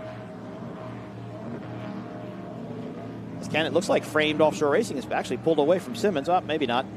Simmons is still right there. This is bracketed class racing, though, so you got to be smart.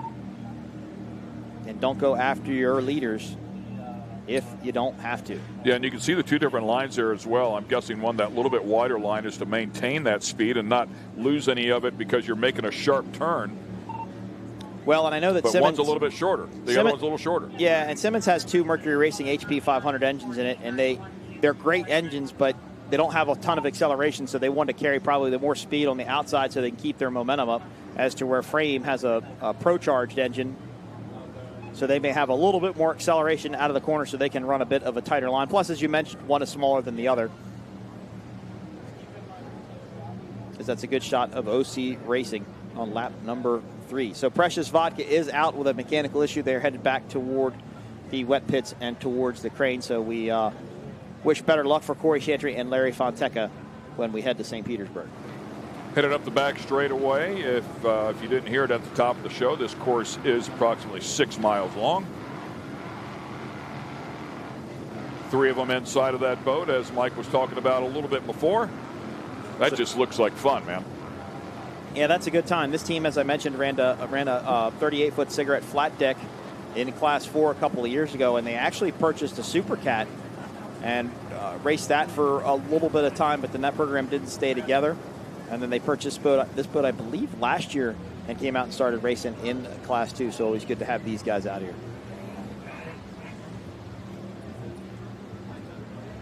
There is Framed, your leaders in Class 4, not only in points, but during the race as well.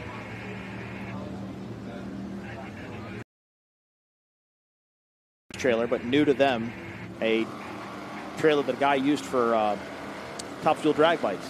Oh. And they went out and they bought it and they picked the trailer up, and the guy was done with bike racing, I guess, so they told me that they pumped the tires up on the bikes, they rolled them out of the trailer, the guy pushed the trailer up and said take it. Had compressors, tools, canopies, everything inside of it. He said they were going to turn out of their driveway, and the guy said, wait, stop. I want to grab something out of it. The guy's like, you can have whatever you want out of it. Guy grabs a little snap-on fan that was Velcroed to a toolbox, grabs that, shuts the door, and trailer leaves.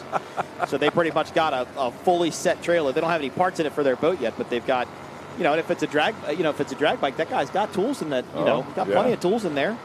For sure, especially if it's a fuel bike. And you just need that kind of support. They wouldn't have had the parts to fix their problems they had yesterday. They wouldn't have had a set of cylinder heads, but they could have, they could have push rods in there. They could have fuel injectors in there, belts. They could have a set of headers if they need to. They can have an extra drive if they wanted to. So it really does help to have that support system, when you go racing, because it allows you, plus it's got air conditioning, get out of the heat if you want to.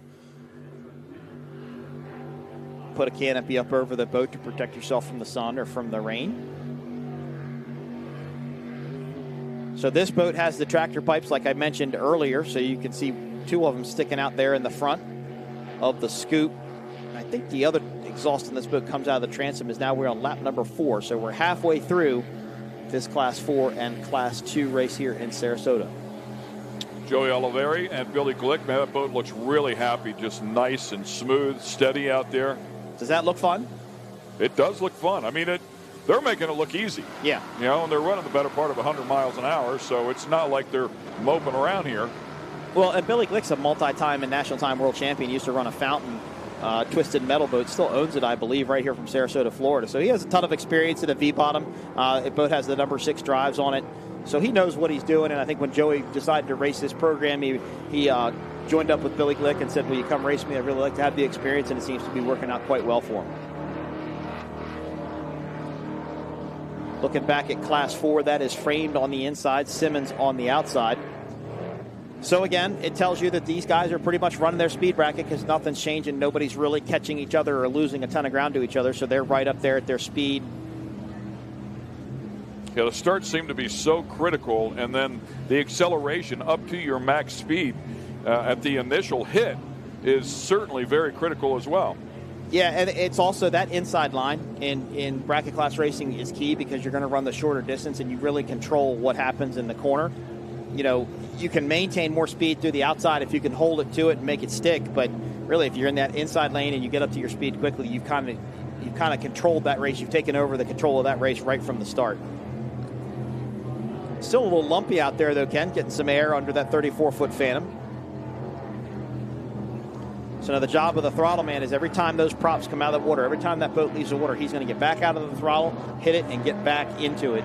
And it's all done by feel. I mean, they can watch the tacks and see what the tacks are doing, but you just kind of learn where your body feels in the boat, and we kind of feel yourself lift. And if the boat loses a little forward momentum, it's coming out of the water. So it's a really a sense of feel in order to be able to get that boat right. Nope, 4 tractor pipes, 2 in the back, 2 in the front. Such a cool looking boat. Staggered scoops as well. Yeah, and I guess as they pull it back to keep the engine from over revving, obviously. Yep. So, and then once the props get back in the water, it's got traction again. Give it some throttle. Yeah, it's quite a tap dance. It's pretty impressive to watch them do what they do out here. I love the onboard shots whenever we get a chance to watch them inside doing what they do as well. It's very cool, and like you say, it's a lot of feel. Mm-hmm. So all that experience pays huge dividends. I'm sure the vision as well to look out front and know what's coming helps when it can, but it's a lot of feel. Well, there you see the trim tabs. So the throttle man is in charge of the trim tabs. He's raising those up and down, getting the boat to, he's either forcing the bow down or letting the bow come up and also controlling their side-to-side motion. He's trimming the out drives to get them up to their optimum position to be able to run. So he's looking at his gauges. He's got one hand on the sticks and then one hand on a basically a handle on the other side where he's got a couple of buttons underneath him, and he's trimming it. You saw the big chrome tubes sticking up off of the outdrives. Those are actually called aeration tubes. When these boats go to get on plane, the props are so big in the water that they can't break free. There's too much grip in the water, if you would. So that aeration tube is just a hole at the top and a hole in the outdrive, and it just allows an air pocket to basically creates a little bit of a vacuum, and it'll break the prop free so it can get up on plane. It's actually invented by a guy named Bob Teague out in California. Not every boat has, and most of the time the number 6 boats do, just because the props are so big in order to break free when you accelerate.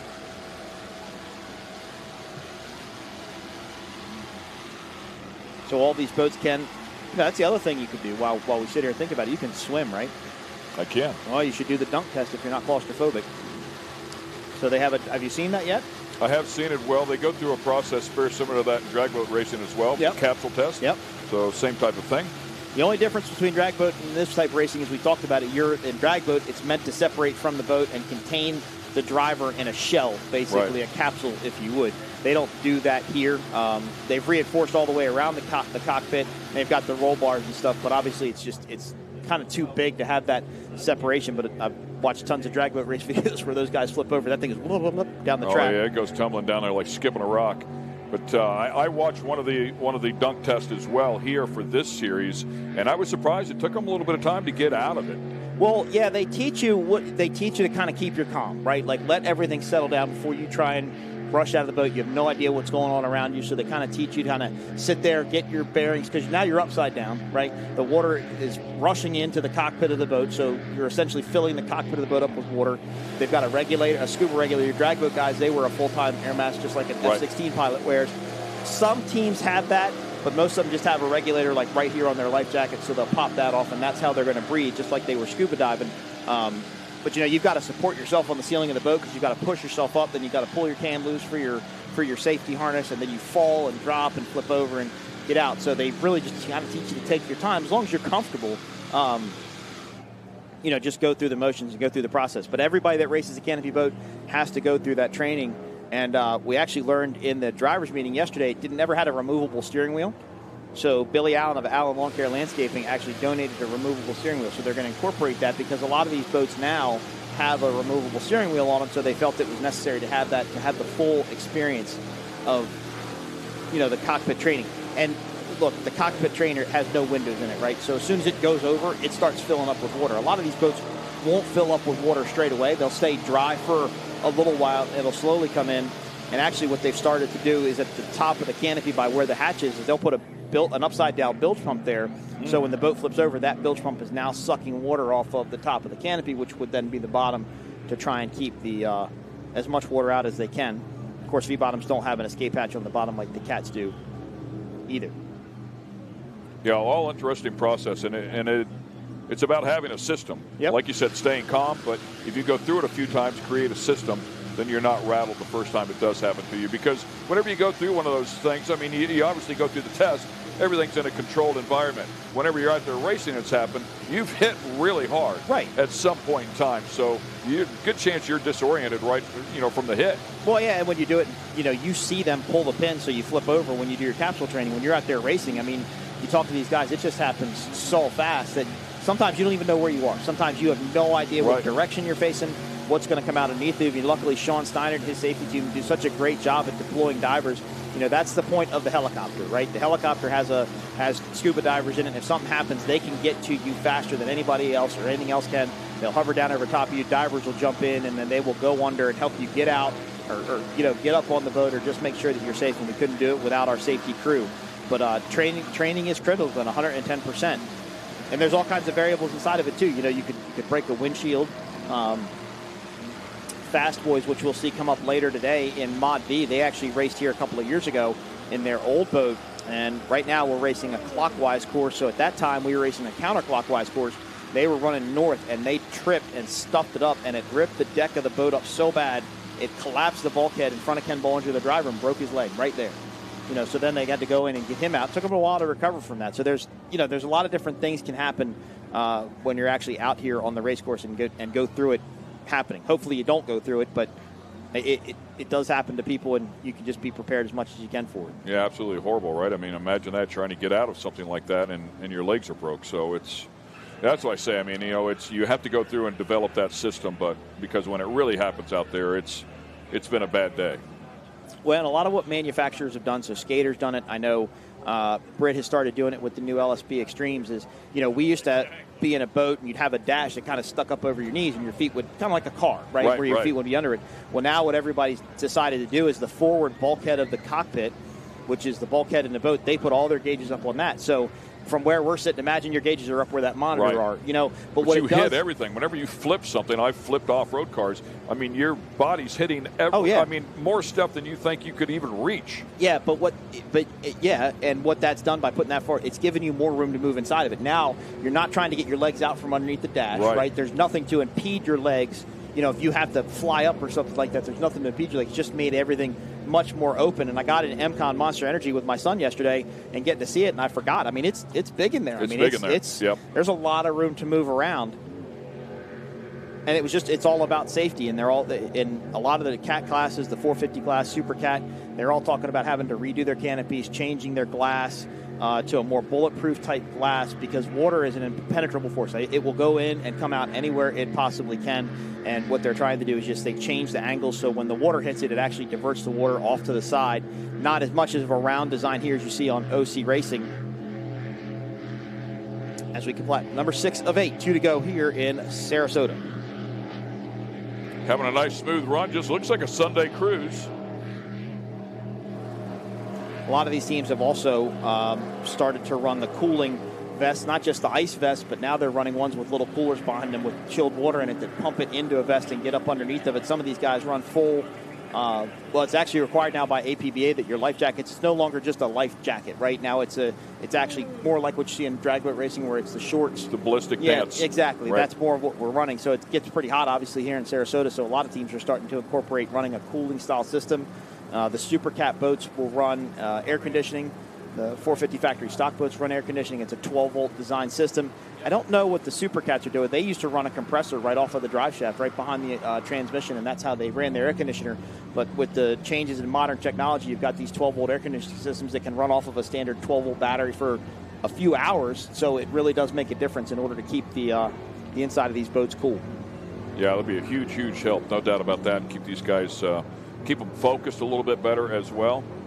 I remember to mention the safety of it, and the cool suits that you're talking about, they have vanes, if you will. They have tubes that crisscross back and forth across your whole midsection, if you will, your chest and your stomach. And obviously with cold water running through there, the downside is if it fails for whatever reason, you become much hotter than you would without it. Well, it's because you're insulated. And you're right. I mean, it happens in sports cars all the time. So yeah, I mean, you have to be careful with it as well. I mean, for the most part, they've got them sorted out now. They don't fail too much. But I remember we were racing with Britt in Cocoa Beach one year in the framed offshore racing boat, and it was really just humid, really wet, really nasty, rainy in Cocoa Beach. And Britt said, I don't know what I'm going to do to kind of keep my windshield clear and my cockpit kind of dehumidified. And he had 2 basically bilge blowers down in the bottom of his boat. And we took ice and just packed ice right in front of him, so as the ice melted, it would pull that cool air up, blow it through the blowers, and it was basically a mocked up little air conditioning system to just try and keep the air moving in the cockpit, because it just becomes very thick, nasty, just a lot like car racing, if you would. Yeah, well, imagine if the windshield fogs up, I mean, it happens. We walk out of this hotel and you walk outside, your glass is immediately fogged up. So exactly. If they get some of that, they have to have some sort of defrost system, I would think, to take care of them, because as you mentioned before, the windshield's pretty far away. It's not something They're you not can reach up there and wiping it off. No, you can't do it. And they're not hitting the windshield maybe washers one with the wipers either. Maybe with a stick and a squeegee, you could get up there and get it. There are teams that have done it, believe it or not. Absolutely. They'll take a brush and wipe it down as much as they need to. But they really do a good job at treating the canopies on the outside too, because as I mentioned here in this salt water, it'll crystallize on things. So as it hits that windshield, you don't want it to dry and impede your vision. You want it to be able to blow off of that windshield. Same thing with the open boat with the visors you see here on our guys in Simmons Marine. They won't run a tear off, but somebody's got a rag somewhere. Either I used to run it within my pocket or next to my, my belt or something, and I would just grab it up and be able to wipe it off as much as I could when you're racing. Once again, a great shot, courtesy of the X Insurance Helicam. You see him so close down there before, it almost looked like he could reach up and grab one of the runners. GC Racing continues to lead in Class 2, Justice League in second. Framed Offshore Racing leading in Class 4 with Simmons in second. We should be on almost our last lap here. We were down to 2 to go. Talk about, oh, man. Big hop there. Ken, that's what we talked about. I don't think they saw that coming because they really couldn't. They couldn't prepare for it. They couldn't get the boat pointed the direction that they wanted to. The one thing that can also happen out here with these in Sarasota is you have so many spectator boats. Well, if you talk about taking like the houseboat we just saw or a 50-foot Sea Ray or something, I mean, that puts out a good 4.5 foot, 5 foot tall wake that you may not be able to see. And if that goes trudging along the western side of our race course, it can throw a wake right into it, and you just don't see it coming. You can't be really prepared for it, and you hit this odd hole or this odd wave. and it can throw you all over the place. But good shot of frame there, as they are bouncing around quite a bit. But it looks good. It's in control. It's flat. They're not, they're not rolling around side to side. It'll be interesting to see what happened at the start of the race, because they definitely had some sort of an issue causing them to list over to one side. But now it looks good.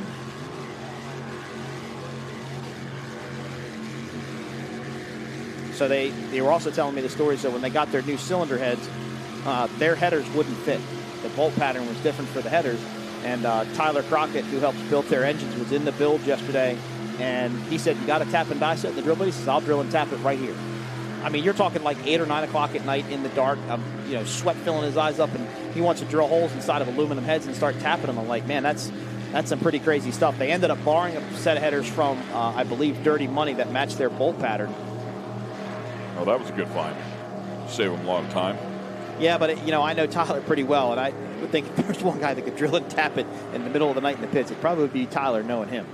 But Tyler Crockett Tyler does a lot of the engine inspections with Richie Dancision for Race World, who P1 works with to do our technical inspection. So Tyler's an engine builder out of Michigan, and he builds engines for drag cars, tractor pulls, all kinds of different stuff. And just a super knowledgeable guy, and always willing to help out, just like he was last night with the framed offshore racing team. I am not confident tapping and drilling anything because it's never straight, but that's just me. Yeah, the hole would still be in the wrong spot. Probably, and it'd still be cross-threaded. It might be cross-threaded to boot. You jam a bolt in it, though, and hold it on for a minute. Yeah, they make enough Loctite to stop anything from coming out. Still digging hard right here as they look to finish this one up. The 200s and the 400s. This is part of the 400 class, obviously based on the number there. They should get the white flag lap this time by. Just gives you a great shot. This boat used to be known as Pig Iron Racing. So more fun facts while we're talking about it. So Mod V actually used to be called Super V Light, and they all used to run the Mercury Racing 525 horsepower engine. That was a factory sealed program from Mercury. And that's what this boat used to be run. It used to be Pig Iron Racing, and when Britt bought it, it run the same. And most of the boats that we see in Mod V ran that particular class. So Mercury Racing did away with the 525. They started building a 565 and a 520, and the class decided rather than go to the 565, they went to a carbureted, naturally aspirated motor, making around 750 horsepower. And it really woke those boats up. It gave them more torque, it gave them more horsepower, and it really made the single-engine V-bottoms just a lot more fun to drive. They're running low to mid-90s, really. They're running, 92, 93, upwards of 95 miles an hour. Think about doing that in that one little boat. That's fast. So have you ever driven a drag boat? I have not driven a drag boat. And it's a lot more I have not. Costly to do that. I mean, nobody's seating those either. Right, exactly. Well, you're not taking a top fuel drag boat down there for an engine that runs for 20 seconds. Yeah, no. Even if they offered me a ride in one of those, I'm out on that deal. That pro outlaw boat, something like that, 180 mile an hour boat. That's just a flat bottom V-drive boat, right? They stay pretty stable. No, they're cat styles. But, they are, okay. Yeah, the flat bottoms, I'd be out on that too. I mean, that takes a special driver. Cavitation plate in the back. I mean, there's a lot going on there to launch those things at speed and not have them blow over. And they just ride, not unlike these. Whenever they get them up out of the water, they only ride on a couple of inches of hull there on the back of the boat once they're going. Hence the rear wing as well. So, yeah, the flat bottoms are definitely a driver's class there. I don't think I could fit, I've drag raced cars. It'd be really tough. Their start light is completely different too, because they hold onto the rope, they light them up, and then, they have their countdown clock, but you have to cross the start. You have to break the laser right as the countdown clock hits zero. It's a pretty, drag racing car is hard enough just trying to cut a perfect light, but then to have to roll into it and then hit it as that countdown clock goes off, it's pretty amazing to see those guys do it. And they cut really good reaction times. Yeah, they get really, really good at it, especially the bracket classes. Bracket meaning something much different here, but it is a predicted time that they're allowed to run their quarter mile in or 1,000 foot, whatever they happen to be running at that particular time. But you bring up holding on the rope, and you've got to change. The wind is blowing. If you have some wind, then the attitude of the boat is left or right, and you want to let go of the rope, pull the capsule lid down, get ready to go, and you hope that the wind blows the boat straight, back to straight, You know, if you're not straight whenever you leave, you got to put rudder in it. Just like these, when you put rudder in those things, it really upsets the boat. It's not happy at all. Well, and at low speeds, rudder boats just don't turn very well either. Yeah, they got to have a good force well. going across it. So, you know, if you're idling under this power, you may not be able to make your turn as well as you want. Standing in the throttle, you got this big flat panel in the back going a different direction. It's just and basically a motor that wants to eat you. Yeah, it just wants to swallow you up. There's a lot of things that could go wrong. Well, what a lot of people don't realize is, and I forgot, I was watching. I'm sure you heard of Mike Finnegan. He got back into drag boat racing. I was watching some of his stuff, and they actually wear parachutes attached to the boat itself to where if they're discharged, they got a ripcord basically that pulls a parachute to slow them down if they ever hit the water. That was always a red flag to me. So if you have to put a parachute on before you get in, yeah, that's true. That's a red flag. And this is the white flag out for Class 2 and Class 4. But you also mentioned something, ballistic pants. There are a lot of our listeners may not know what ballistic shorts or ballistic pants are in drag boat racing. Maybe you can elaborate on that.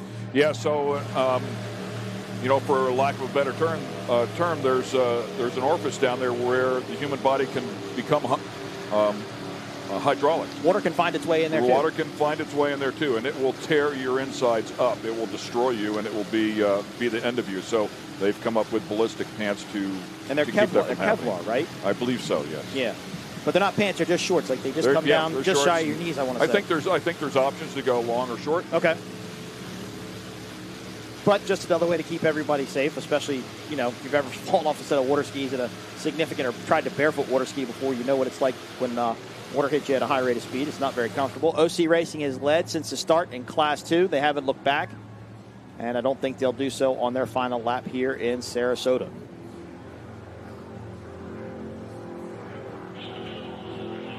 So, Ken, after this, 2 more races to go, Mod V and Supercat. You know what's exciting about these racings, not only is the book count, but they can go as fast as they want to win. No more bracket class racing after this. Got a couple of new teams in Mod V making their debut this weekend. We got North Myrtle Beach RV and Resort. They have a brand new boat. This will be its first time in the water. We've got Bronx Phantom Marker 1 Marine SRQ. This is their first race in their Phantom Hull. NMP RV Resort.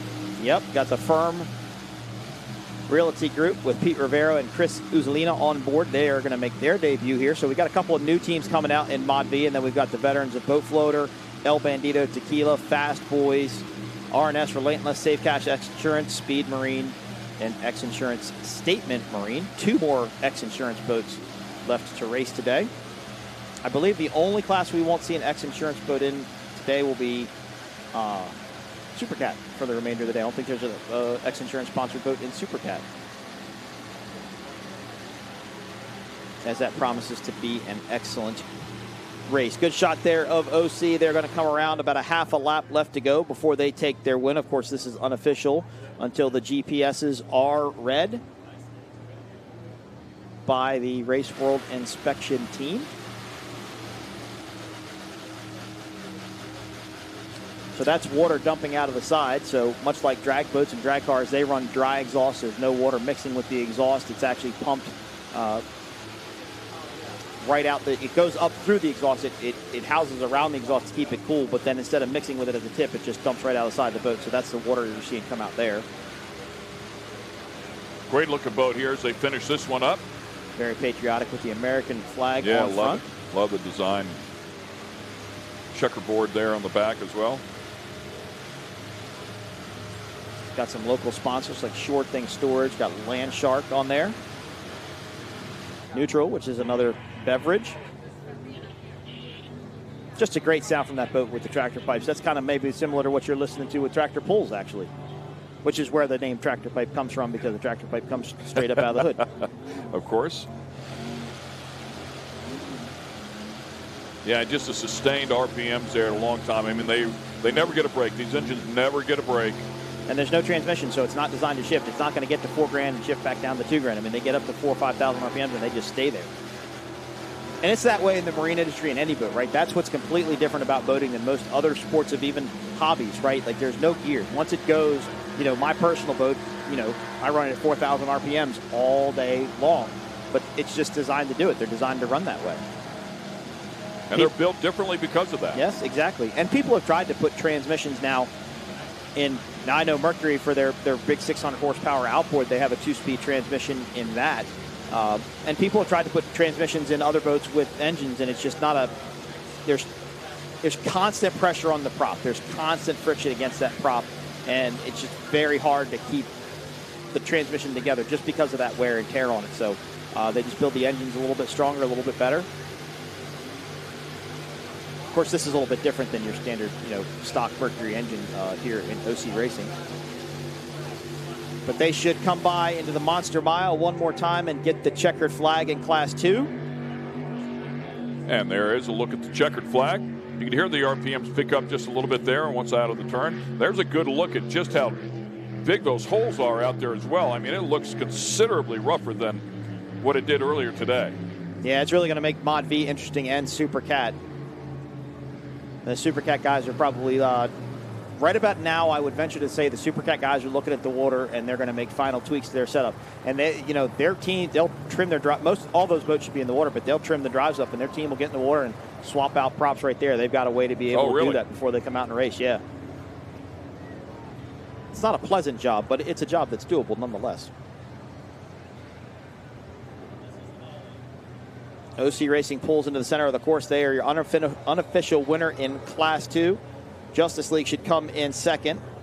And Class 4 should be on their last lap as well. So Framed Offshore Racing. That's a shot at Justice League there. Yeah, first time we've seen them this year. So congrats to them making it to the finish line. That's great. Don Urfer and Richard Davis inside. Same boat. You can just see just an open cockpit version of what OC Racing was. That beautiful livery on the side of it.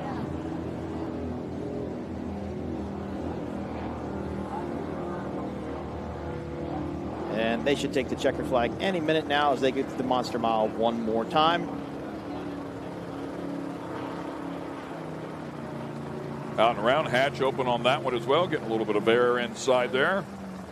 Next up should be Framed Offshore Racing and Simmons, finishing 1 and 2. We lost only 2 boats during this race. We actually never had one start, and that was H2O Performance 2 Conchs Charters, as they had an issue at the crane. Let's see if we see Framed Offshore Racing come across the finish line. Don't think they were too far behind our leaders in Class 2. And as we mentioned, Mod V should start almost right after this race. In fact, I would feel comfortable saying that the Mod V boats are somewhere probably already out, waiting to come out.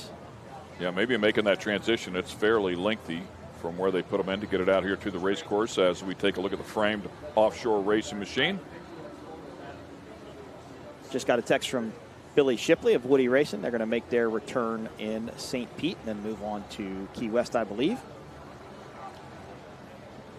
Simmons is right there, Ken. I'm not sure if Frame has just slowed down and kind of gone on to cruise control. And nobody's telling them that, Simmons is right there with him. Of course, Simmons has to maintain their speed. At 34-foot Phantom jumping around quite a bit. Yeah, both of them have been out of the water a lot in this particular class. But what an awesome day for the Frame guys. Think about how much work they had to do last night to, take cylinder heads off, put cylinder heads on, get headers that fit, get parts. And you've done cylinder heads on a car before, an engine before. It's not an easy thing to do. It's just one of those things where you think, okay, I know I have to change heads. Not the end of the world, but we'll get it done. But whenever you change the heads, and then it's another problem, and that's another problem. Yep. That's what really makes the night long, and you just have to keep pressing. Well, in this case, they got to take the supercharger off. They got to take the intake manifold off. They got to take all the fuel systems got to completely come off to get that intake manifold off. Then you got to take the cylinder heads out. And then to find out that the headers don't match up. Don't fit. That's the only thing you don't have to do is take the cam out of the front of the engine. As long as you don't turn it over, it'll stay timed pretty fairly close to what timing is, but they'll still reset it. But then you got to get the heads on. You got to torque the bolts. You got to adjust the valves. You got to check the valve lash. It's a lot of work. It's a lot of stuff. So hats off to these guys. And to have it ready for this level of competition. To go out and run. There's no room for mistakes here. You got to roll it out there and race. So hats off to the Framed Offshore Racing guys, as they have done a fantastic job. They win in Class 4, of course, unofficially. until the GPSs are They will ready. be the first ones across the stripe, we'll tell you that. Yep, exactly.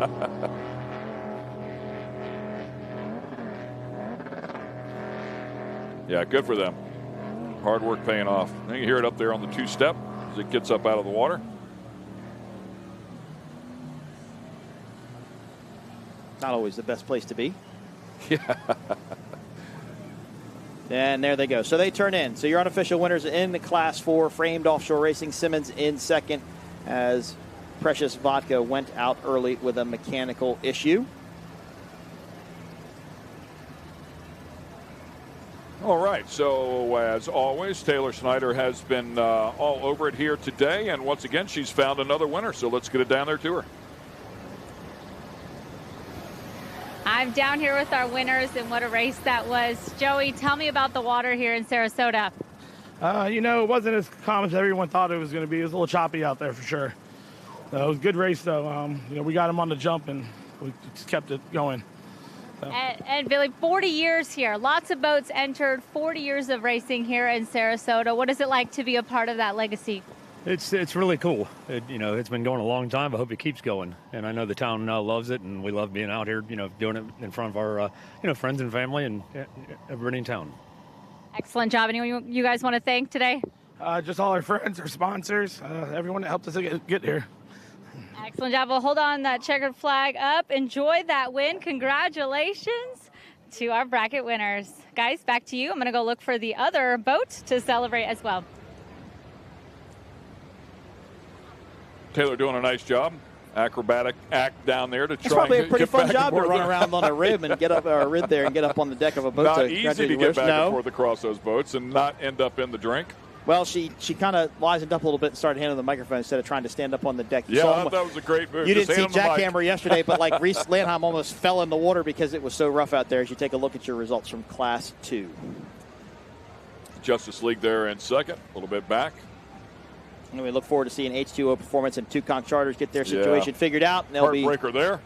hopefully back to join us in the Spectra Cat boat. But congratulations to OC Racing, Joey Oliveria and Billy Glick taking the win.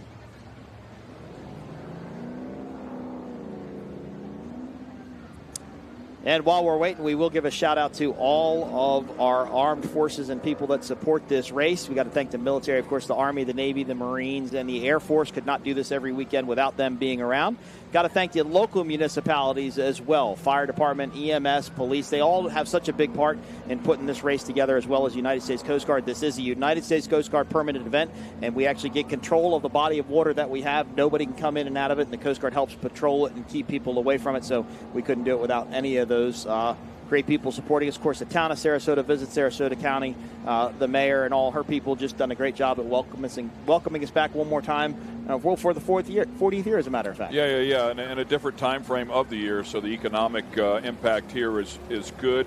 Wanted to get us here in September, create a little more interest here. It's when things slow down here a little bit, so I thought it was a great move for sure, and certainly happy to be here. Yeah, kind of extended that. Well, this is actually the start of their season. I was going to say extend their tourism season, but this is actually the start of their season. As everybody starts to head back towards the pits. Beautiful day out there, as you can see. And we'll show you some highlights here from our Class 200 and 400 as we got things started here. Pretty exciting here right at the very beginning between those two boats. Framed Offshore Racing definitely had some sort of mechanical problem, but they got it figured out. Justice League got into second place, maybe just didn't have quite enough for OC Racing, but the win in Class 4 goes to Framed after a rough night of putting the boat back together, and your winner in Class 2, OC Racing. And the 208 there, that is Justice League. Congrats to Don and Richard, doing a good job here as well. First time we've seen them this year, and they made it to the end. And we take a look at the 404, that is Simmons Marine, finishing up there in second. Well, we will wait for an update from Race Control on where the Mod V boats are. They are the next race up, and they wanted to get that race off as quickly as possible and then go back to refuel the helicopter and bring out Supercat. Mod V going to run 8 laps for 48 miles here at Sarasota. And once again, we'll get it down there to Taylor. She's with our Class 4 winner. Down with the winners of our bracket class 400. John, I'm going to start with you. You guys are all smiles, excitement after that race. Tell me about your win. Oh, it was amazing. It was a great run out there. The boat did absolutely phenomenal. The guys worked on this boat till 12:30 last night. We fired that bad boy up at 12:30, and I knew it was going to run good. So it held together, and it was an awesome race. Yeah, we couldn't. It's been a long weekend. We didn't expect to fail during testing, but our crew and then all the other boat teams out here got together, helped us, gave us the parts we need to bring home our 5th checkered flag. So we're super excited for our crew, all the other teams, and our sponsors. Excellent work, guys. I'm going to trade you. I know you probably want that checkered flag more than this microphone. All celebrations down here. Incredible win. Enjoy the rest of your day, fellas. Back up to the booth. Yes, he talked about their 5th win. Every time they have come out and raced this year, they have grabbed a victory. So congratulations to them on an incredible season. And they've already extended that large points lead to even more. So barring any issues, I could probably pretty much see them being the national champions here in Class 4, pending their finish in Sarasota. Framed Offshore at first, Simmons in second. Precious Vodka SRQ out early with a mechanical issue in third. Yeah, and Simmons just 5 seconds back there, 6 seconds back, right at the very end. So they were not too far away. All right, we're going to take a quick break here. One more time, as Mike mentioned, we will have the Mod V's coming up. It's going to be an exciting battle. 11 boats going at it. Stay with us. We'll be back in just a moment.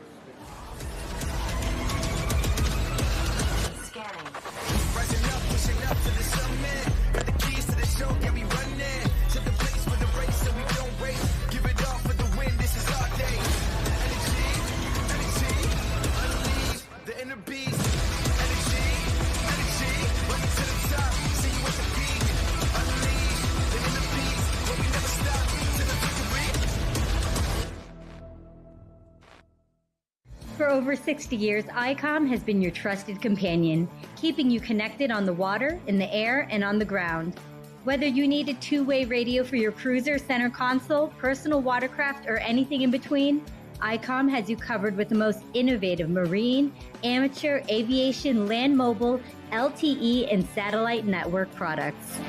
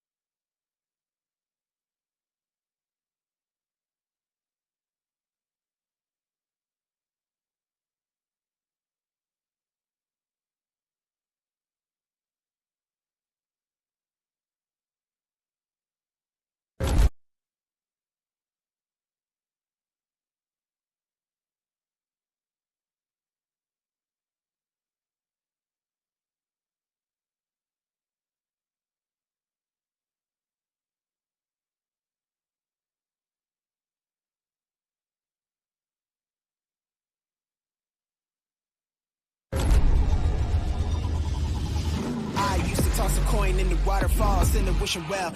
Now I get plenty coin, but I'm self-made. You ain't gotta wish me well. You ain't like me then, but I guess it's past tense, cause you tapped in. You was never who you said. I see the facade when looking at really need. I can tell my guard up. I ain't taking nails. If it's not in my favor, won't sign a deal. I got the royalty in the mill. I got authority in the field. Take a look at my iris. I be precise with the timing. I never know where my mind went. Let's make every day a beach day. Let's induce some serious vacation envy.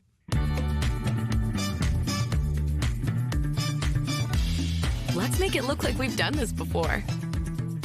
Let's reconnect. Let's get it fresh from the Gulf. Let's shine in St. Pete Clearwater.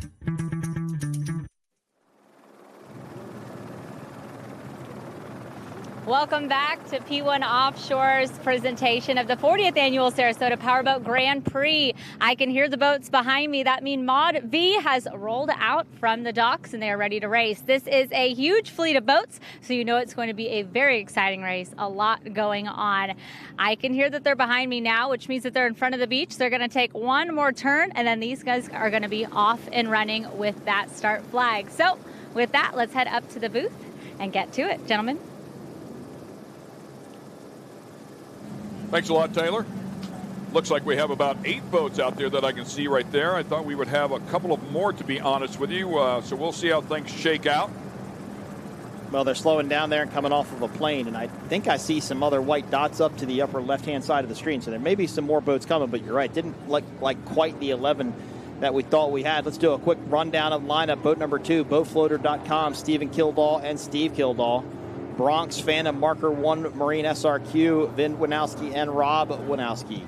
El Bandito Tequila Sunprint, Steve Ehrman, Steve Miklos. FastBoysRacing.com, Ken Bollinger and Forrest Riddle. North Myrtle Beach RV and Resort, or NMB RV Resort, Kirk Hanna and Mark Rinda. RNS Racing, Howard Richardson and Tom Crowley. Safecast X Insurance, Rick Grab and Scott Jobin.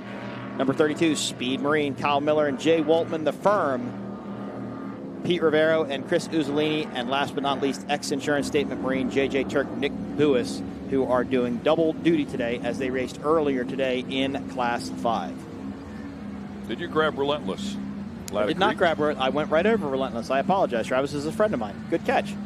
Right over Relentless. Relentless, number 47, Travis Petco and Rob Hartman. There you go. Now we got a part of the pack.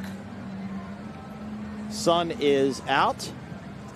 As you can see, they are under yellow flag, and there were some boats that were coming up behind them, so that's what they're waiting for. Yeah, that's why the entire fleet there slowed down, checked up, came to a stop. We'll let everybody get out there and get a fair shot at it. There's a couple more boats pulling up, so should be 11 boats strong. This is going to be a big field of boats. It's going to be a lot of fun. Man, they fan out wide. Yeah, and their start grid is going to be their finishing result of their last race. So I believe it should be Sunprint, Bandito Tequila, El Bandito Tequila on the pole on the inside. All of these boats, this is spec class racing. They can go as fast as they want. They all have pretty similar horsepower, very similar setups. So it is simply a race, a drag race, if you would, to that first turn and beyond. They will have to maintain their lane through that first corner. I see Speed Marine there. That looks like the X-Insurance boat. And there's Latacrete. There's Boat Floater, Fast Boys.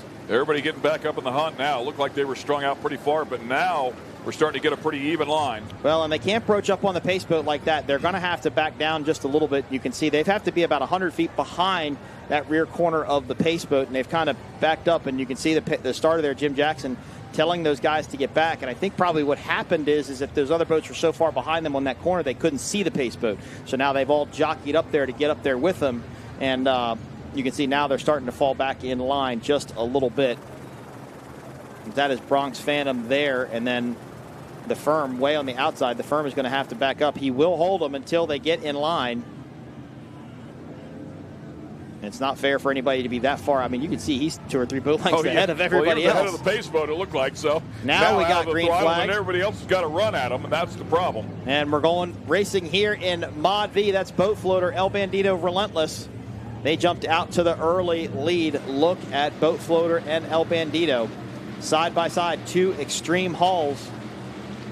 Fast Boys is on the outside.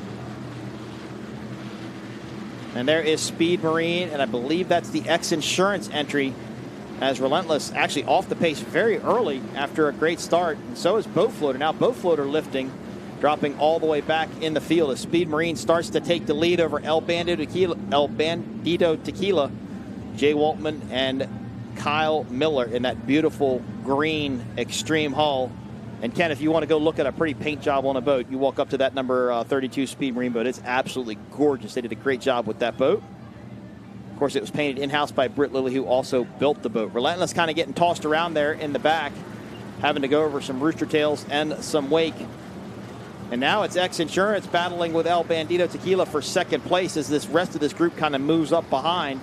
Fast Boys currently sitting in fourth place.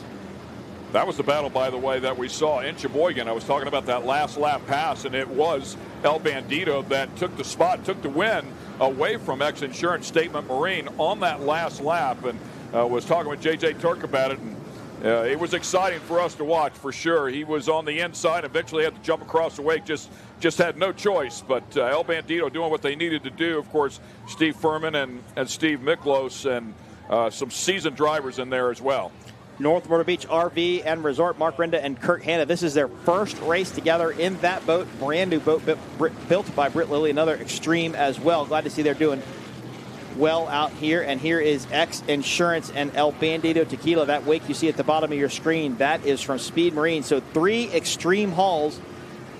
I'll call this a Gen 2 hull, and 2 Gen 3 hulls are top 3 in Mod B. Going to run 8 laps for 40 miles, completing lap 1 this time by. El Bandito Tequila, by the way, reigning champs from 2023, comes in here a little bit deeper in the points. They come in here 4th in the points. Did kick the season off with a win at Marathon, and then grabbed that win at Sheboygan as well. So 2 wins on the season. And Steve Miklos is, he's one of the guys that's been around the longest. He's an extremely seasoned racer. His driver, Steve Furman, a great team. They've been racing for a long time, very consistent. This is a new team in the Mod B class. Nick Buis and J.J. Turk. They actually bought this boat from Britt Lilly. This is Britt's old race boat. They bought it at the beginning of the season. They rewrapped it and joined the Mod V team. The idea is that Nick wants to race this with his son Owen, but his son Owen is not old enough yet to race in a canopied boat, so he teamed up with JJ. And they've done very well for themselves. They've taken a couple wins in Mod V, and they're giving chase now to Speed Marine. And I think actually, Ken, I think they're catching them. I'm starting to see more spray, which would represent maybe Rooster Tail from Speed Marine right in front of them. Yeah, 4 podiums on the season. As you talked about, a couple of wins along the way. They come in here as the points leaders. So a great run for them, no doubt about it. And yes, that is the same 2 people that we saw in the 500 class. Number 97, fastboys.com. This boat has not raced since Ocean City, Maryland. They damaged the bottom of the boat significantly. It was brought down here to Phantom, and they also had an engine problem. They had to take it out and rebuild it. So this is their first race back in the boat here in Sarasota. Good to see them up in 4th place as they complete lap number 1 and go through that monster mile. Yeah, so a lot of work to do to that boat after that moment. So great to have them back out here. Finish the season up. Good looking boat as well. Yep, they were the team that had unfortunate luck here a couple of years ago. They had an older Phantom, and they raced it, and they stuffed it, and broke the boat and ended up breaking Ken Bollinger's leg. So that was a tough day. What a race now for second place between El Bandito Tequila and X Insurance. Those are 2 boats side by side, exiting this turn, getting ready to head north. Speed Marine's in the lead, but look at that speed from X Insurance on the outside. Ken, I think he pinched him off. He closed the door on him and made El Bandito jump to the outside. A completely legal move. He had overtake established and had every right to go in there. Yeah, and JJ said, that opportunity will come around for me to take advantage of it, much like it did for him in Sheboygan. So he said, given the opportunity, he said, he'll know what I'm doing. So it's some fair game sportsmanship, if you will, out here between 2 vicious competitors. 110%, and unfortunately that cost El Bandito Tequila just a little bit of time. They are now all the way on the outside. They might find some clean water out there, and that may go in their benefit as they take a little bit of a hop there. But that gives you an idea of how far ahead Speed Marine is. Now, while these boats don't have a speed bracket, they do have a pretty rigorous tech inspection. They have to get parts of their outdrive inspected. Their propellers have to be inspected. The engines have a spec that they have to be built to, so they will check time. They will check the cam. I think they look at the heads and certain, different parts of the engine. So while they don't have to get a GPS read, they do have to go back and get tech inspected. And I talked to Tom Richard, who's one of the inspectors for this class, him and Greg, and they said, depending on how this goes, they may have to tech further back than 3 boats, the top 3, because if you get a disqualification because of an infraction, you may have to move further down the line to move a boat up in the standings. Nice look there at the X-Insurance machine, number 74, of course. Statement Marine also on the back of that one from the X-Insurance Helicam. And yes, still out front is the Speed Marine boat, Kyle Miller and Jay Woltman, who, by the way, finished up on the podium at our last race up there in Sheboygan. It was their first podium of the season. They've only been to a couple of events, so it was good to see him get up there and have some success. And clearly looking for a podium finish here. Well, Kyle and Jay are still getting that boat figured out. It was brand new to them. They really took their time. It's really a work of art inside of it. I crawled all through it here on Friday when we got into town. It's really a fantastic piece. They've machined a lot of their own parts. They actually have suspension seats inside of that boat, so they sit on a shock and they help absorb some of the impact. And they machined all their parts to mount it inside the boat. They machined their own battery boxes, their own motor mounts. Did a lot of fabrication work inside that boat. Really took their time and put it together. And it seems to be paying off. Jay Woltman's been throttling a boat for a long time. Very, very good at what he does. Joined forces with Kyle a couple of years ago in this class and stuck together ever since, and actually opened up Speed Marine, which is a business up in Jersey where they work on boats and repair boats. And a great run for these guys as that's their whitewater right in front of them. Yeah, a completely different line there as well that Turk decided to take there. You can see way down on the inside of the wake from the previous boat. Well, and look, they're actually running 3 different lines. Speed Marine went way outside. Remember, this is kind of a reverse dogleg, right? So instead of having to drive in and drive back out, they're just kind of bending down to it. And maybe that's what Speed Marine wants to do. Maybe they want to get lined up. Looks like X-Insurance might have had a mechanical there and has come to a stop. A hard stop, too. It didn't even look like they slowed down. It looks like they just stopped. After a great start, they're not even moving. I mean, it didn't even look like they were coasting to me. Yeah, I mean, it's just like they've it stopped. had an incredible year. I mean, they've been on the podium every single round with the exception of Cocoa Beach. So not unlike this team at all. I mean, as our points leader. Well, they're still inside the boat, maybe trying to get it refired or figure out what happened, but they are losing ground quickly to the rest of the fleet. So that will move El Bandito Tequila up to second. And what a great shot of the Speed Marine boat here. Such a beautiful boat. Love the green, the orange, the yellow. They had a 57-point lead on the 42 boat, Safe Cash X-Insurance boat. Now, depending on where that boat is compared to the rest of our fleet, this could be a really good day for them. They may be able to take over the points lead. Well, I'm not sure they're in the race here today, to be honest with you. Oh, yes, they are. Safe Cash X-Insurance, yeah, they're in it. So Rick Rabb and Scott Jobin. So, yeah, we'll find out how they shake up here. 57 points is a spread between the two, and they can certainly tighten that up here given the opportunity if they get up in the front. This Speed Marine boat looks great. Boat absolutely looks perfect. This is one of the newer boats built out of LSB Extreme hull out of Maryland. So I will call this gen number 3 of this boat, generation number 3. Just like how, whoa! Big hop there, rolled it up on their side. When you're looking out of a window that's only a foot tall, you can't see every wake that's out there. And if you're not prepared for it, it's going to bite you a little bit.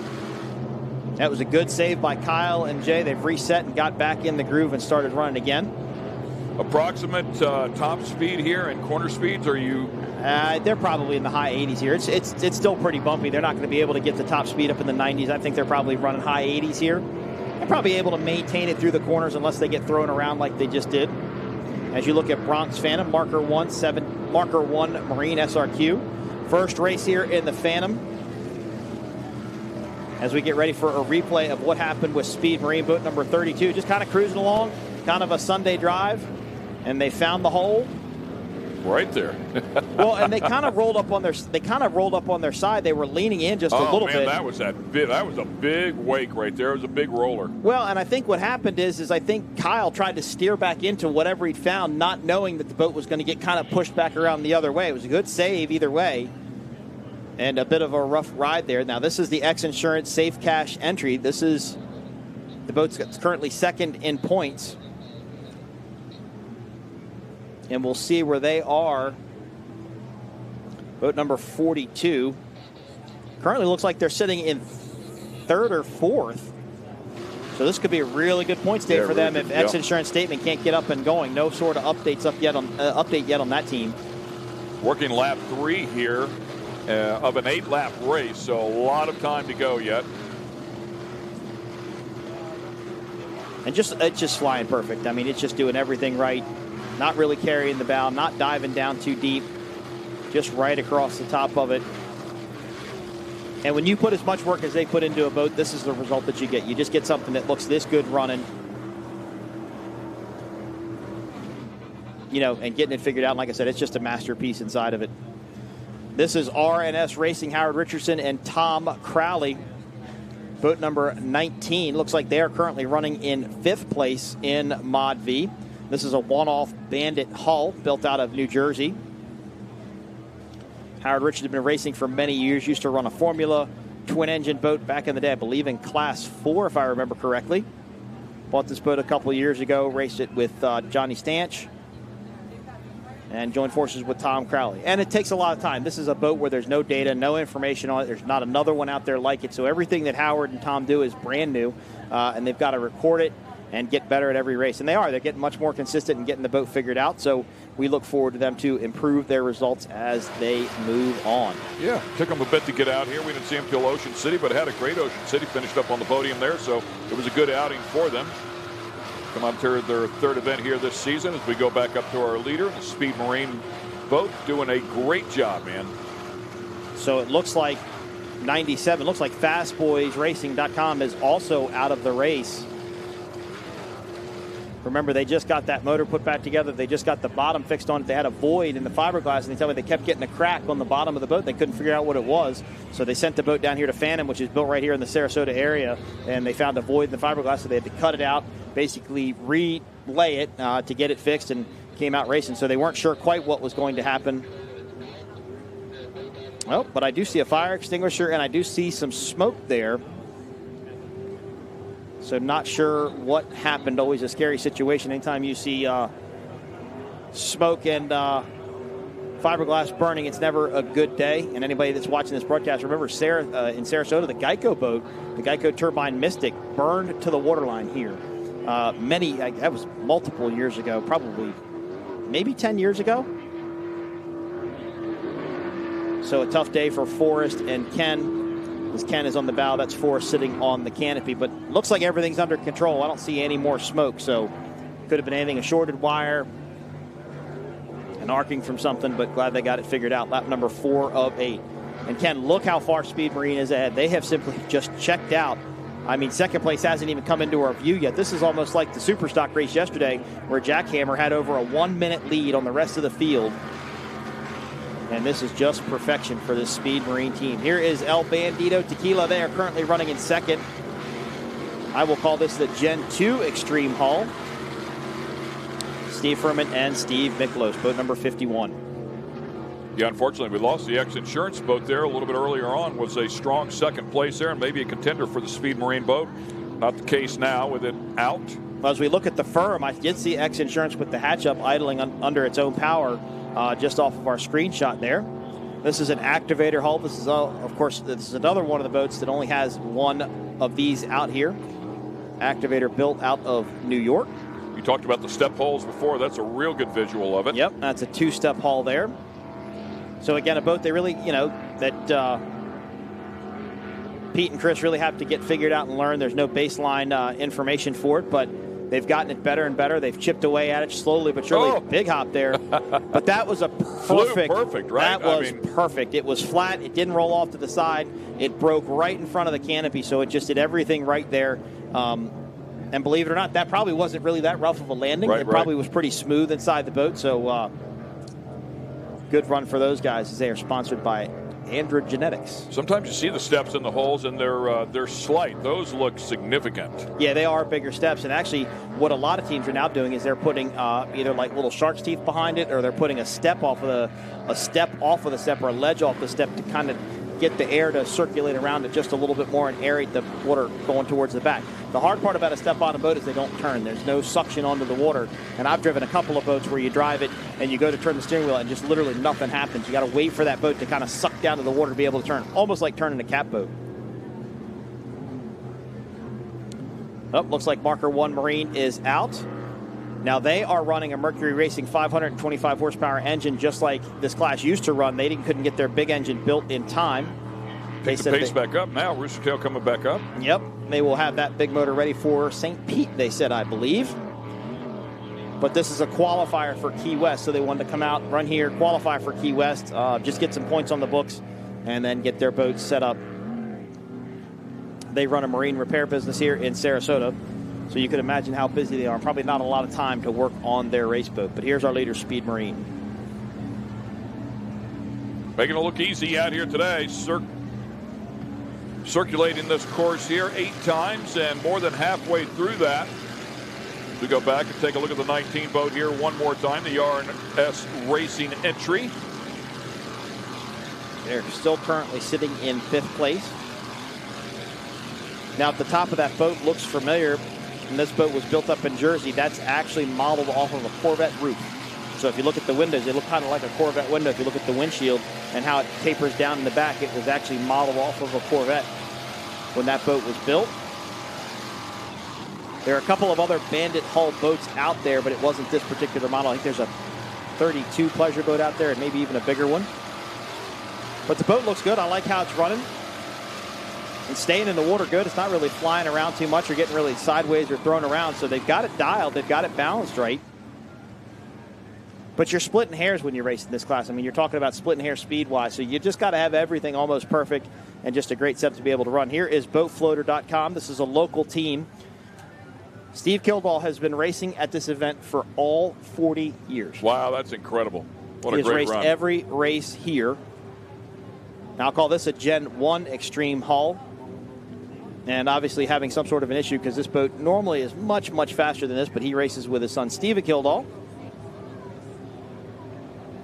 As you get a look at the whole fleet there. Yeah, expected this thing to be pretty tight here with the number of boats that we had out here, and they've strung out. Got big gaps here between everybody so far. That's somebody also turning. It looks like slowly turning in. Turning in, huh? Oh, now back out.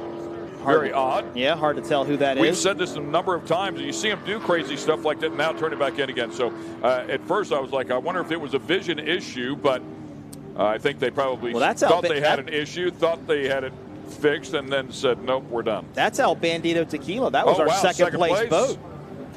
Steve Miklos and Steve Furman. You would actually enjoy talking to Steve Miklos. He does a lot of car racing, a lot of open-wheel car racing. So you'd probably have a lot in common with him, but as they hop out, they are obviously down with some sort of mechanical issue. I believe that's Steve Furman hopping out. He's going to open the engine hatch up, see what they can see.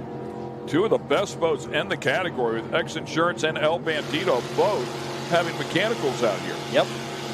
Race of attrition. So that should put now Safe Cash X Insurance up in 3rd. Picking forward, right? Closing that points gap. Yeah. 32 is leading 33. North Myrtle Beach RV and Resort. Mark Hinda and Kurt Hanna in their first race in this boat. They're currently in 2nd. And now Safe Cash X Insurance is in 3rd. So this is definitely going to help their point spread. And Ken, they may be able to take over the points lead here. A lot more points up for grabs here whenever you have this number of boats. I mean, Ocean City, the winner, got 205 points. So, I mean, almost always 106 points, but the spread back to 3rd place would be about 15 to 20 points. So maybe cut that in half. Yeah. And this is to be a big confidence booster for them. You know, if they can get comfortable and go into our final race of the year at St. Pete and have a chance at winning the championship. This is their first year in the class. This is a new boat, new team. This is a Phantom hull. So it's a lot of extremes and a lot of Phantoms in this class. That's really what this class is known for. It's kind of like MTI and Skater and Supercat or 450 factory stock. It's really extreme and Phantoms that are the number 1 and 2 boats out here. Phantom built by a guy named Will Smith. He was in the pits earlier this week. I talked to him for a couple minutes. So Speed Marine, North Myrtle Beach RV and Resort in 2nd, and now Safe Cash X Insurance in 3rd. That puts R&S up in 4th. The Firm is now, I believe, in 5th. As we wind down the laps, we are past the halfway point here in Sarasota in Mod V. Up next, Supercat We will have an extended break between this race and our next race because we will have to refuel our helicopter.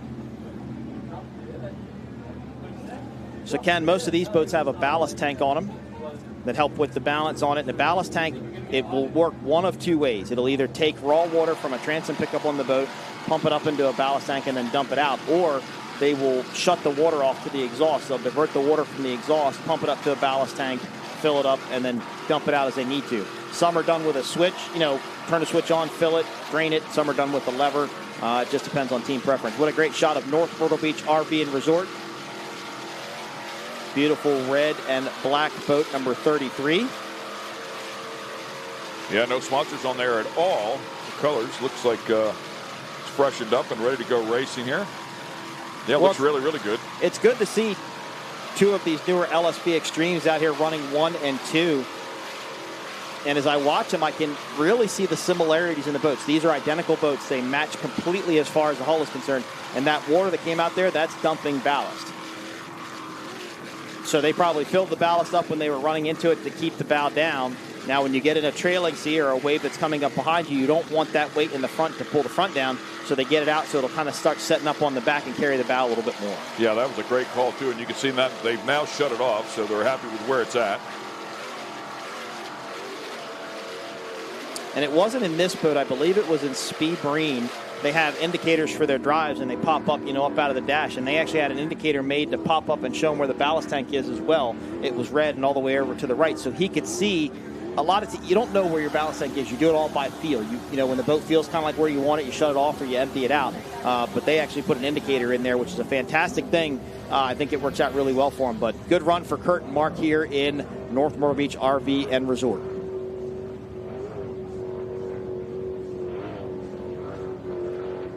So, Ken, could this become a race of management now for Speed Marine? They've got crew on land probably telling what's going on. They've got 2 laps to go.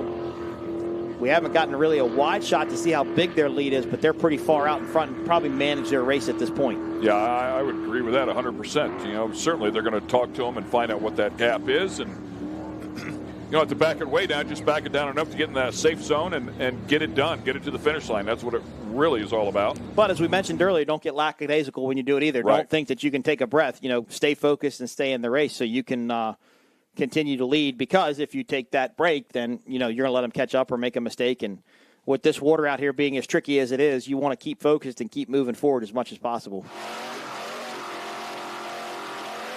Another real wide shot there. You can see all the fans out there, the pleasure boats as well, watching the racing take place. Our X-Insurance helicopter, again, giving us great shots. A couple of different helicopters out there doing work. As once again, we take a look at that beautiful number 33 boat, NMB RV Resort. So I think Speed Marine's got about a half a lap up on these guys. They were just passing the start-finish boat. It looked like Speed Marine was going to be exiting the top turn, between 6, 7, 8, and 9. I'm sorry, 1, 2, 3, and 4. No, that's 6, 7, 8, and 9, sorry, on that end of the course. I think that Speed Marine, that white dot all the way up at the top of the screen there, that's probably our leader. So almost a half a lap ahead of second place North Myrtle Beach RV and Resort. I mean, shot out at the very start, like a rocket ship, and has never looked back. Flew it real hard one time, got a little awkward, had to back out of the throttle just a bit, got right back after the pace, and has continued to drive away from the rest of the field. X-Insurance Statement Marine out on the very first lap, I believe that was. First or second lap, they had a mechanical issue and have been out ever since. Fast Boys out with a mechanical issue as well. So a race of attrition unfolding here in Mod V. But not for Speed Marine. They will start lap number 7 of 8. 2 more to go this time by. There is the X-Insurance boat. They are under tow. Yeah, finished up second in the championship last year. So El Bandito, the reigning champs from a year ago. Second of the points was X-Insurance Statement Marine. Both of those boats out. Boat Floater as well finished up third in the points a year ago. So, some really good equipment out here. But all said and done, it's all about the Speed Marine boat that's come out here and putting a whipping on them. Well, and it's a lot of wear and tear on these boats. You got to finish to win it. You got to be in there. You got to be consistent. And the slightest little thing like we saw in Class 1 qualifying can take you out of a race. Could be just a simple bearing on a pulley for a belt. Good shot there of Safe Cash X Insurance. Rick Rabb, Scott Jobin, doing a great job here today trying to close up this points gap. They have an excellent opportunity to do that and make this a real battle for this championship this year. Now, hard to see who that is in that shot there. I don't think that's Speed Marine down on the left. That actually looks like Boat Floater, maybe. Well, there's Speed Marine. So Speed Marine now actually lapping up into their class. They're getting ready to lap, I believe, Bronx Phantom. Of course, Bronx Phantom does not nearly have the horsepower that this boat does, so wouldn't expect any less. Not expect any less, but I know the Winkowskis will get that boat figured out and get it running up towards the front of the fleet. Here is R&S Racing. They have now moved up to 4th place. And a good run for Tom and Howard. Now, see, not as much of a step on that boat as we see on the other boats in the class. Yeah, and I only see one of them. Yep, and it's a small step. And they remove one of the lifting strakes there at the back, too, so that changes the hydrodynamics going across the bottom of the boat. And what looks like a battle there is anything but, as boats are getting lapped now by Speed Marine. Yep. So Bronx Phantom going a lap down to our leaders, number 32. Boy, just a solid outing out here. I mean, this boat has been spot on since the drop of the flag. But I haven't seen them dumping ballast or anything. They may just be running this boat off of pure tab and trim at this point. They haven't evacuated any water out of the side of it, because it would come out of that hole you see right there on the side. And that's just confidence in your package. That's just confidence in your setup. You know what your boat can do. They actually told me that after they actually really didn't like the boat in Sheboygan. They said it was handling terribly. They put a really good fast prop on it, and they said the boat just was horrible. It was just lifting the back of the boat up too much, bow steering around. They just weren't comfortable with it. So they went back, did some research, and figured out a better prop for it, and I think that's what they're running here today, and obviously it's paying off. As you look at R&S Racing, 4th place in Mod B. Up next, Supercat, the big boys of offshore powerboat racing. Yeah, the twin naturally aspirated power plants come out here at full song. They will be loud. They will be fast. It's incredible. Better part of 40-foot boats, 38-foot boats, wide, sexy-looking machines for sure. 7 boats in the class, and let's see if Dirty Money Racing Powerhouse Recycling can lift that gray flag from above their heads. You know, they've had issues at every single race, and it's been weird stuff, right? Like a belt breaking in Sheboygan. In Ocean City, they had their bottom hatch actually start coming open during the race, and they had to reach down, and we figure that bottom hatch is now sucking up water to get into the bottom of the boat, scooping up water rather. They had to reach down. It's just been little tiny things here and there that have just gotten them. So let's hope they work super hard. They put their time into the boat. Bobby Adams, their crew chief, just everybody works so hard on it. So hopefully they can get the bugs worked out and get the win today here. I expect it to be between them and MCOM Monster Energy. Those are the 2 dominating boats in the class right now. But WHM, Billy Moff, Jay Muller, lots of experience. Great L, CJ Grant Racing, Chris Grant, Billy Moore. I mean, all these boats are fast boats. Team Farnsworth, Hancock's Claims. Anybody I think can win. I just think those are going to be the 2 of the faster boats out here. But I've been wrong before, so I will openly say I could be wrong again. Come on. Lap 7 of 8 working here as you take a look at the number 42 boat. They're currently in 4th place, it looks like to us. So hanging tough in there, trying to close up that points gap as we keep talking about here.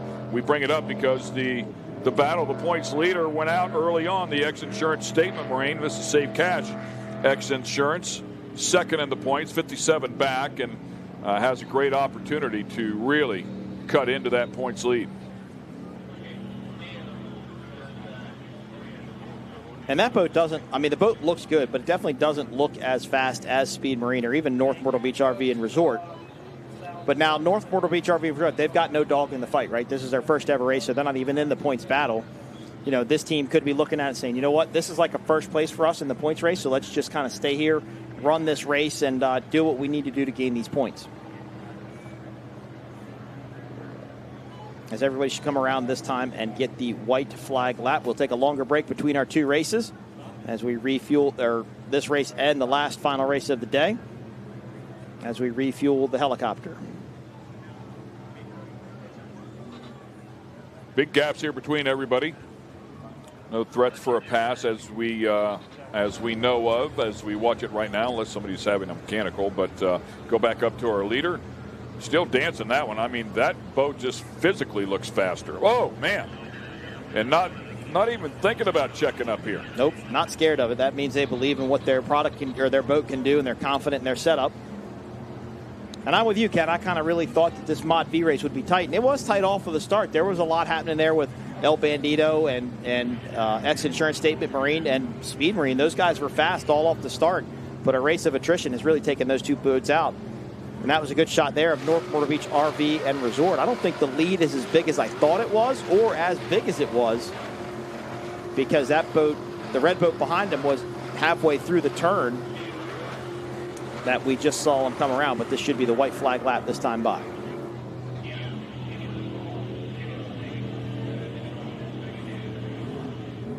An interesting turn move there by Kyle Miller. Again, might have lost sight of where that start-finish line was and had to make a course correction. Do that a bunch of times out here, you're going to lose ground no matter how fast you are. And anytime you have to turn the outdrive, just like turning wheels, you're going to scrub off speed and lose ground to second place. Another great shot there from the X Insurance Helicam, and my understanding is they're going to add a gimbal to that. We'll see a different look here very soon from our good friends at X Insurance. That'll be fun. Yeah. Yeah. Super cool. Yeah, Rick Lindsay was talking about it last night. Super excited about that. Actually, that looks like our first and second place boats right there. I mean, it's a sizable lead, no doubt about that. Yeah. So we can take it easy here. I say take it easy. Just keep doing what you're doing, and no real threat here. And by that vantage point, that's what it looks like what they're doing. You know, the boats kind of settled down a little bit, not flying around as much. So they're managing their race at this point, managing the equipment. Just a beautiful, sleek, lined boat.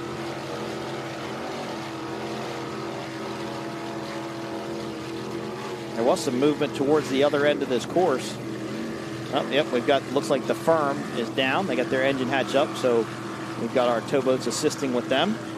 I wonder if that whole design, as you take a look at that roof line and that tail, if you will, that duck bill, if you will, coming off the back, creates a little bit of lift back there in the back of the boat with the air that would come off of it and then suck back up underneath it to some degree. I wonder if that's what the thought process was. I'll try to check out on that. So the X Insurance Statement Marine boat was the first model of this boat that was built, and if you put the two of them side by side, this boat is actually taller in the rear. They've made the taller, they've raised the freeboard up of it just a little bit, and it's actually a fairly significant difference when you know what you're looking at and can pay attention to it. As X Insurance State Cash slows. Yeah, way off pace right there. That was an pretty violent right-hand turn, and now back to the left. That is kind of odd. So all of these boats run what's called external hydraulic steering. So they have a hydraulic helm behind the dash, hydraulic lines that go back to the transom, and then rams on the outdrive that's basically a push and pull system. Not sure what would cause them to do such a move there, but they are getting up into lap traffic too, so could have been the wake from Bronx Phantom, threw him just a little bit sideways. But no steering issues here for Speed Marine as they have checked out since the start. Yeah, that thing sounds great too.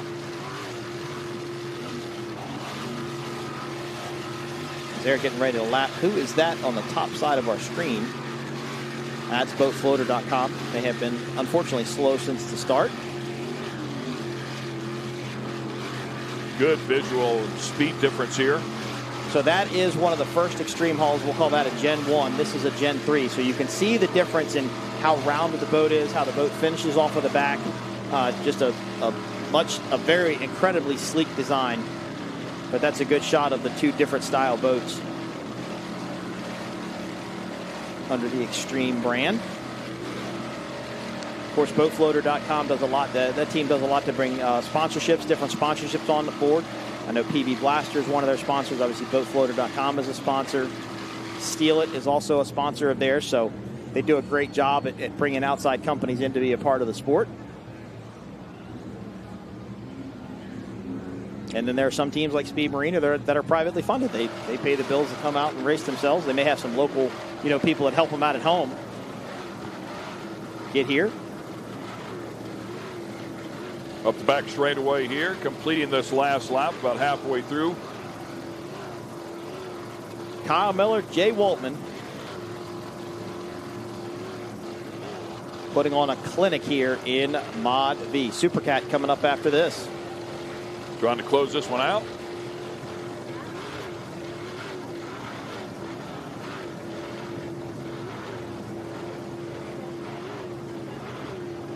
So Jay Waltman actually started racing in Class 6 in a boat called Papa Dukes with a guy named Chris Carbone. And they were youngsters. I don't think Jay's that old now, but they were in their 20s when they started racing. And I'll never forget, they wanted to go to Key West one year, and they started basically before online funding was, or, like the money-raising sites were available online. They started doing that and put their friends together. Yeah, I saw them dump some ballast there. Dumping some ballast, yep. But they raised enough money and they went down to Key West. I can't remember if they won that year or not, but Chris Carbone and Jay Waltman in the old Papa Dukes team. And Jay Waltman's run a lot of boats over the years, worked with a lot of different teams, and just a very, very good throttle man, very good at boat setup. He's built a lot of the parts on this boat, machined a lot of parts on this boat. He built their engine, too. It's an in-house engine program as well. So, as they enter that Monster Mile one more time. The final time here on Sunday, race day. We're in Sarasota, and that's the checkered flag for our winner. Congratulations to the Speed Marine team. Boy, what a great race here for them. Kyle Miller and Jay Waltman getting the job done. Finished up third at Sheboygan and flipped it around, came down here to Sarasota, and will take the win. So it looked like the firm had steering issues, boat number 53. And El Bandito Tequila lost power, so mechanical issue or electrical issue causing something to get that engine to shut off.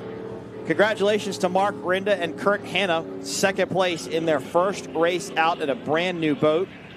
If that is a sign of things to come, I would be Kyle Miller and Jay Waltman going, man, we got to watch that red boat behind us. Now, there's a little attrition out here. I think typically there'd be a couple more boats in the mix right there, but great run for them nevertheless. This is Safe Cash X Insurance. Now, I don't think they're in race management mode. I think they're trying to get it across the finish line to get points because that boat is just handling way weird. You can see it's just bow down, breaking the water far up on the front of the boat. Yeah, they checked up a little bit earlier. It was clearly struggling, having some sort of issue go on there. But like you talked about, hang on to this thing, man. Check up a little bit. Let's just get it across the finish line and have a good points day. Yeah, and they were listing a little bit too to the port side. So, these are really narrow boats and they ride on a pretty high up out of the water on the V. So it doesn't take much for it to want to go from side to side, but it's laying over to that starboard side actually rather quite a bit. But they will get the checkered flag. That is third place in Mod V. There is Kyle and Jay. Great run. Congratulations to Solid those effort, guys. Man. Yep. I mean, from the hit of the throttle, that thing never skipped a beat. What an awesome race for these two. And Ken, that's what I was talking to you about with the life jackets. You can see that's more of like a full body suit life jacket. Right. And we're going to take you back to the start of this race, show you some highlights here for our Mod B category. 11 boats strong as they threw the green flag. Speed Marine really checked out early. Boatfloater.com was in the mix, but they slowed, and then X Insurance Statement, after running around in second for a couple laps, went out with a mechanical issue, and that just allowed this boat to extend their lead. Yeah, Speed Marine boat had a big moment right there, but aside from that, looked to be an uneventful race, just getting it done from point A to point B. Fast Boys, unfortunately, and El Bandito exiting this event a little bit early. The race of attrition, you got to finish to win it. And that's what our leaders did. They came in first, and North Myrtle Beach RV Resort in second, and Safe Cash X Insurance in third. Great race in Mod V. Supercat, the big boys, the loud boys, they're up next. They'll come out here and throw down. We look forward to that one. It's going to be a lot of fun for sure. I'm sure our Taylor Snyder is also making her way over there to talk to our winners. Beautiful day down here on the beach. Understand the water's about 80 degrees today. May not be the coolest water in the world, but would be pretty refreshing nonetheless. And you're right. Look, Taylor's found her way over to our winners. She's pretty good about doing that. She's hung on all day long. Doesn't look like she's fallen in just yet. Solid effort. Wow, and they may be like, hey, be careful alongside of our boat. It's really a nice paint job. We don't want to tear it up. That's the beauty of that soft side boat there as well. So, Great idea. Helping Taylor get over there from one boat to the other. As we can see, there's the VIP hospitality tent for P1 Offshore. If you go to p1offshore.com, you can buy your hospitality tickets for the St. Petersburg race. It is truly an awesome way to watch a race. And one more time, we will throw it down to Taylor. She's with our winners. What a race that was, Mod V. There were boats everywhere, and talk about a performance. You guys showed up here today in the Speed Marine boat. Congratulations. Thank you so much. I want to thank my throttleman first off, Jay. He did an incredible job, and the whole crew. We had a lot of bad luck so far this season. We finally got this thing straightened out, and I'm so happy we took the 32 to the front. Absolutely, and what a spectacular boat to see out there. You've got that green, green, green coming right through that finish line.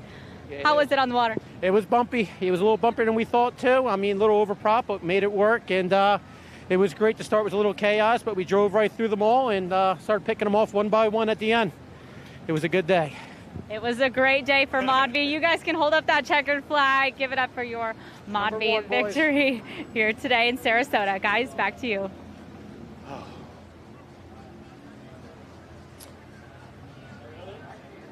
Excellent job there. So congratulations to them once again. That was an awesome effort. We were looking forward to that race. We're really looking forward to the next one. Of course, the Supercat's coming up here next. The big naturally aspirated power plants inside of those things. A ton of horsepower, upwards of 800 horsepower apiece. So 1,600 horsepower for the big cats. So come out here and throw it down. Yep, and it's going to be a race of attrition once again. We've seen a lot of boats go out with mechanical issues, and unfortunately with Supercat may have the same problem, but hopefully everybody comes out and has a solid race as we see the results here for Mod V.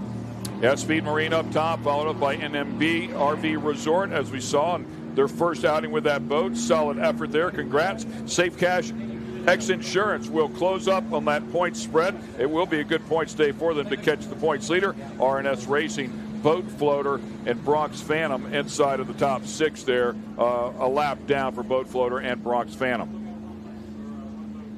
Bronx Phantom going to definitely go back and do some work, hopefully get their big motor put back together and come out for another race on another day.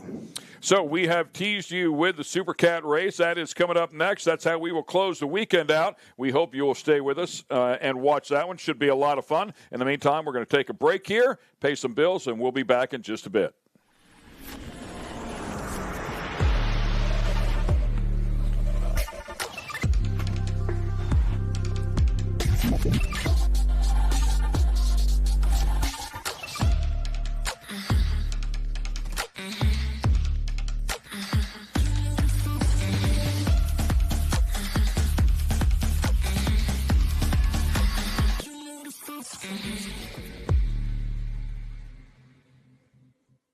It takes your breath away.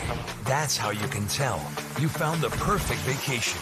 It doesn't get any bigger. A place that opens your eyes and your spirits. It's a Kissimmee thing. This is your getaway, your escape. Recharging, rediscovering, reconnecting. Welcome to Kissimmee. However you spin it, never forget what's at the heart.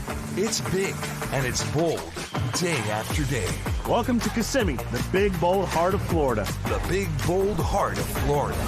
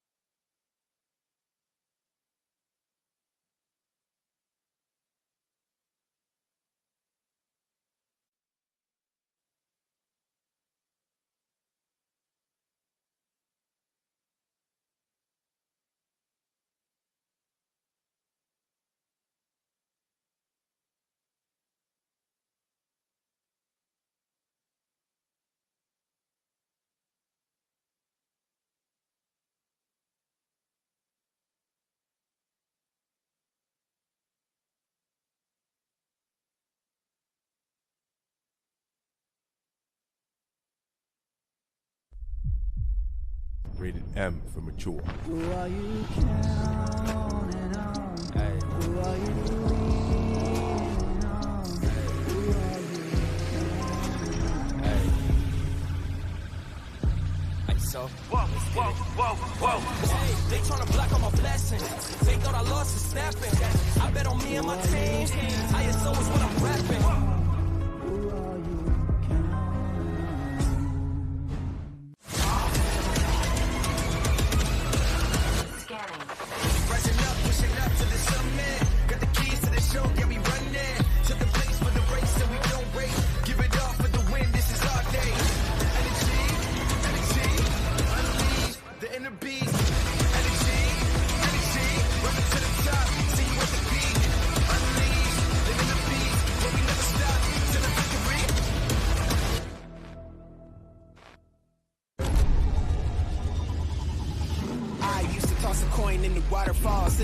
Well, now I get plenty coin, some stuff made. You ain't gotta wish me well.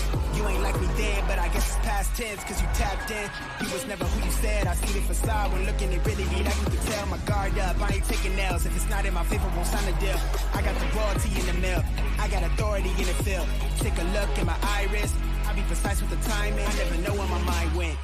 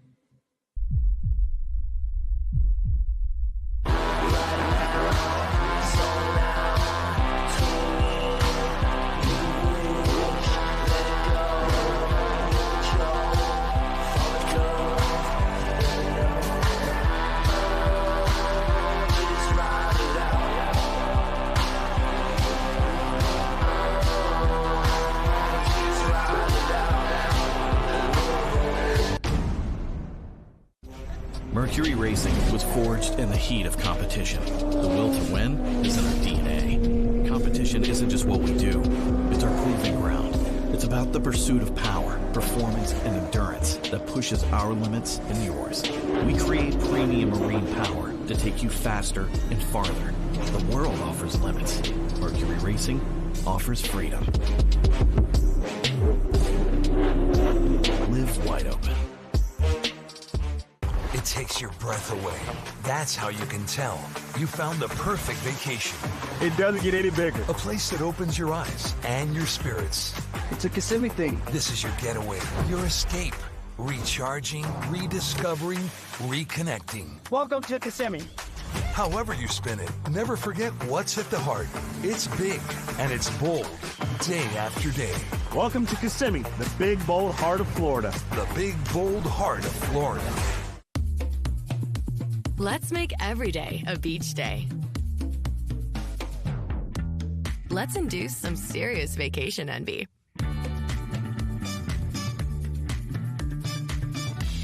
Let's make it look like we've done this before. Let's reconnect. Let's get it fresh from the Gulf. Let's shine in St. Pete Clearwater.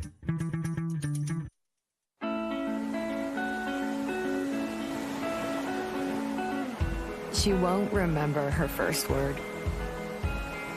She won't remember her first steps. But she'll never ever forget her first wave.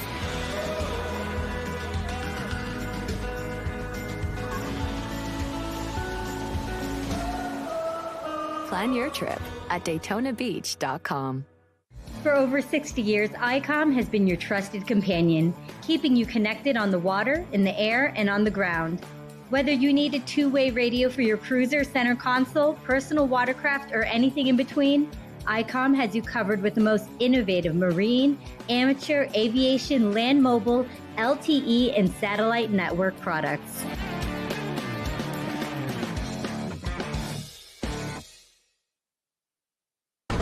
Insurance sucks, and we think so too. Why? Because traditional policies don't provide complete coverage, leaving you to deal with the holes and gaps. But not anymore. X Insurance's true umbrella and true homeowners are a true partner, covering any potential gaps and exclusions. With X Insurance's true umbrella and true homeowners policy, you will experience true insurance when compared to traditional policies. Contact us today or ask your agent about X Insurance.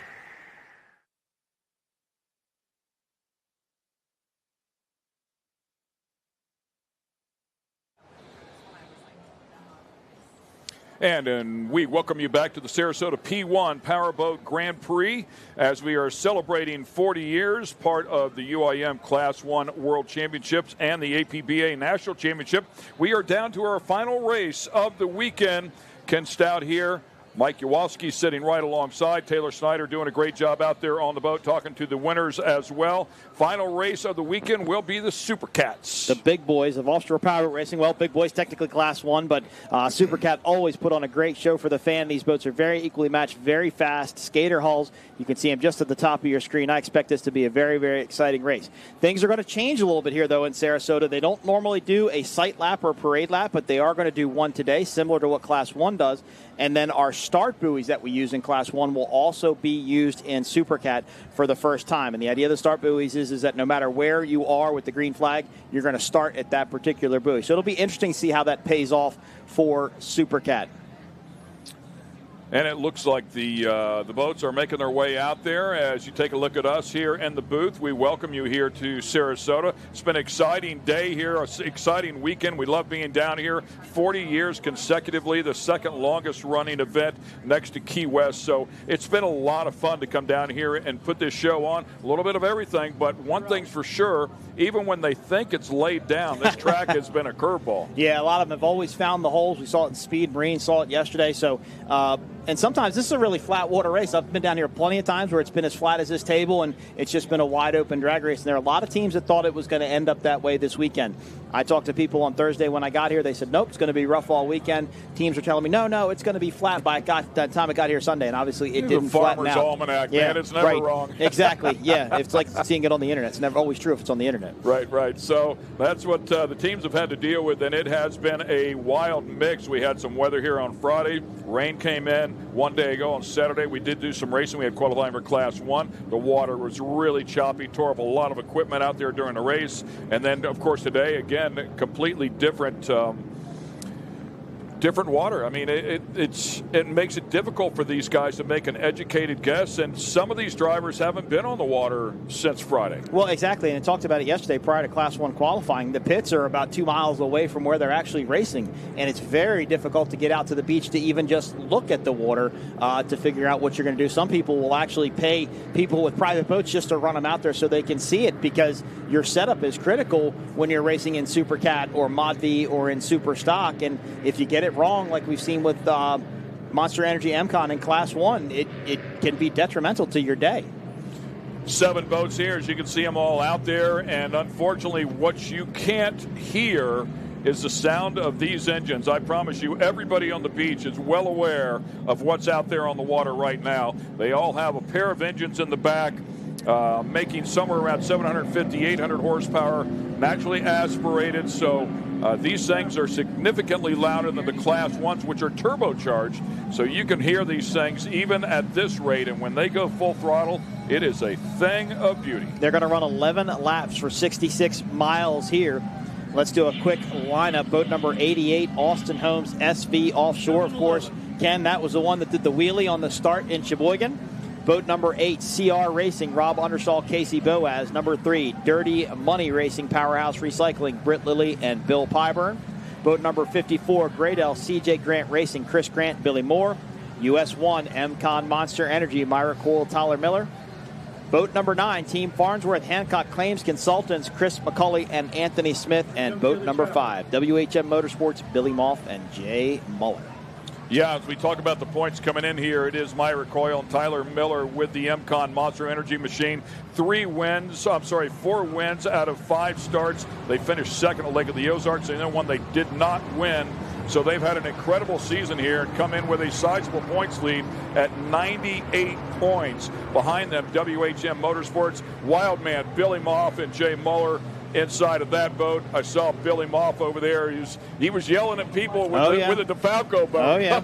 he's a loud special. one. Yeah, he's special. And then, of course, the Dirty Money Racing Team, which you said it before, it's just been under a black cloud here. Britt Lilly, Bill Pyburn inside of that one. So, I mean, some real players out here when you take a look at the players and the names and the success that they've had out here.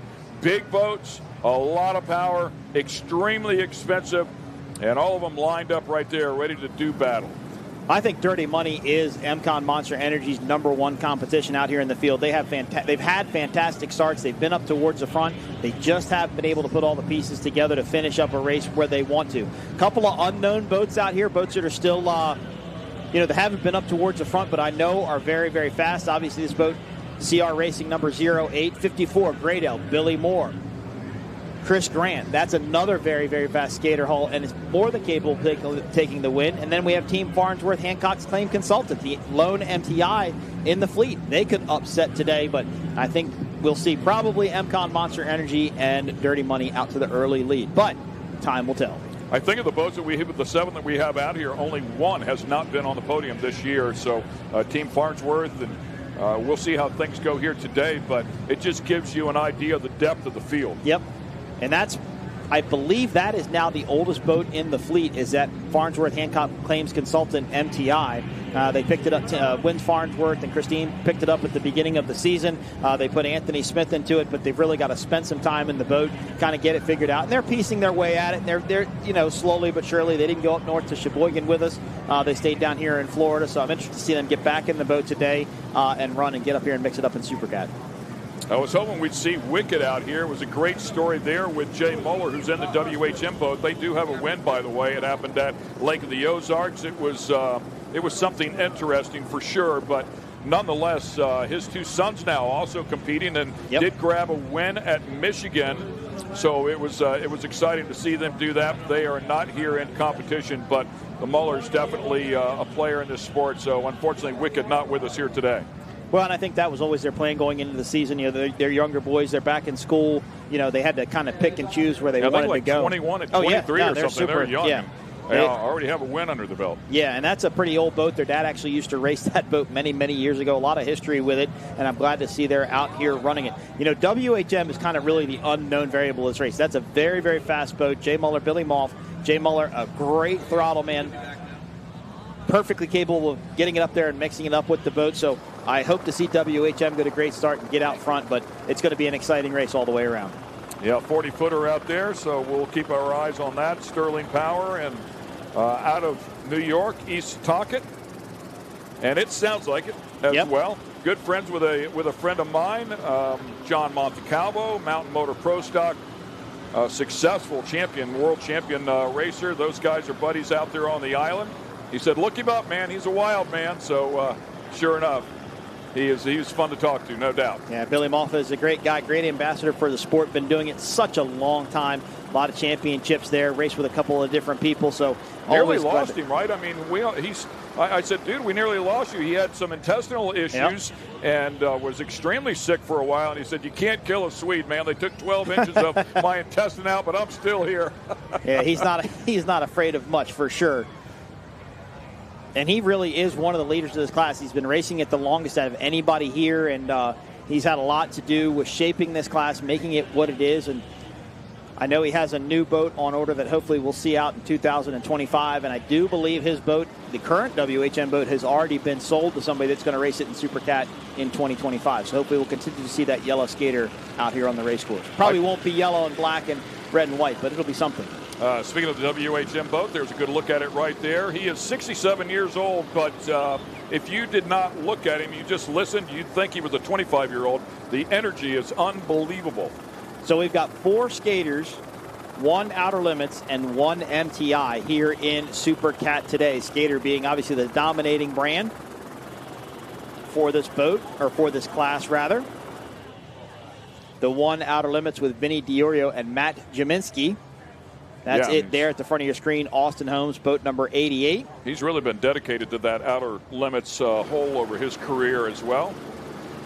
Long-time V-hole guy. Yep, and they're getting better with it. They're getting it figured out. It's getting faster and faster by the minute. Again, they have no information on it. They have no baseline. You go out and buy a 388 skater. There's enough of them out there where you can kind of figure out at least where to start from, right? But if nobody has it, then you have to start it. You have to figure it out. You have to do the research, and Matt and Vinny are doing a great job. And Vinny's a great guy. If you ever get to see his pits and go look at his trucks, they're probably the shiniest, cleanest trucks you'll ever see around. Great story with that trucking company, too, where he started his father with a dairy farm. And he said, man, I did not want to be a dairy farmer, and bought his first truck, and here we are some 25 years later, extremely successful. They had that big moment between the Austin Holmes boat and obviously the MCON boat when we were at Sheboygan, and come to find out, I guess, Vinny and Myrick are best of friends. Yeah, very, good friends. very close friends. So they're similar in height too. They'll appreciate that. I heard they actually have a tattoo 100% on each other's wrist. So they both say 100%. I didn't verify that, but I mean, it was just cool to hear, because it came back to, was that done on purpose? Was it not done on purpose? I didn't have a chance to ask Myrick, but it was pretty controversial when it happened, and it was a big, big moment for sure for the Austin Holmes boat. I mean, that thing was all but vertical. Talk about video that went viral. Oh, of course. And they released that later that week. They released onboard footage of them looking in the cockpit, watching it over. That thing, man. And I tell you what, but they were calm as cucumbers, and their eyes never got big. They never kind of started. He was looking out of the side window so he could keep an eye on the horizon. It was pretty cool. And he was throttling. I mean, he was throttling it back and forth, trying to get that boat to settle back down. It was an amazing save. And what caused that is they slid out in the corner and they rode up over a rooster tail. So not only did they have air lifting the boat, but then they got a tremendous amount of water getting up under the tunnel, and it just rode up as it did. It just wheelied up, and then eventually they got it set back down.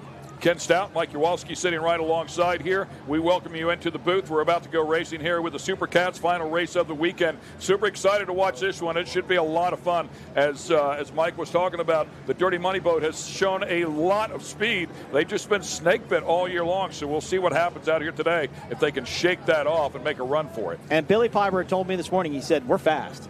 He said, we know we have the speed. We know we're capable of going out and winning a race. They just got to get it. They just got to put all the pieces together. And it takes time. This is a new team. This is a new boat. This boat actually used to be a 4-person boat, meaning that it had 4 seats inside of it, not 2. When it flipped over off of the trailer, when Randy Keys owned it and it went back to Skater, they actually cut the whole deck of it off, redid it, made it a 2-person boat, which changed everything about the setup on the boat. The center of gravity changed. Everything changed, and they didn't have anything to go off of, so they had to put the whole boat together. They put a great engine package in it with Goodwin Racing engines. It's really a solid piece. If they can just get all of those little variables taken care of, I think they'll be a team to be reckoned with. And they're supposed to be building a new boat for 2025 also. Yeah, of course, driving the boat is Britt Lilly, very successful. Bill Pyburn running the throttles. The owners, Bo and Tiffany Renfro. I had a chance to meet them. I think I said from Alpharetta, Georgia earlier. It's Murrayville, Georgia. So great to have them out here. Crew chief Bobby Adams. We'll find out how things shake down. Michelle Andre, the team manager. It's a big team. It's a big effort. They will accept nothing less than a win and excellence and keep digging at it. And this actually nice lineup here. This actually turned into a boat rigging shop. I mean, this went from a team to now it's Dirty Money Racing, which is a rigging shop down in Florida. They actually worked on the X Insurance MTI in our off time between Sheboygan, Wisconsin, and here. And actually, it was Billy and Britt that tested the X Insurance boat to see how it was going to run and what was going to happen with it. So really a good story. Bo Renfro's got a lot of boats. He's got a center console. He's got a fountain. He's got a skater cat boat aside from his race boat. So it's good to see a team like this take off and really earn the respect of their competitors. Looks like a pleasant day standing down there in the water, whether you're ankle deep or knee deep. Yeah. So talk to me about the start here. Much like the Class 1, there's some buoys here, a start zone, if you will. Yep, I don't think they're going to come off a plane. I think they're going to stay at about this speed. They're going to start at 45 miles an hour, and they will have to start by that green buoy. So the pace boat can't hold them for as long as they want. They've got to start at the green buoy. And again, you see the same thing we talked about when we were off air. The boat all the way on the outside's got to run that wider line, pick up the speed.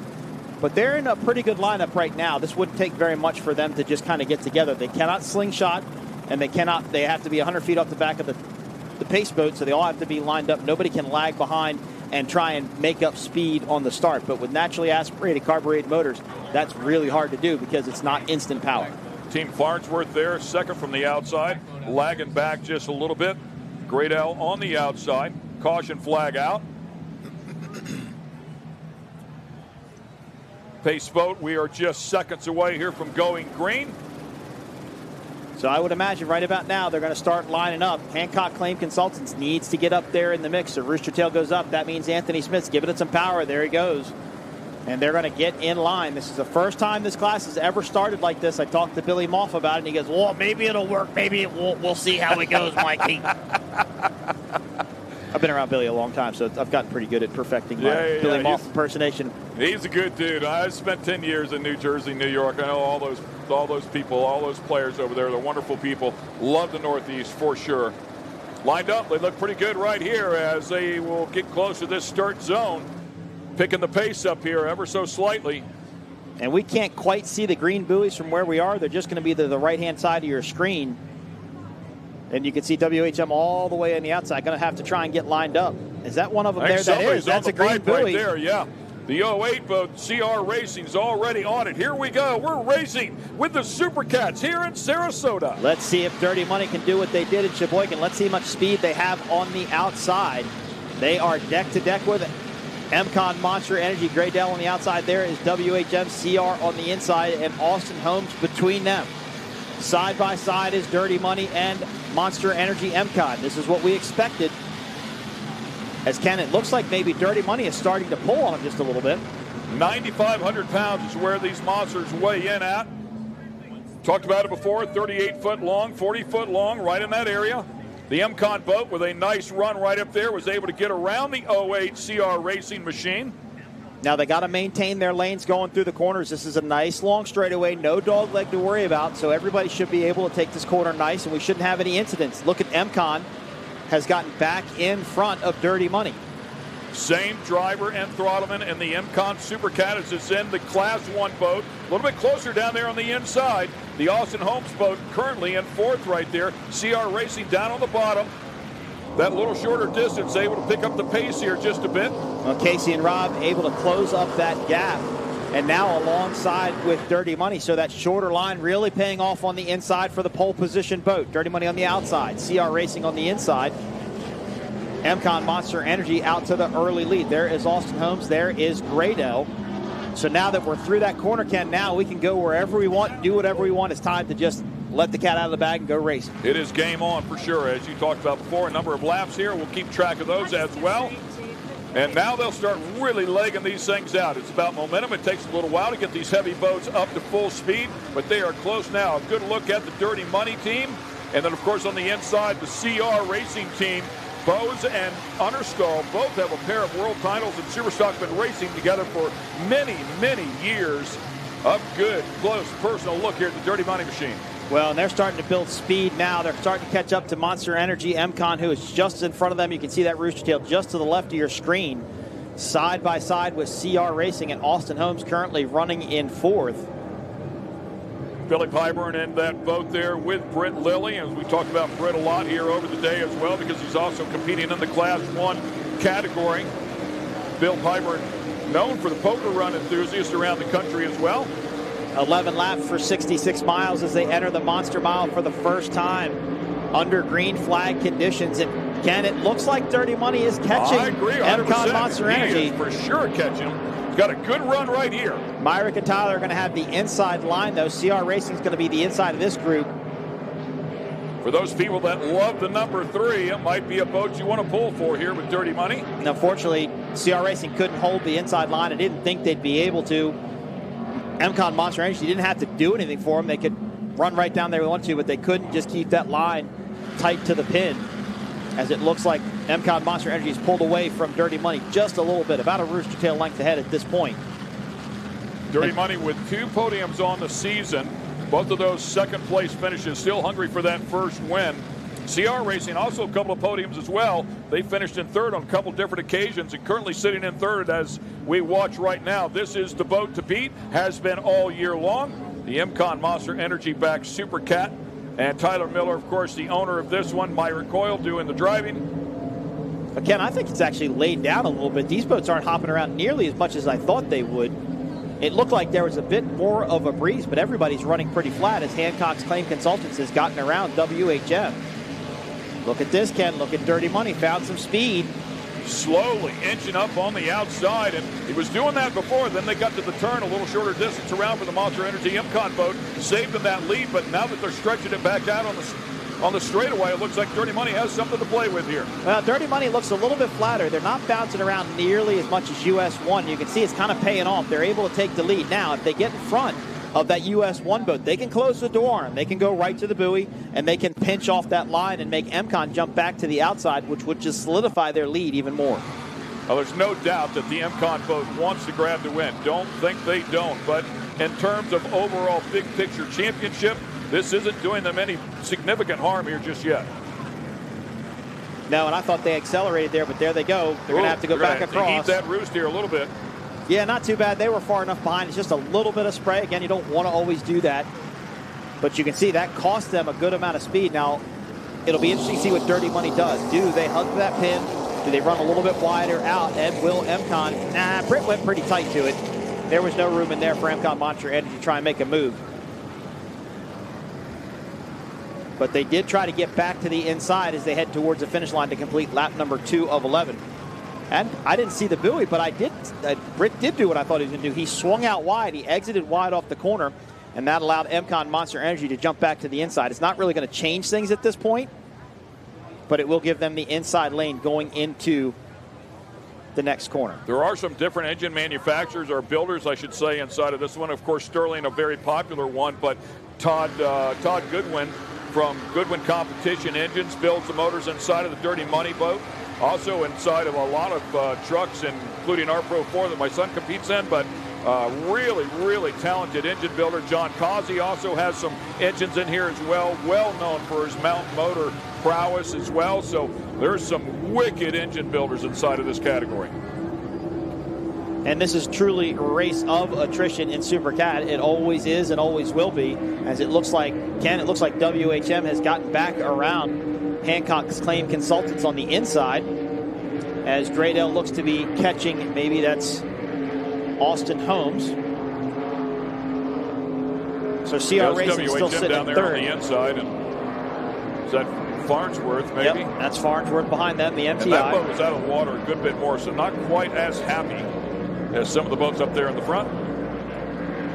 And they have not raced all the races this year, so they're trying to get back up to speed, get back into the groove here, if you will. And they're still trying to get the boat figured out. Like I said, that's an older boat.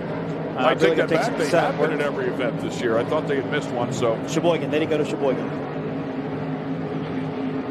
That was the one they missed. But see, they look at both of those boats. They have a lot of speed. They seem to have more top end speed on the straightaways. They've caught WHM on the outside. WHM will be on the inside. Chris McCauley and Anthony Smith running this MTI.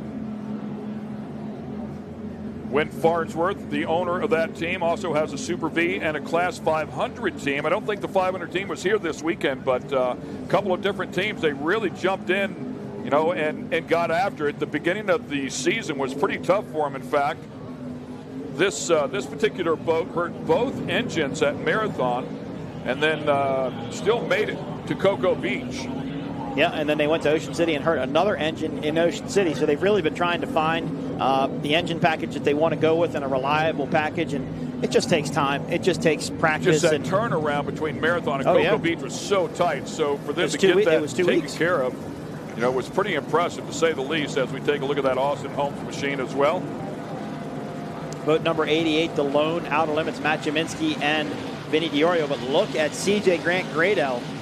They were shot out of a cannon headed north here in Sarasota.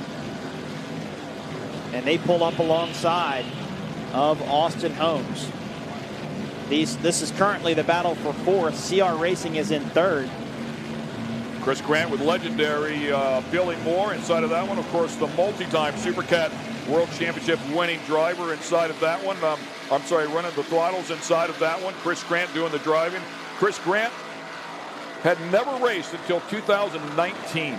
I was blown away. I said, where'd you start off in? And he said, this right here. It's like, okay, let's jump into the deep end of the pool. They're battling here, though. What a great side-by-side race between the Great L and the Austin Holmes machine. They're getting closer and closer. They're almost going to touch. And they're just trying to run their race. That was a good turn by Billy and Chris. And a good turn by Vinny and Matt. And Vinny's got to be careful in that white water. That's where boats can get a little bit slippery going around a corner. But they're doing a great job keeping it on the inside of Great L. Excellent stuff here. Vinny DiOrio so passionate about this sport as well. Talked about his trucking company and how successful he is there. And here they go again. Side by side, just digging hard for the spot. You talked about that whitewater. I wonder if it played a role right there because you lost a little bit. Yeah, Great L just accelerated a little bit harder coming out of that corner. You can see they're still pulling on them quite a bit. And you might be right. It could have something to do with that whitewater, or they may have just had to slow the boat down some to get it to go through that turn. Because again, you have to set these boats into a corner before they will turn the way that you want them to. So that should put Great L in fourth now, behind boat number 8, CR Racing. HRE Racing engines for the Great L. Mercury M6 drives on the back of that one. Beautiful skater, 38 foot in length, 11-foot beam on it. So that boat used to be owned by J.R. Noble. It used to be Steel Offshore Racing. Then it was actually bought and run by Tyler and Lindsay Miller for a short time. Go back and look at the 88 Austin Holmes SB offshore boat. Re-engineered from the Mercury's to the Sterling performance at the start of the 2023 season. Yeah, he ran the Mercury 860 program, which is a push that this whole class tried to make a couple of years ago, and Benny really stuck with it. And they allowed him to race. They just gave him some parities. He had to put a little bit more weight in, make the boat a little bit heavier to compensate for 860 horsepower versus compared to 750 horsepower. He jumps back to the outside. But here are our leaders. Dirty Money, Britt Lilly, Billy Pyburn. They have stretched out a pretty good lead in Supercat. Boat looks really happy. I mean, even with that big air right there, it looked like it just settled right down. Landed softly, or at least what appears to be softly. It's not even stepping on the back. It's just getting over whatever it wants to. The back of the boat's barely even touching the water as it flies, and that's a great sign of very, very good balance as Farnsworth Hancock Spade Consultants continues the battle with WHM, Jay Muller and Billy Moff against Chris McCauley and Anthony Smith. Skater versus MTI. A little bit deeper in the field here. WHM boat, or WMH boat. So Dirty Money continues to lead. MCON Monster Energy in second. CR Racing in third. We should be on lap number 4. Quick, he might have been gaining just a little bit of ground there on the WHM. Maybe just a bit, yeah. I think they like that outside lane. They like the straightaways. They are able to accelerate out of the corners. We see that, oh man, carried the nose there for a moment. Now, I know one thing this team has talked about is their engines are a little bit further back, more further back than really anybody else's in Supercat. And I think that's one thing they want to try and work on to get the CG of the boat to be a little bit different, is move the engines forward a little bit and try and balance the boat a little bit different. Mentioned the John Causey Racing engines. That's what's inside of this boat here. A true unique design to Skater, or to an MTI rather, as to where Skater you have the flat deck. MTIs are the one that has the bubble there at the back right at the end of the canopy, similar to what we see on the X Insurance MTI that runs in Class 1. 40-footer and built in 2015. Constantly massaged, I'm sure. Oh, yeah. Was owned by a guy named Chuck Brodus for a while, raced it as Broadco. Won a championship as well in this boat, raced it with Grant Bruckerman. As they are giving chase to WHM. Yeah, WHM right there, just a little bit ahead. Both of them about the same speed right here. Looks like that gap hasn't changed too much. X Insurance helicopter once again giving us a great view, hanging right there with these boats. Capable of 140 miles per hour. Don't know if they're up there today in this kind of water. Yeah, it might be a little bit rough for that. Not terribly rough for it, but they might just be having to keep it down just a little bit to keep the boat running flat. But it barely looks like to me this boat is even working right now. I mean, it just looks so happy, so flat, so just set in place and just running absolutely fantastic. But we're not going to jinx it yet. We're going to continue to watch the race. No, I don't have that kind of power. You'd be surprised. It looks like we got a little white there on the front of WHM. Not sure if that's some gel coat starting to come off there under the 5. Doesn't look like it's anything too detrimental to the boat. It's still running good. Yeah, that's an interesting look. I'd be kind of curious what that is as well. That gap staying the same. In fact, it might be a little bit larger here to WHM's advantage. So Tyler and Lindsey Miller bought Billy Moff's old WHM boat, and that's what they started racing MCON as.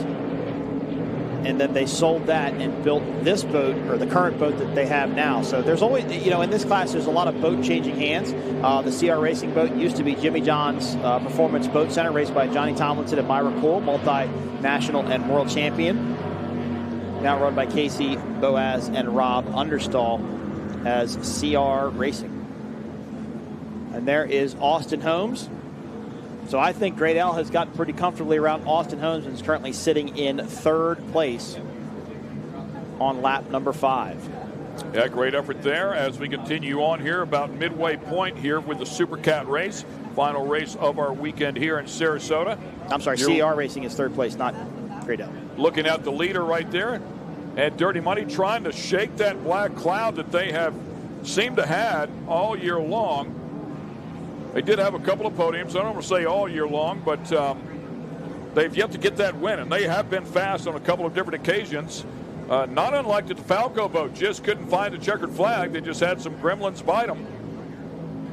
So what are they thinking inside the boat, in your opinion? I think they're thinking we need to win this race. I think so. I don't see them really backing out. I don't think so. Maybe a little bit, but just enough to take care of the boat. I don't think they can. I don't think they're going to give up much. Yeah, I mean, the competition is tough out here. I mean, you give any space to MCON Monster Energy, and they're just going to gobble it up and maybe possibly pass you. See some water coming out there between the 2 drives. That could be just a water pressure bypass. So these boats have sea strainers on them, big baskets located inside the engine compartments, and that is to basically catch debris or to catch seaweed. Well, it has a pop-off on the top of it where if it generates too much water pressure, it'll relieve the water pressure out of the system so it doesn't blow a hose or a line somewhere else further down past the sea strainer. So that's what could be coming out the back. I think the water on this side all the way out is exhaust water being dumped out because this is the only boat in this class that runs the tractor pipes there. That's definitely a water dump from a sea strainer. You can see how inconsistent it was. It was just, if it's seeing a spike in water pressure, it's just letting that pressure off the system. But it looks good. I believe the keel to keel, or the width of the tunnel here on these is about 66 inches, a little bit narrower than the class 1's at 72. And that is a rule within the class. It can only be 66 inches wide. It cannot be any wider. Tunnel tabs are allowed here in this class without a 500-pound weight penalty. It's a 500-pound weight penalty in Class 1. Well, and it's funny, a couple of years ago, nobody was even running tunnel tabs in these boats, and then they started running them. One team tried it, had some luck with it, and then everybody else wanted to start running as we start lap number 6. So we're halfway through this Supercat main event here in Sarasota. Dirty Money having a great run there. Was the MCON boat that got the early lead. Dirty Money had to stick with it here.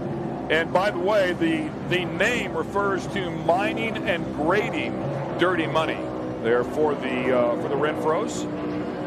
So I saw something interesting there on Dirty Money. There was water coming out of an engine hatch, it looked like. I hadn't really seen it before, and I really couldn't get my eye on what it was. But I hadn't seen water coming out there before, so it'd be interesting to see what shakes out with that. You see the name Jamie on the side of that MCON boat as well. Tyler's sister, who he lost, and always keeps her with him as close as possible. Also on the side of the transporter as well. They've got a pretty substantial lead, though. I mean, MCON Monster Energy is nowhere even in the shot. But see that water right there on the transom, that one little speck of water coming up there. I'm not quite sure what that would be, and it's a pretty decent amount of water coming out. They don't have ballast in this boat. Most cat boats don't, so it's not like they're dumping off ballast. Yeah, maybe when it comes back by on the other way, we'll be able to take a look at that. Little kicker right there. Yeah, and it looks like it's coming maybe out of their exhaust pipe or somewhere around their exhaust pipe. So maybe hardly even see it there. Yeah, they may have had a hose come off or something. It could be just dumping water right out of the back of the engine hatch, which is not necessarily a bad thing. As long as it doesn't go in the engine hatch, you're okay. And we thank our production crew. We asked for another view, and boom, just like that, it happens. Very cool. And of course, that in large part to Rick Lindsay and the X Insurance helicopter right there, giving us that view.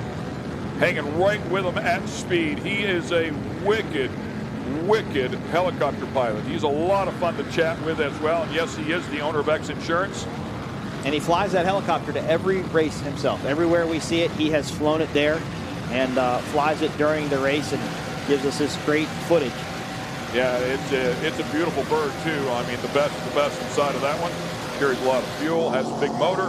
That's definitely water coming out of that exhaust on that side, no doubt and it's about a lot of water coming out. But it doesn't seem to be slowing them down, and I know for a fact that on their digital display on the dash, they have a replica picture of an engine, and they can see everything that's going on, whether something's overheating or whether it's running cool. But what that looks like to me is since they run tractor pipes, they run it water all the way up to the top of the header, and then they'll take it out of the header and dump it off. And I wonder if that hose has come off somewhere there, and that will be pumping all that water out of the back of it. But yeah, it doesn't look like it's slowed them at all. No, and it's flowing out of the back. I mean, it's obviously getting sucked past the back of the boat, so I don't even think it's making its way possibly down to the engine compartment by, like recirculation or reversion or anything. So as long as they can keep moving at this speed, I don't see it really being any sort of an issue. And like Plenty you said, of gauges inside there to take care of it, obviously. And if it starts to hurt itself, of course, it's going to shut it down, and they'll shut it down. But right now, I mean, they're driving away. Look at the gap there between first and second. Well, look at the gap between second and third. That was that's Monster even larger, Energy, isn't it? And now we have a battle shaping up for third. That's CR, and it looks like there's a rooster tail just to the outside of them. That's probably Graydale. So we may have a battle now for third place in Supercat, as I think Graydale has caught CR Racing. Should start lap number 7 of 11 this time by.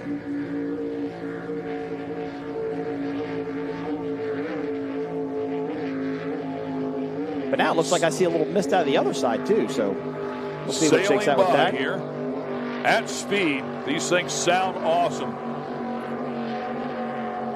And overtake here for fourth. Clearly issues with WHM back there.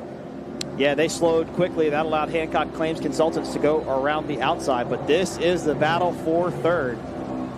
So I talked to Casey Boaz right before the race after the drivers' meeting. I said, how do you feel? And he said, we're still working through getting our power figured out, getting our engines figured out. He said, I'd just like to be able to go out there and run and be consistent.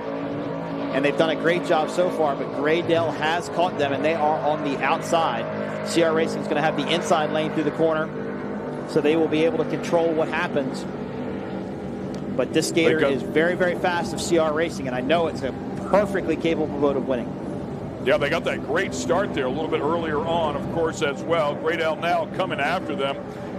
CR Racing Superstock team went 3 for 3 at the SVI Key West Worlds to take the World Championship a little bit ago, but these guys have been racing together ever since that category, and now appear into the Supercat. So they have a lot of faith in each other, a lot of seat time beside each other. Talking about Casey and, of course, Rob. And this is another Lake of the Ozarks-based team. A lot of these teams out from that Midwest location. And Casey and Rob also from Lake of the Ozarks, Missouri, as they have succumbed now to fourth place, letting Graydale get around. And they're probably going to have to hop back outside the wake. They were able to stick it in there a little bit, didn't they? Chris didn't close the door on them too hard. But Graydale now up to third place. Look at that. Hancock's Claim Consultants got around Austin Holmes. So they passed WHM, they passed Austin Holmes, and they have now worked their way up to fifth place as you look at third and fourth here. And Graydale simply pulled away from CR, Ken. Yeah, well, I think CR really had to check up. They ran so tight in that line, that last corner. Probably lost a little bit of momentum there. Now they've jumped to the outside of that wake, try and get a little bit of clean water. They're kind of carrying the bow rather more than anybody else is. As we look at Austin Holmes, and that should be Farnsworth Hancock Claim Consultants just in front of them. That was a good turn. They were able to hold to that inside line, didn't get pinched off by the MTI team. Matt and Vinny digging hard. They had that big moment at Sheboygan, and you talked about how they saved it. They did finish that race, so they were able to hang on there. Well, I talked to their crew chief after the race, and I said, well, what'd they tell you? And he said, they said everything felt good. We're going to keep going. He was like, okay, go ahead. They just put the throttles back down and kept on racing at Sheboygan. So it was an amazing save. Up there, CR Racing, they are down off of a plane. Just went out of our screen. So CR, boat number 08, is all out of the race. They had slowed on the outside of the course. So everybody will now move up a space. That should put Team Farnsworth Hancock Claim Consultants now in 4th place behind Graydell CJ Grant Racing. Well, it looks pretty happy right there. It's getting better for sure. And again, I'll say it again, it doesn't look as rough. Kind of tripped up over there, a wave there just a little bit, but nothing too bad. Chris and Anthony were able to drive through it pretty easily. So I wonder who that is there on the top of the screen. That might be Graydell, because it doesn't look like there's any boats between them and Farnsworth Hancock's Claim Consultants. But a good 4th place run for this team. And if anything happens to any of our leader boats, then they could possibly move up the ladder even further. You can hear the RPMs as well getting tugged down there just a little bit through that turn. Graydell looks a little bit slow. They look a little flat. Doesn't look as fast as they were the last time by. They smoked past CR Racing. Let's hope that Chris and Billy don't have any sort of an issue as we go back to Team Farnsworth Hancock Claims Consultant, the MTI, Chris McCulley and Anthony Smith.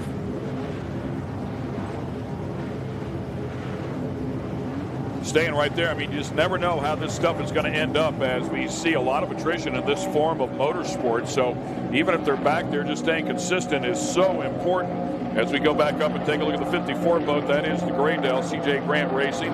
Billy Moore running the throttles inside of this one.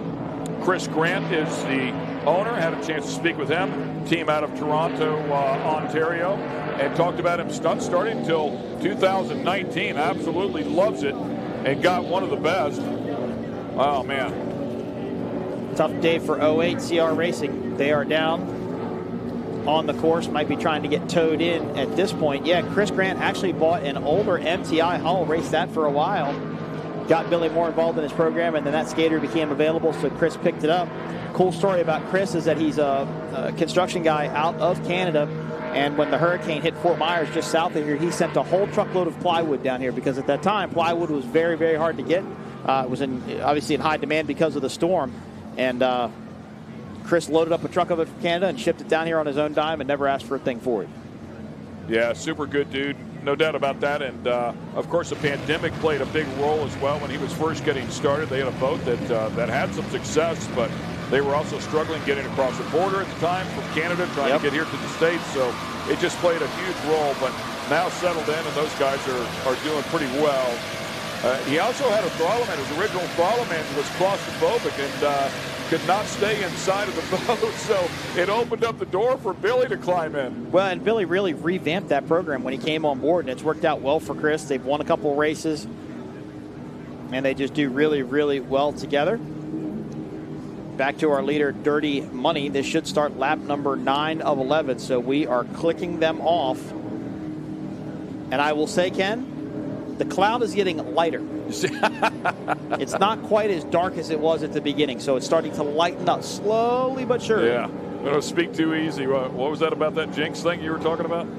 Well, and I definitely think at this point it's going to be a manage our race. They are pretty good ahead. They are pretty far ahead of MCON Monster Energy, and if they feel they have more speed than that team, more top end speed, more straightaway speed, they will probably manage the race a little bit and tell their team to keep the gap, pretty even between the two of them. And if they see any big changes, then they'll be able to pour that speed back on and able to pull away just a little bit more. And again, as we talked about, clearly some water coming out of some areas where typically it would not seem to affect the performance of this boat. It has been going on now for at least a full lap, if not 2, and still digging really hard. Sounds great. Well, you can guarantee if they're able to take the win, there will be some partying tonight for the Dirty Money team, as it will be their first win of their career and of their season. But the cloud is only getting lighter. It has not gone away, so I'm not going to hopefully jinx it too much for Bill and Britt. Get a good look at Monster Energy MCon, or MCon Monster Energy rather, US 1. Tyler and Lindsay have made such a commitment to the sport and being involved with the sport from their first original boat. Then they started going Supercat racing, and then when Class 1 was born, they actually built a boat to come out and run specifically in Class 1. And it just shows they have a great love for the sport, a great commitment. They actually just took delivery of their, didn't just take delivery of it, but the new 52-foot MTI center console. Talked to Tyler about that boat the other day. He said, man, I love that boat. It's just beautiful. Loves everything about it. They use it at Lake of the Ozarks. Yeah, speaking of Lake of the Ozarks, congrats to Myrick Coyle, who was driving the MCon, of course. He and Rusty Williams ran an impressive 202 mile per hour, and Slug Hefner's 43-foot skater called Dirty Duck went 199 on day one, 202 on day two. Finished up second overall as we watch our race leader here. You should know Slug Hefner from the drag boat racing world. I don't know him personally. He raced for a while. He did offshore for a while, and then I know he got into drag boat racing, but I don't know at what level he ended up going on. But he had a canopy boat with a big blower motor on it, so he obviously ran one of the upper classes. But the skater that they actually ran at Lake of the Ozarks used to belong to the MCon team. MCon built that to go run, and it was a little bit too big, and they could never quite get it right, so they actually sold it. And Slug bought it, put it together, put some Carson Brummett motors in it, some big turbocharged motors in it, and set it up as a speedboat. Went 199 on the first day and then 202 on the second day, so they were able to break that 200-mile-an-hour mark, which is exactly what Rusty and Myrick wanted to do. Look, American Ethanol went 221. That's a lot of speed, considering American Ethanol has 4 motors compared to 2. But they just wanted to break that 200-mile-an-hour mark, and they were able to do so on the second day. And again, Dirty Money out here having a great run. Had to get around the Monster Energy MCon boat if you missed the start of this race, and did so nicely, methodically on the outside lane. Had to go around the outside, had caught them a little bit, had to check up a little bit as they went around one of the turns. Monster Energy MCon boat had the shorter distance, legged that lead out just a little bit more, and then Dirty Money came back at them down the straightaway again, was able to get around them and seal the deal. So this should be the start of lap number 10 of 11. So 2 to go in Supercat for Dirty Money. Good look at those drives in the back.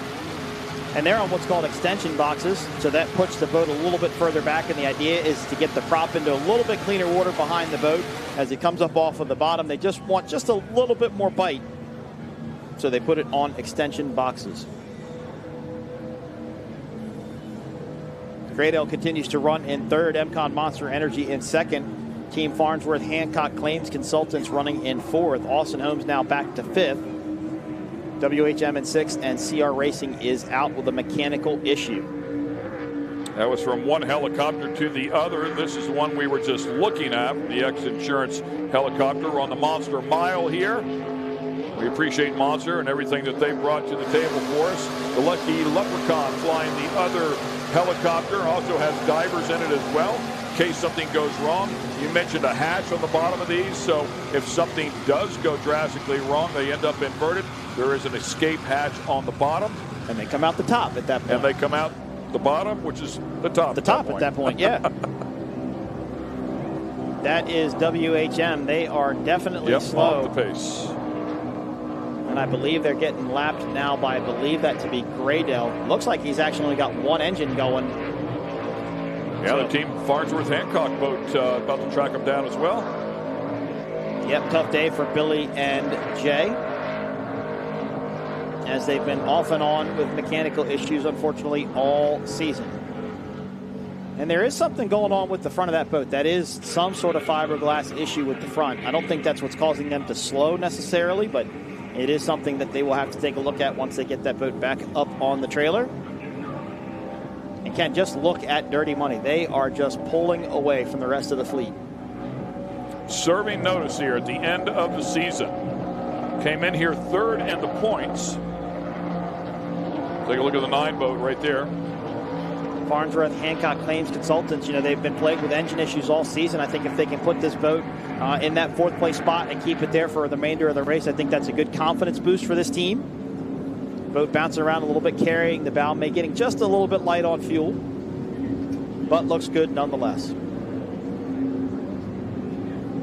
Airs it out right there. It's just a thing of beauty watching those big boats fly.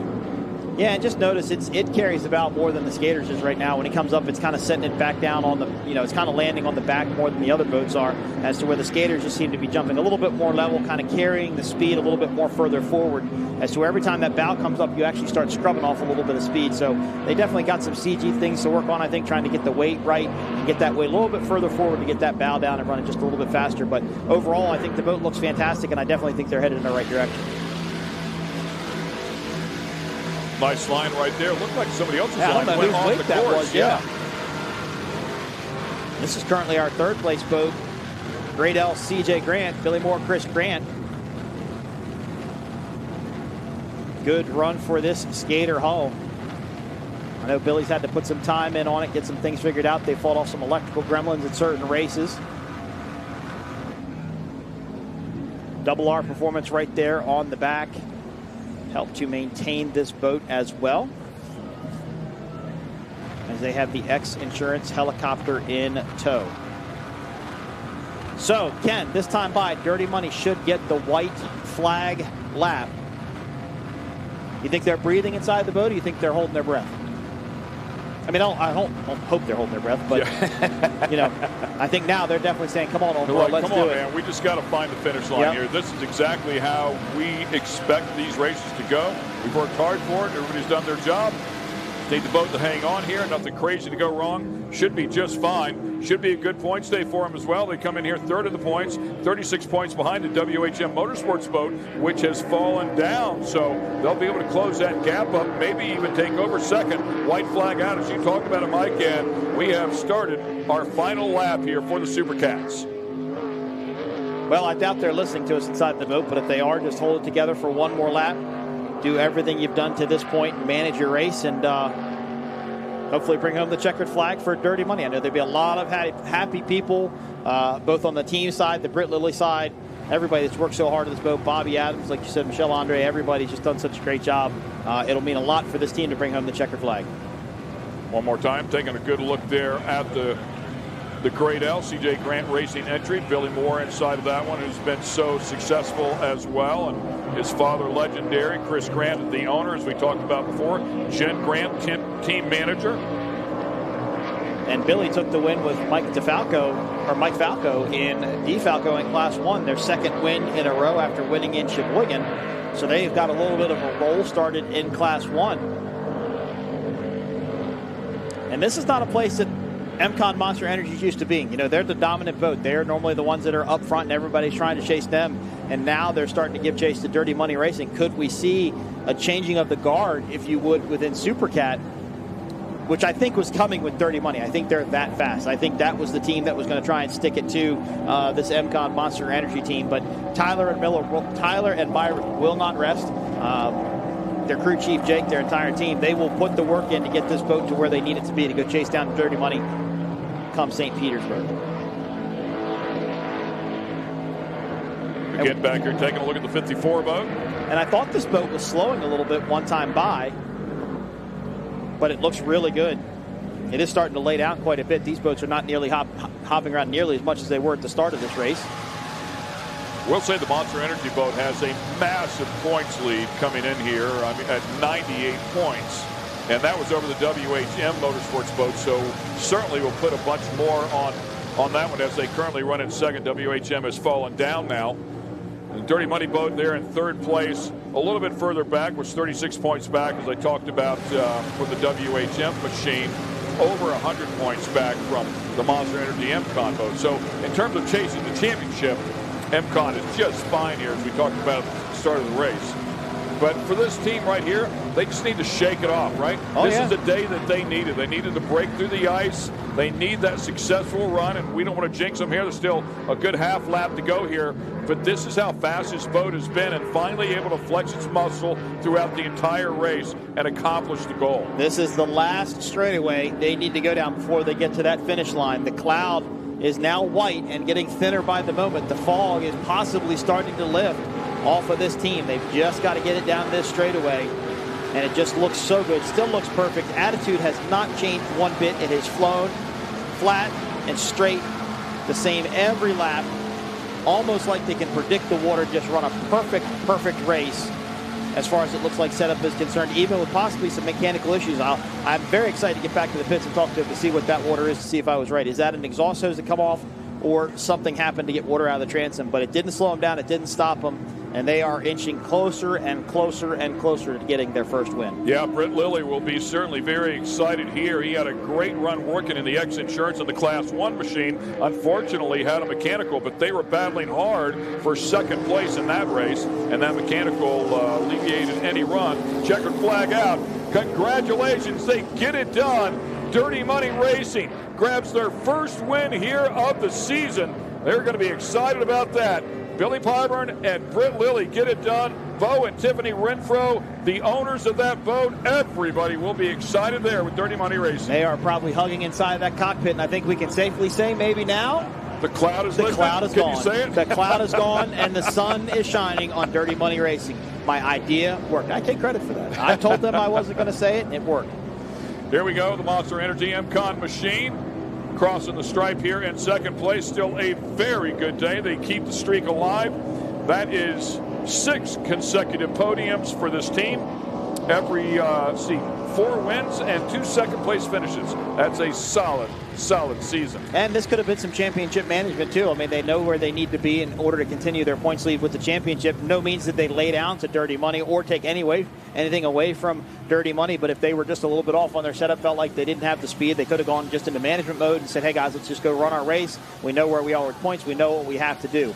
CJ Grant Graydale comes in third place, boat number 54. So it is a skater 1, 2, 3 in Supercat. Congratulations to Billy Moore and Chris Grant. These boats will have to go through a technical inspection just like every other class does. So, of course, all of our results are unofficial until those inspections take place. But third place for 54 Graydale. Yeah, and that's their third consecutive third place finish. So they're developing some real consistency inside of this boat as well. And they're starting to chip away at it. Like I said, they've won a couple of races before. I know Chris is very comfortable in the boat with Billy, and I just expect to see good things come from him. How about that? The 9 boat still under power here to get it done as well. Congratulations to Team Farnsworth, Hancock Claims Consultants. They're going to come across the line in fourth. Chris McCulley and Anthony Smith. You know, with all the work that this team has had to put into it and their motor issues, this is a really strong finish for them today, and I hope they can build on it in the future. Yeah, some 3 teams at one point during this season that they were running underneath that umbrella, so a lot of work. They took a lot on. Glad to see them come back out here and keep the effort. And I'm good with the Gasse engines. I'm glad that they had luck with them and they stuck together and ran a really, really good race. Now it's time to go back, tweak your setup a little bit. You're comfortable with your engine package. Let's go out and find that additional speed that we need to go run up in that top 3. Yeah, and everybody's talked about the advancements of these boats over the past 3-4 years and their corner speeds, which have really gotten better and better. So it's pretty cool. I mean, they just keep scrapping. They keep learning a better way to build the mousetrap. And you can see the Hancock Claims Consultant team celebrating maybe just a little bit that 4th place finish, but a great run for that team. That's Elijah Kingery. He ran the V-bottom yesterday in the Super V race. There is Austin Holmes, boat number 88. They will come across the line in 5th.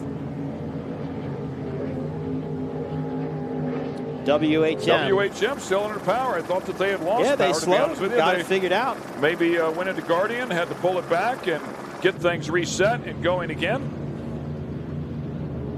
Better luck next time for Billy and Jay. If there is a team that knows what it takes to win, that is them, and they will go back and do whatever is needed to get that skater figured out and get it faster. That's Win Farnsworth, the owner of the Farnsworth team there. So, as is typical here all day long, let's get it down and hear from our race winners. Taylor's down there. What'd I say? Man, the race was unreal. We had a game plan this morning after practice. We stuck with our setup that we felt would work after yesterday's practice. The boat was unbelievable. I can't say enough about what this guy did on the wheel.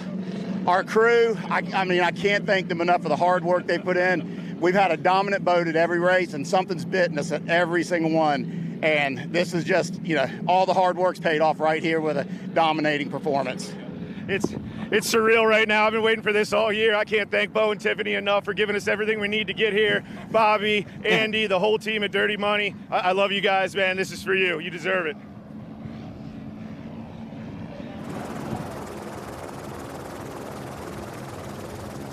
That is awesome, man. That is spectacular. Two happy cats right there, and rightfully so, that entire crew. Digging, scrapping hard all year long. Oh, so close to a couple of wins, but couldn't get it done. They got it done here today. Dirty Money comes home with the win. Britt Lilly, you could hear the excitement in his voice. The cloud is gone, and they're going to carry on into St. Pete with a tremendous amount of confidence. MCon Monster Energy, maybe a little bit of homework to do for our second-place boat, but a team that can definitely take the win at any given moment. Third place, Great L, CJ Grant Racing, Chris Grant and Billy Moore. Team Farnsworth, Hancock's Claim Consultants coming in for us, showing good speed here in Supercat. Look for them to build as well. Austin Holmes, SV Offshore, Matt Jaminski, Vinny DiOrio. Great run for them. Sixth place, WHM Motorsports, and CR Racing out halfway through with some sort of an issue. Exciting stuff. We knew it would be. We love this category. We're going to bring you some highlights here. If you missed the beginning, let's go back and show you what it looked like. 7 boats strong. The WHM all the way on the outside here. The Monster Energy MCon boat took the early lead, but was challenged right away by Dirty Money. Yeah, and these were the two boats that we expected to get up front first, but then Graybell poured on some speed from behind. They were able to get around Austin Holmes and then eventually got around CR for third place. WHM right there in front of the Hancock boat. Eventually had a little bit of an issue there, and Hancock boat was able to get around them. But it was all Dirty Money's day here in Sarasota, Florida, taking their first win in the 2024 P1 season. So it has been a wonderful weekend out here. We thank all of you at home for watching, hopefully yesterday and today. Certainly enjoyed that. And welcome back to the booth here as we're going to wrap things up here. It's been a great time for sure. Mike Jaworski sitting right alongside. Thanks for all the help, man. We appreciate it. Thanks for letting me be a small part of this as well. Pretty exciting. 40 years running here in Sarasota. Yep, get to come back in 2025 and do it for 41. But next up, St. Petersburg, Florida. We're going to go downtown St. Pete, take it over for a weekend, and see if we can crown a champion.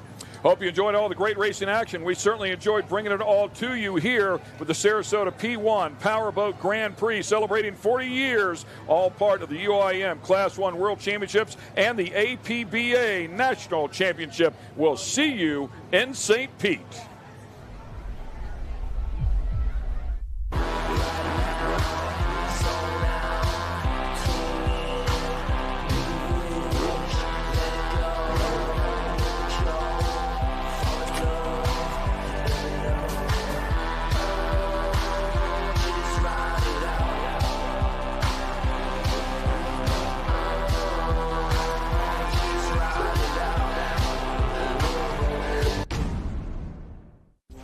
Mercury Racing was forged in the heat of competition. The will to win is in our DNA. Competition isn't just what we do, it's our proving ground. It's about the pursuit of power, performance, and endurance that pushes our limits and yours.